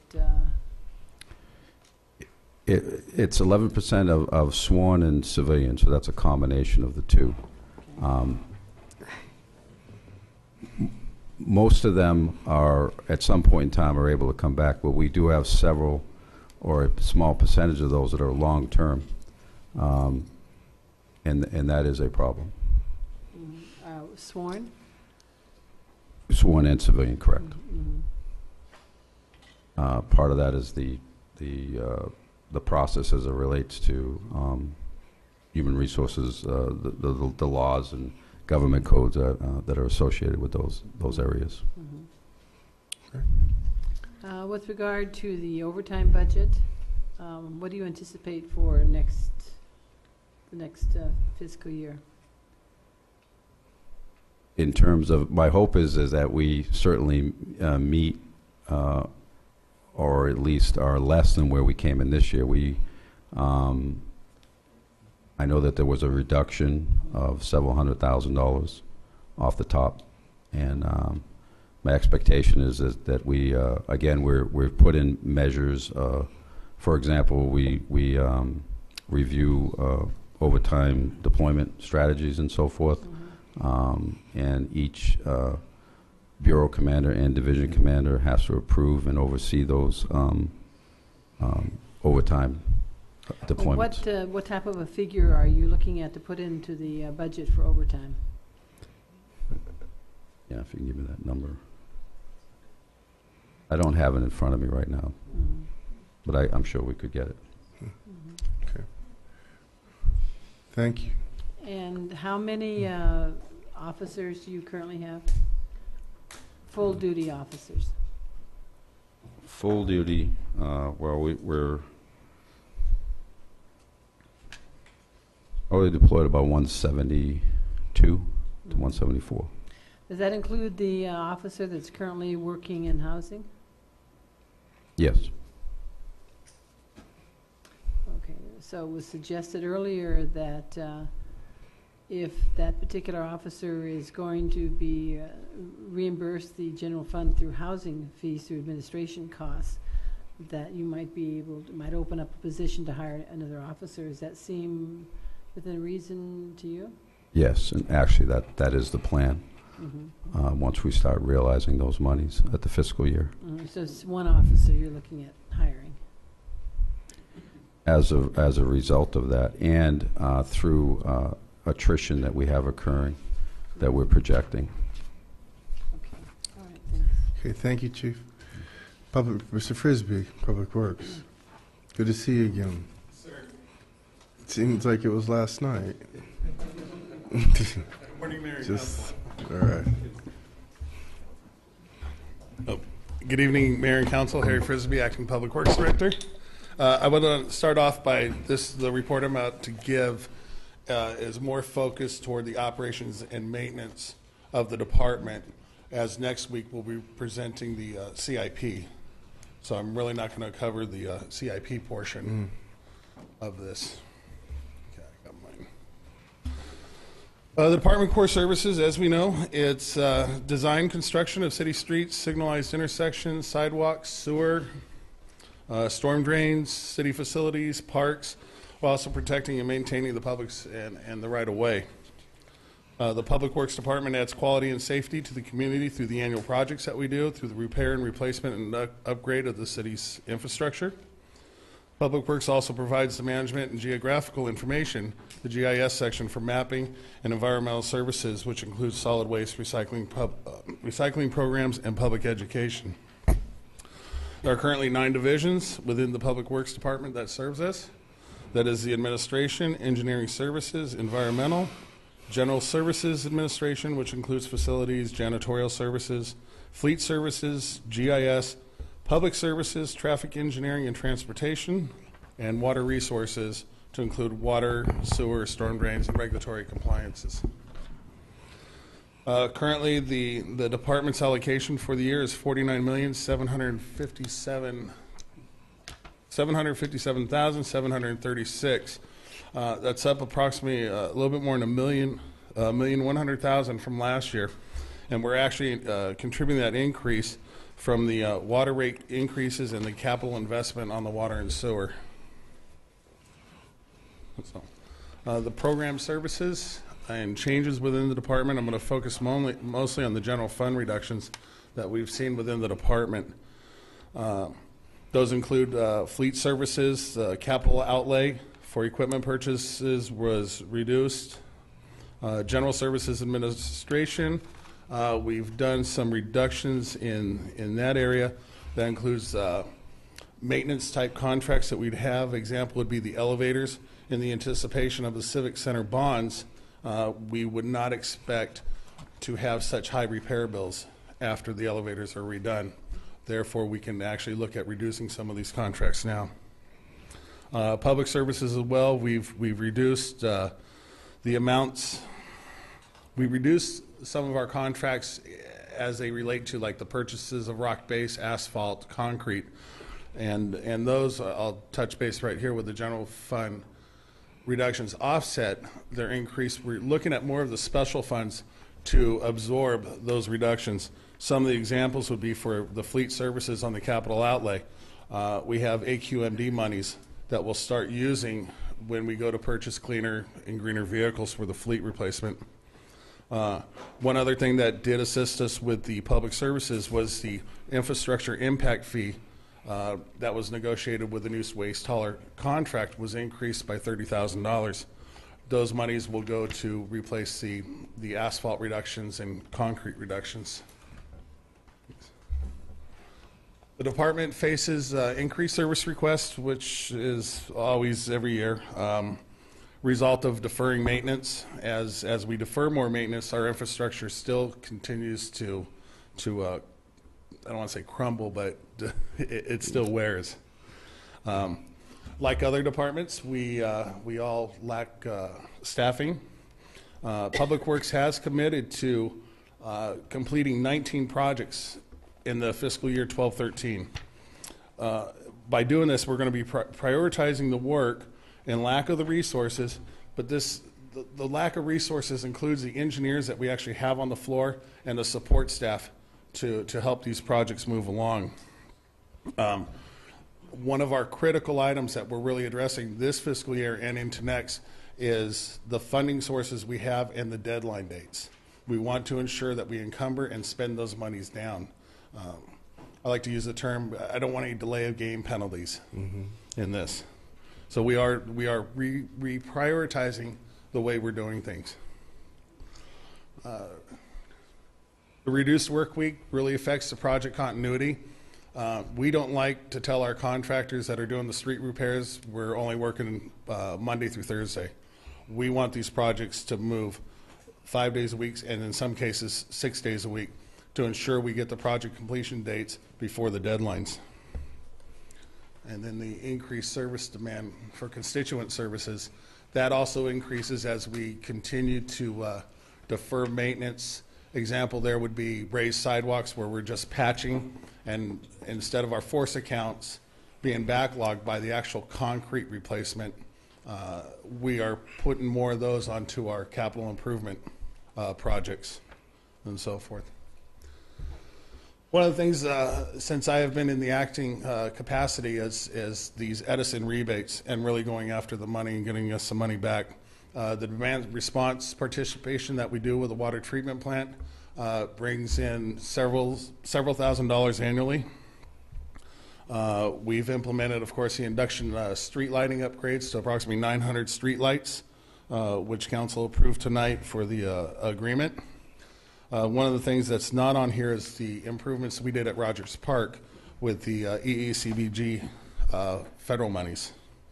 All these, anything for energy efficiency or anything to help us get the rebates back, we're focusing on. Project delivery and enhancements. Another thing that we have done is taken the department as a team approach.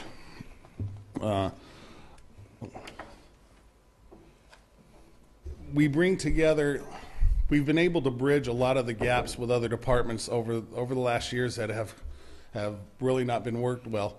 We've re-bridged and recommitted with like finance on the enhanced grant tracking. Public Works and Finance is working close together to ensure that we meet our deadlines and all the guidelines set forth by the grants. Timely completion of projects. We are looking for assistance from an outside engineering firm, an on-call engineering firm, to help us move these projects along. And then, next one, please. Deferred maintenance, as I said, it continues to grow. The facilities need work, and I think we all realize that. And with the Civic Center refinancing, we're going to see a lot of that work start moving over the next fiscal year. Technology upgrades. Some of the things that we're doing with the records and project management. Last year, I reported at the same time here that the Public Services Division actually implemented a work order management system that now, instead of having a supervisor sit there and fill out all these reports at the end of the day, we're able to actually do them on site and move forth. So we actually got some true numbers and tracking of what it's costing us to do projects. We're looking at expanding this management system out through the department to include like permits processing. It'll increase the efficiency of people coming up to the counter and pulling permits much faster, much quicker turnaround time. So customer service, you'll see an improvement there as well. And then staff training. One of the other things that we realize is we have much less staff to do the jobs that are required of us.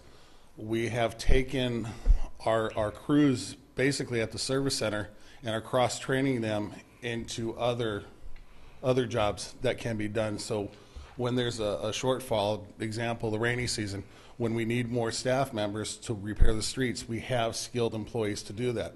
We know we don't street sweep in heavy rains. Those street sweeper operators come over and help us repair streets. I'm looking at expanding this on, give us that force multiplier that we so desperately need within the department. No, wait a minute. Hold that thought now. So you would have street sweepers, and I guess you can't mow lawns in the rain either, right? So these individuals would come over and repair potholes and like that, right? For the cross-training. Okay, so now, Mr. Fields, how do we incorporate that idea? Have you incorporated that, or have you shared that with Mr. Fields so that this would be a cost savings, wouldn't it? No, it wouldn't be a cost savings because those employees are still being used. He's just using them in a different way. And that is something within his operation that he can do. That doesn't take city council approval or my approval. That's just part of his normal. Well, if we increase productivity, we're saving money, exactly. right? He's using those people in a more appropriate way when the services can be done in other areas. So what do they do now if it's raining? Street sweepers and he's saying that's what they're doing. When it's raining, he'll shift staff to other areas to where they can be more productive. You're doing that now? Yes, sir. It takes a little bit of time to educate the employee on the proper repair of a street, traffic delineation, setup, and so forth. I've been doing this for about 4 years with the public services staff. Okay, so I guess in the past then, before you implemented this, if it rained, then what, those employees who were trimming trees, and like they just didn't do anything that day? Tree trimming is part of the Parks Department, but I know for when inclement weather, when we see, usually the tree crews are out picking up branches and toppled trees. Okay. So we need to transfer that division over to Mr. Frisbee, to Public Works. We need to make a transfer from Parks and Rec over to Public Works then. It works currently in Parks and Rec. However, that's something we could consider. A lot of cities do have, tree maintenance in Public Works, but it's been this way for this. My point is that if Mr. Frisbee is training employees of another division, of another department. He's not. He's not training the tree trimming staff. Well, he's only trimming the street sweepers? He's training those employees that are within his department. He's cross-training. Okay. And he answered your question when you mentioned street trees, is that if it's Well, he made- raining, I mean, I don't think we have to have Sabrina in here to confirm this, but if it's raining, they can't trim the trees, but most likely there are branches that are falling. If it's windy, there are branches that are falling, so they're just doing a little bit, the tree trimmers are doing something different. Look. When it rains, it's not always wind. So the point is that we may have guys out here who aren't really being that productive. My point is that if we have jobs that are primarily spring and summer, then maybe they should all be under Public Works. And in order to do that, I don't think Mr. Frisbee has the authority to do that. What I'm suggesting is that maybe what we need to do is take the street sweepers are already under your division, correct? Yes, sir. Then maybe what we need to do is take the guys who are trimming the trees and the guys who are cutting the lawns and place them under Mr. Frisbee. Now, when it rains, he can make a determination as to whether or not they actually should be out picking up limbs or not, or they need to be filling up potholes. If we do that, then maybe we can fill some of this shortfall that we're having. That's my point. Now, Mr. Frisbee, how do you feel about that? Well, currently, Public Works and Parks and Rec, we have good synergy between us. If Sabrina's Cruz needs assistance on a weekend with a toppled tree, they all have my number. Yeah, but you've got to ask them. Wouldn't it be better if they were just under you? Not at You telling me, Mr. Frisbee, Mr. Fields, you're telling me, Mr. Fields, that it's actually better for Mr. Frisbee to have to get on the phone and ask Ms. Barnes. I would like to know if you have any guys over there that can come over and help us. Ms. Barnes is here in City Hall. The guys who are doing the tree trimming around on the street, if they radio her and tell her, "Oh, we're out here picking up branches," how do we know that they're picking up branches? She's here in City Hall. My point is that Mr. Frisbee, if they were under Mr. Frisbee, he would know whether or not they're picking up branches or not. Well, as Mr. Frisbee just mentioned, it works right now. However, does it really work, Mr. Frisbee? Mr. Frisbee and I have synergy. Yeah. What? But however, we have had conversations about the possibility of, in fact, moving that division into Public Works. Once the new Public Works director gets here, it's something that I'll talk to him with, and we'll discuss it further. But there are a number of additional opportunities for efficiencies like that we're looking at that possibly could work within the next year or so. Well, wait a minute. I just came up with the idea. How much are we paying the Public Works director again? 100 and what? How many thousands? 150,000, 160,000? I mean, this is getting comical to me almost. I mean, I'm just going to say it to you, Mr. Fields. It has nothing to do with the time. I can go until 6 a.m. But here's my point: is that I am actually amazed that there's so many simple fixes to these things in this city, and yet people have ideas. I've got an idea for you. Mr. Frisbee says that he wants to create cross-training, but it takes 4 years for him to cross-train someone. It seems like we should be, if we've got a $4.5 million shortfall, we should be moving. We should be getting it done. I agree we should be getting it done, but Councilmember, the suggestion that you're making is not going to reduce our cost for our general fund budget. If I've got, Mr. Fields, if there are men out here who on a rainy day are simply someplace sitting in a truck and it's raining and there's no branches to be picked up, and they could instead be out there filling potholes, then that's a lack of productivity. And that equates to me to the bottom line. Okay, well, Mr. Frisbee just told you that there's synergy between the two departments and they help one another. So I highly doubt, and we can ask Sabrina later at some point, that she has tree trimmers staff that are sitting in their She cars. wouldn't know. She's here at City Hall. She knows they're in the field. There are a number of employees that work out in the field who are supervised by staff that are in City Hall. I got it. So to assume that just because she's not out in the field with them, and I'm sure she does spot checks as a director in charge of those employees, that she's out there and she's aware of what they're doing. So I'm confident that she's running the department very well and that we don't have issues where employees are being non-productive and not being utilized in a different manner when they can't be out there trimming trees. Mr. Frisbee, are you in-house or out in the field? How much time you spend out in the field? Quite a bit. Quite a bit, right? I start at dark 30, so. Okay, I'll be I back think here in he a would be few more hours, the but- person to know whether or not they're working out there or not. He's out driving around. I really do. As I said, Mr. Fields, I think we got a management problem here. I think what we need to do is take a good hard look at how we're running things around here and be a little bit more efficient and just a little bit more realistic, because the bottom line is this. There is no way that you can convince me that Miss Barnes on the fifth floor, that she can pick up the phone and ask Mr. Smith, Mr. Smith, this rainy day today, how's things going out there? Oh, man, it's pretty rough. Got a lot of limbs out here. Unless she's clairvoyant, unless she can see, has a crystal ball, she does not know actually what he's doing. Councilman, you're making quite a few assumptions tonight. Well, no, I'll tell you the truth. I've been out there. Michael. I've seen employees. Michael, hold on one second. Let me finish his time. So, yes, Mr. Falco. No, just sit down. Let him finish his time. Just sit down. Yes, thank you. Mr. Falco, please step to the mic, please, sir, if you would. I'd like to hear what you have to say if you have a comment. Do you mind? No, your time's up. Mr. Frisbee, I have a couple questions for you. Yes, sir. It's great that you cross-train your people, but are there limits to the duty stratification that you can perform, because you have employee classifications, classifications people are hired into, and their compensation levels, and there are liability issues associated with people that have the proper safety equipment and training. So while you can do that on a limited basis, you can't take a tree trimmer and make them a pothole filler, because one, they're paid differently, compensated differently.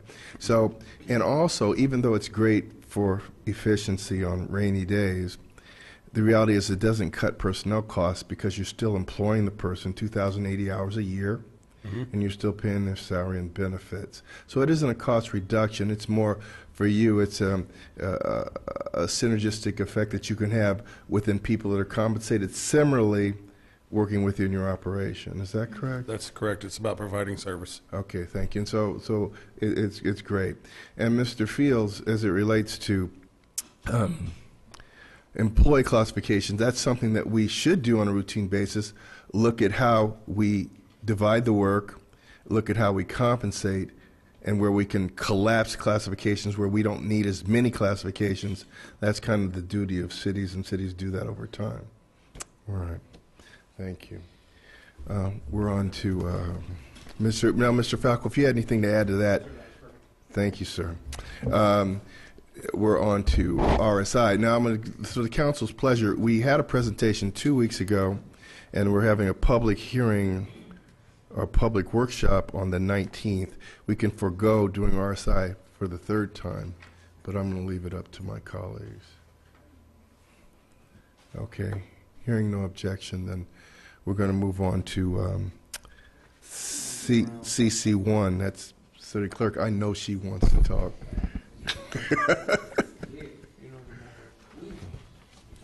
Okay. No comment.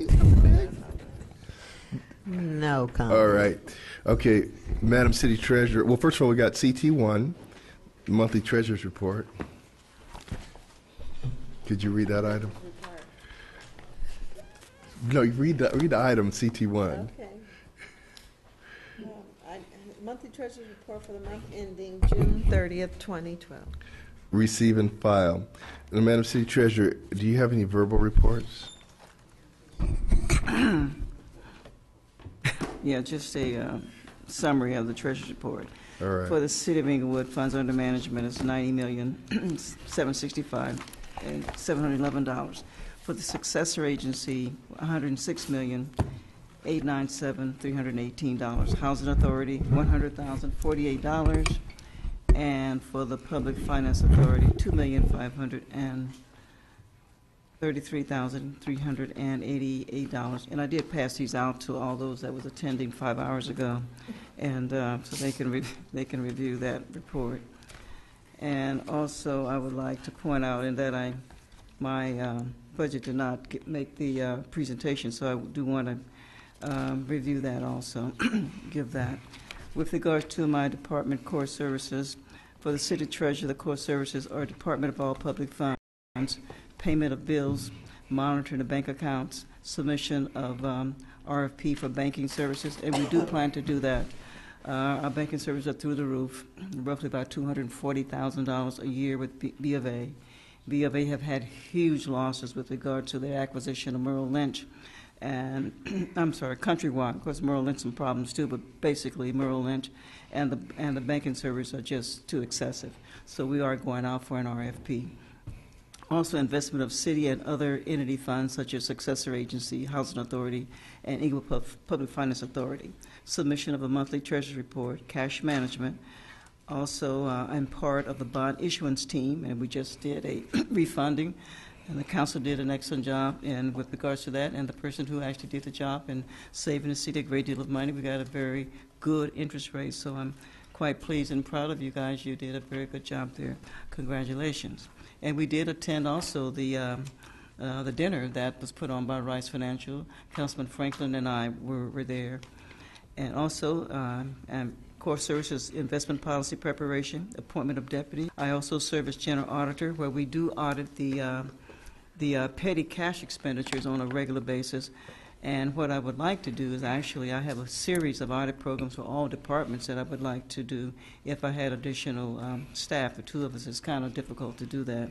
But that certainly is needed, and I'm sure our finance director, Sharon, would love to have an internal audit team with regards to the finance department. It is really, really needed, but there, the funding, I guess, does not permit it. I also attend city council meetings.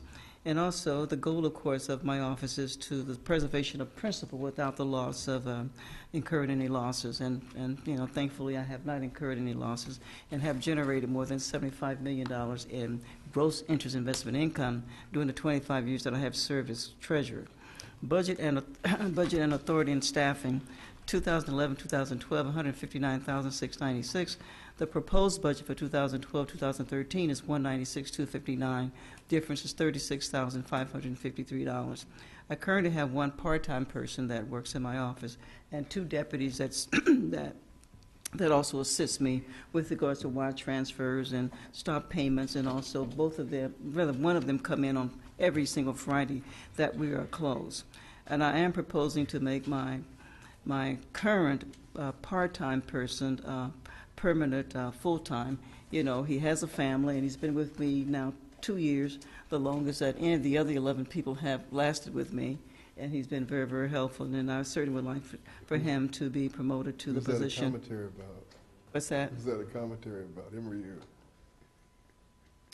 I'm playing with you, Wanda. So I would really proposing that he be promoted to, I recommend that he be promoted to permanent part-time. And also would like to hire a part-time person to also fulfill in some of the other things that I also do, because I get lots of requests from the public wanting more information on real estate foreclosures and trustee sales, consulting fees, legal fees, and also accounting fees, and also an array of other different things that I get requests for. And I usually, what I've been doing now is just mailing some of that information out, or I'll fax it to those who do have a fax, or email it to some of those that I'm able to email it to. So that is another request, or a part-time person, perhaps 4 to 5 hours a day. And also for program services changes, basically inadequate staff to perform impact services, as well as requests for community residents. And some of the department challenges, wait a minute, I haven't got it up. No, department challenges, unfunded needs, additional funding for promotion of current part-time aide to permanent administrative assistant, and also one part-time clerical staff. And department challenges is basically generating investment income in a declining economic environment, and also accomplishing more with less. We're accomplishing more accounting-related projects with just a single staff member. That concludes my comments. Thank you, Madam Treasurer. Oh, and lastly, I'd like to also thank the mayor and also Councilman Franklin, who coming out to my block club. Thank you very much. And also Councilman Morales. I was at your block club this past weekend. I missed you, but it was a very, very good event. That concludes my remarks. Thank you.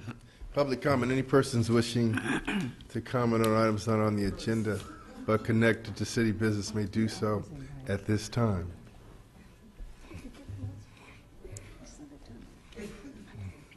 like to thank the staff members who sat here and listened to this. I'm not sure what it was. Let me see. What is it? It's 12:30 and golly gee whiz, wow. Didn't see a whole lot of numbers up there, did we? And yet it was supposed to be a protocol budget workshop. Huh. Let me see. I spent 17 years doing accounting and we played with children. What a concept. We looked at, here's a real idea, let's see, not mentioned. Did anybody bother to, well, I know some of you were pretending to look up there. Some of you tried to ask questions and were shut down very quickly. We wouldn't actually want an answer to a real question. How come the other two of you, our bobbleheads, didn't notice slides 49 and 134 had a significant error? Wow. That's sad. But I guess this really wasn't about the budget, was it? This wasn't about informing the public. This was about an ego trip out of control. And you proved it once again. So for that, thank you for showing everyone who remained and everyone who's going to be watching exactly how intensely an ego can be out of control. Because it certainly was not about budgets. By the way, since you all thought that was an insignificant number, if you do raise the salary by just $2 for anyone, have any idea how much that actually runs a business? Figure it out. The $3, because you have to add in the other stuff, it costs the employer an extra $7,480. If he only has 10 employees, you just increased his cost $70,000. That means, guess what? All the products and service anyone has to buy just went up in cost. But not just him, every business that he deals with along the way. You just drove up the cost of living. Yeah. So, unfortunately, the problem is that usually puts mom and pop businesses, the ones we claim we protect, out of business. Wow. What a concept. Good job. Oh, by the way, I have worked in 26 states. And you know what? A lot of people who make tips don't bother to cash their checks because if they work for tips, that's the major source of their income. In fact, not too long ago, you could make over $400 a day as a cocktail waitress working 5 hours. Guess what? No matter what minimum wage was, didn't really matter. That was kind of the piece of paper you get at the end of the week and you put in the corner.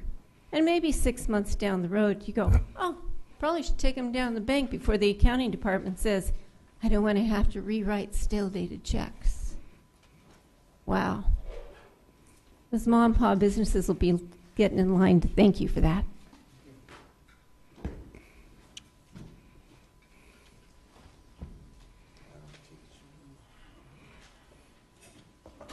Well, good morning, everybody. Anyway, I have something. First, I have an announcement to make from the Empowerment of Congress. This is called CASA, and a lot of people think it's only for Latinos. This is court-appointed special advocates, but it spells CASA, and everybody think it means homes. But on October the 6th, we'll be at Dorsey High School. It's very interesting. We need a lot of Native Americans, blacks, to start coming in on October the 6th from 10 to 12. Also, I want to say something. We've gone through, I think, about a dozen city administrators, and I wonder why have we? We have 5 council members here, and all 5 of you are his boss. But yet, no one seems to know what's going on. And I think it's cold. I really think that some, I'm not going to call any names, but I think the hammer came down too hard on him. Because this man is one man. You all supposed to be all guiding this one man and keeping up with him. He's not supposed to be running behind you all. You're supposed to call him in. You have to think about he's a human being. You already gotten rid of the best we had, which was Jerry Gibbons with an MBA. So you got what you paid for. And not only that, he really not making the money that Rizzo was making more than the president. I mean, the mayor. Come on now. This man ain't making nothing. But I think you're going too hard. Another thing I want to clear with all of the people in the city of Inglewood, taxpayers and stakeholders, they're very upset about this thing coming through here about the trees and all of this. First of all, they've been asking me, you know, a lot of people asking, are we getting any money behind this? I said no. They're hollering about some trees, some Charlie Brown trees. Took down some real trees, but you're putting Charlie Brown Christmas trees there. They said on the news 420, that's added to the LA trees. We getting 2 for 1 for 120. I think you was out of line to put a child this young right here over a project that big. That was NASA. We could have got out of debt. You could have charged just like Edison. Edison making money. They making them lift the poles. They're not cutting down anything. So why didn't this city, our mayor, represent us and take some money and get paid from NASA? This is what everybody is saying. All the taxpayers are asking one simple question. Why didn't you charge them to come tear up our city? And why are you worshiping an idol? Thank you, Ms. Austin. And not only that, Ms. it's going to Austin. be at the Science Center, at Mark Ridley Thomas Science Center. So therefore, everyone Ms. that Thomas. wants to take pictures could go and take pictures. Miss Austin, You it's know, time. and get some money. And don't be bringing them little baby Miss trees Austin, here. it's time. Miss Austin, it's time. Gil Matthew, District 4, Mayor and City Council. It's very interesting what's happened this evening. And Mr. Fields, here again, welcome in Inglewood. When you came here, I told you you inherited a dysfunctional organization. Miss And, Austin? I think now you understand what I meant. And what it is now, I hope is less dysfunctional than what you found it. However, listening tonight, I'm not so sure. But it's no more dysfunctional than you found it. And I want to know, gentlemen, what is the plan? I mean, we have 3 weeks before the budget. I've been asking for a study hearings for 3 months prior. I've asked for quarterly reports from departments in terms of money spent, depending on quarterly reports. None of the above seem to have happened. Your successor agency, you meet and you don't say anything. And you need some transparency on that. And you have the ROPS schedules. You had 1.5 million for 11-12. Now you have 2.5 million for 12-13. And you have some levies that was given in 1980, particularly for pensions, and which is no longer included in the ROP schedule. And what it is, you're going to run into some problems because you're not doing due diligence and you're not explaining anything to the public. Now, what is your plan for the budget? And what are the options if you have shortfall, and how you're going to balance the budget? I don't hear that. Now, you have the ones that's excluded from the ROPS, you have what is called other funds. Now, how do you describe the other funds? All of the money, I understand, is in the trust fund. and that you have limits on what you can actually do. But I mean, it's a work in progress. But you need to explain to people what is the success agency and how it's gonna affect you. But I don't hear that, and I'm concerned about it. Thank you, Mr. Matthew. Close public comment. Are there any council comments? Yes, I have a comment. This evening, this was to be a budget study session, but incorporated with our regular agenda. I do not see how we could have moved any faster than what we did. It's 12:37.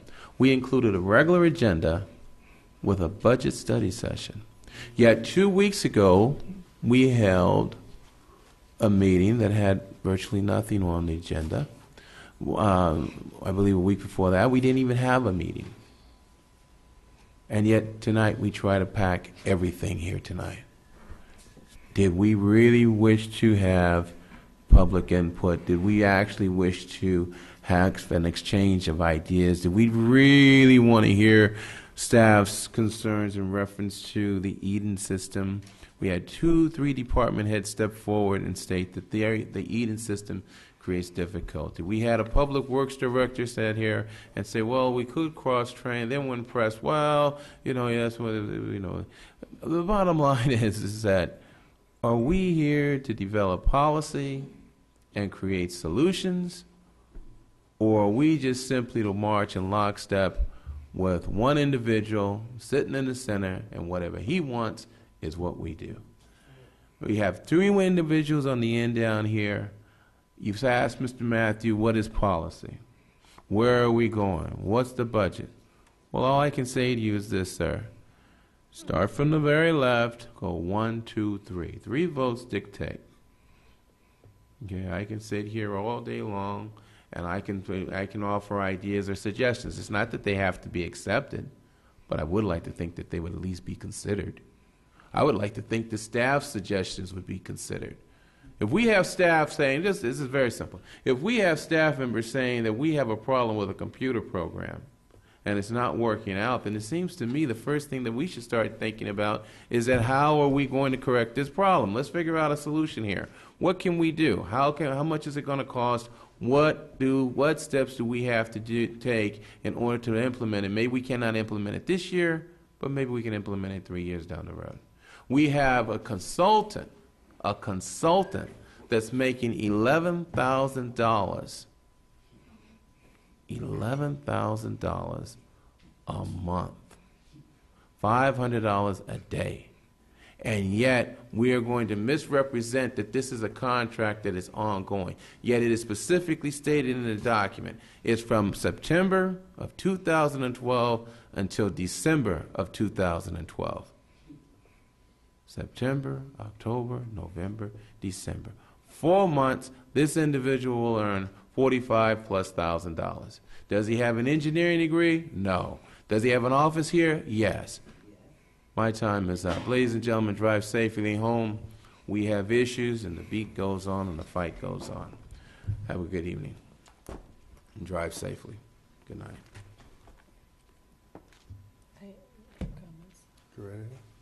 Yes. With regard to what's on the agenda as a budget presentation, this was not, let me say, I appreciate staff that gave the reports. It was of interest to the public with regard to giving an overview of what they do. But this was not a budget presentation. I'm going to repeat what was stated at the public microphone. There were no numbers here. It was just kind of glossed over, and it was just 3 months ago we had a presentation from management partners that said that we were going to end this fiscal year 11-12, $5 million in the red, which now I'm being told verbally that the budget is ending balanced. I want to see that documentation. Plus, for next year, I don't know where the money's coming from. I don't see how we can have a budget prepared and ready to go in just 2.5 weeks when we had nothing presented to us this evening with regard to the substance of a true budget. And with regard to revenues, projected revenues, I'm very concerned with regard to this budget being put together. Apparently, there are some people here who don't share that concern. Budget study session was brought to our attention. We were told it was going to be several weeks in a row during September. Several weeks in a row. This isn't several weeks in a row. This is one meeting that took place until 1 o'clock in the morning. There's, 3, 4 people in the audience. So the public who was here earlier, as I mentioned, I'm going to repeat myself, they can't ask questions because they're not even here.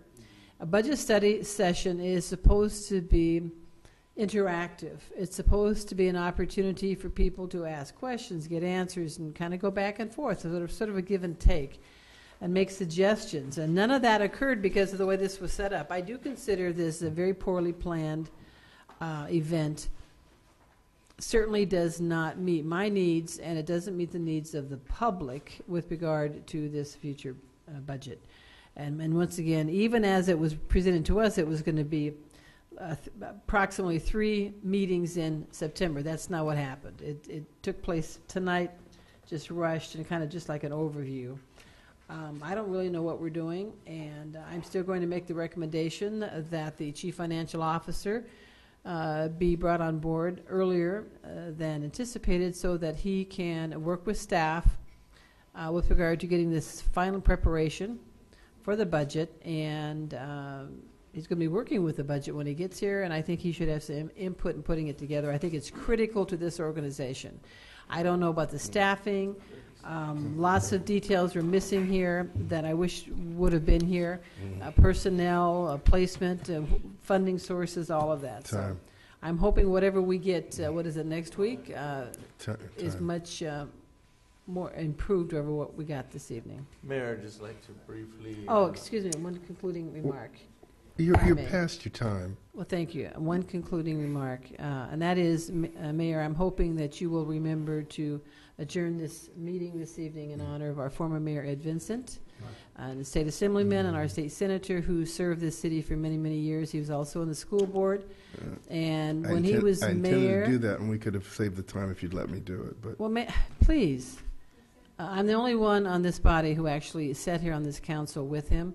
Ed Vincent drove around this city every day, whether you agreed or disagreed with him. He was always looking out for the welfare of this community, made sure potholes were filled, and was out every day driving around trying to improve this city. So for those who were not aware that he passed away, his services were held just last week. And just want this meeting adjourned in his memory. Thank you. Mayor, I'd just like to briefly thank the Truro Block Club who put on a great block club, as they always do, great food, great friendship. I'd like to thank staff for putting together this budget overview. The truth is that regardless of what time of year you go over the budget, it's merely a snapshot of a document that's a living document. And at times, it's equally valuable to get kind of a sense of where the departments are, the needs, and the direction. So I want to thank them for that. And also, I know we're closing in honor of Senator Vincent. I just want to say he was, to me, he was a friend. He was a mentor, and I appreciate what he did with the Latino community throughout all the years that he worked. So he will be missed. Councilman Frank? Yes, and just so we know, this wasn't a workshop for me. There was simply a glossary where each department was able to share with the public about this is what we do. So I'm looking forward to next week, as you've shared with us repeatedly throughout this evening and now this morning, that Thursday we will be given the books, and so we'll have the figures so we can then roll up our sleeves and do our due diligence. Also, I just want to again reach out to Senator Ed Vincent and his family, and may the family, my prayers will be with them and the loved ones. We had the experience when he was our council member back in the days for District 4, and that he has blossomed to the point where he reached senator, and he retired and enjoyed the balance of his life with him and his family, and so he will be dearly missed. And his community is indebted to him. And on that note, good night and good morning. Okay. Just as a recap, we've had the management partners council meeting where we went over a forecast of our finances. We had this workshop tonight that was intended to be an overview of what the departments do, what they thought their needs were, what they thought their core services were. Next week, we'll have the actual budget document. So, you know, to some people, it's never enough. It's always going to be bad. I think our staff is doing a good job. I think that we have, I know I certainly have inherited a difficult situation that we're making the best of.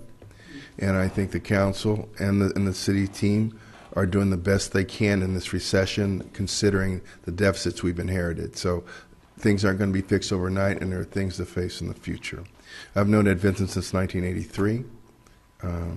Worked very closely with him from the time I was a sergeant in the police department. He's a very good man, quite a character, love the city, and we're all going to miss him. So we'll close the meeting in the honor of Edward Vincent Jr. Thank you.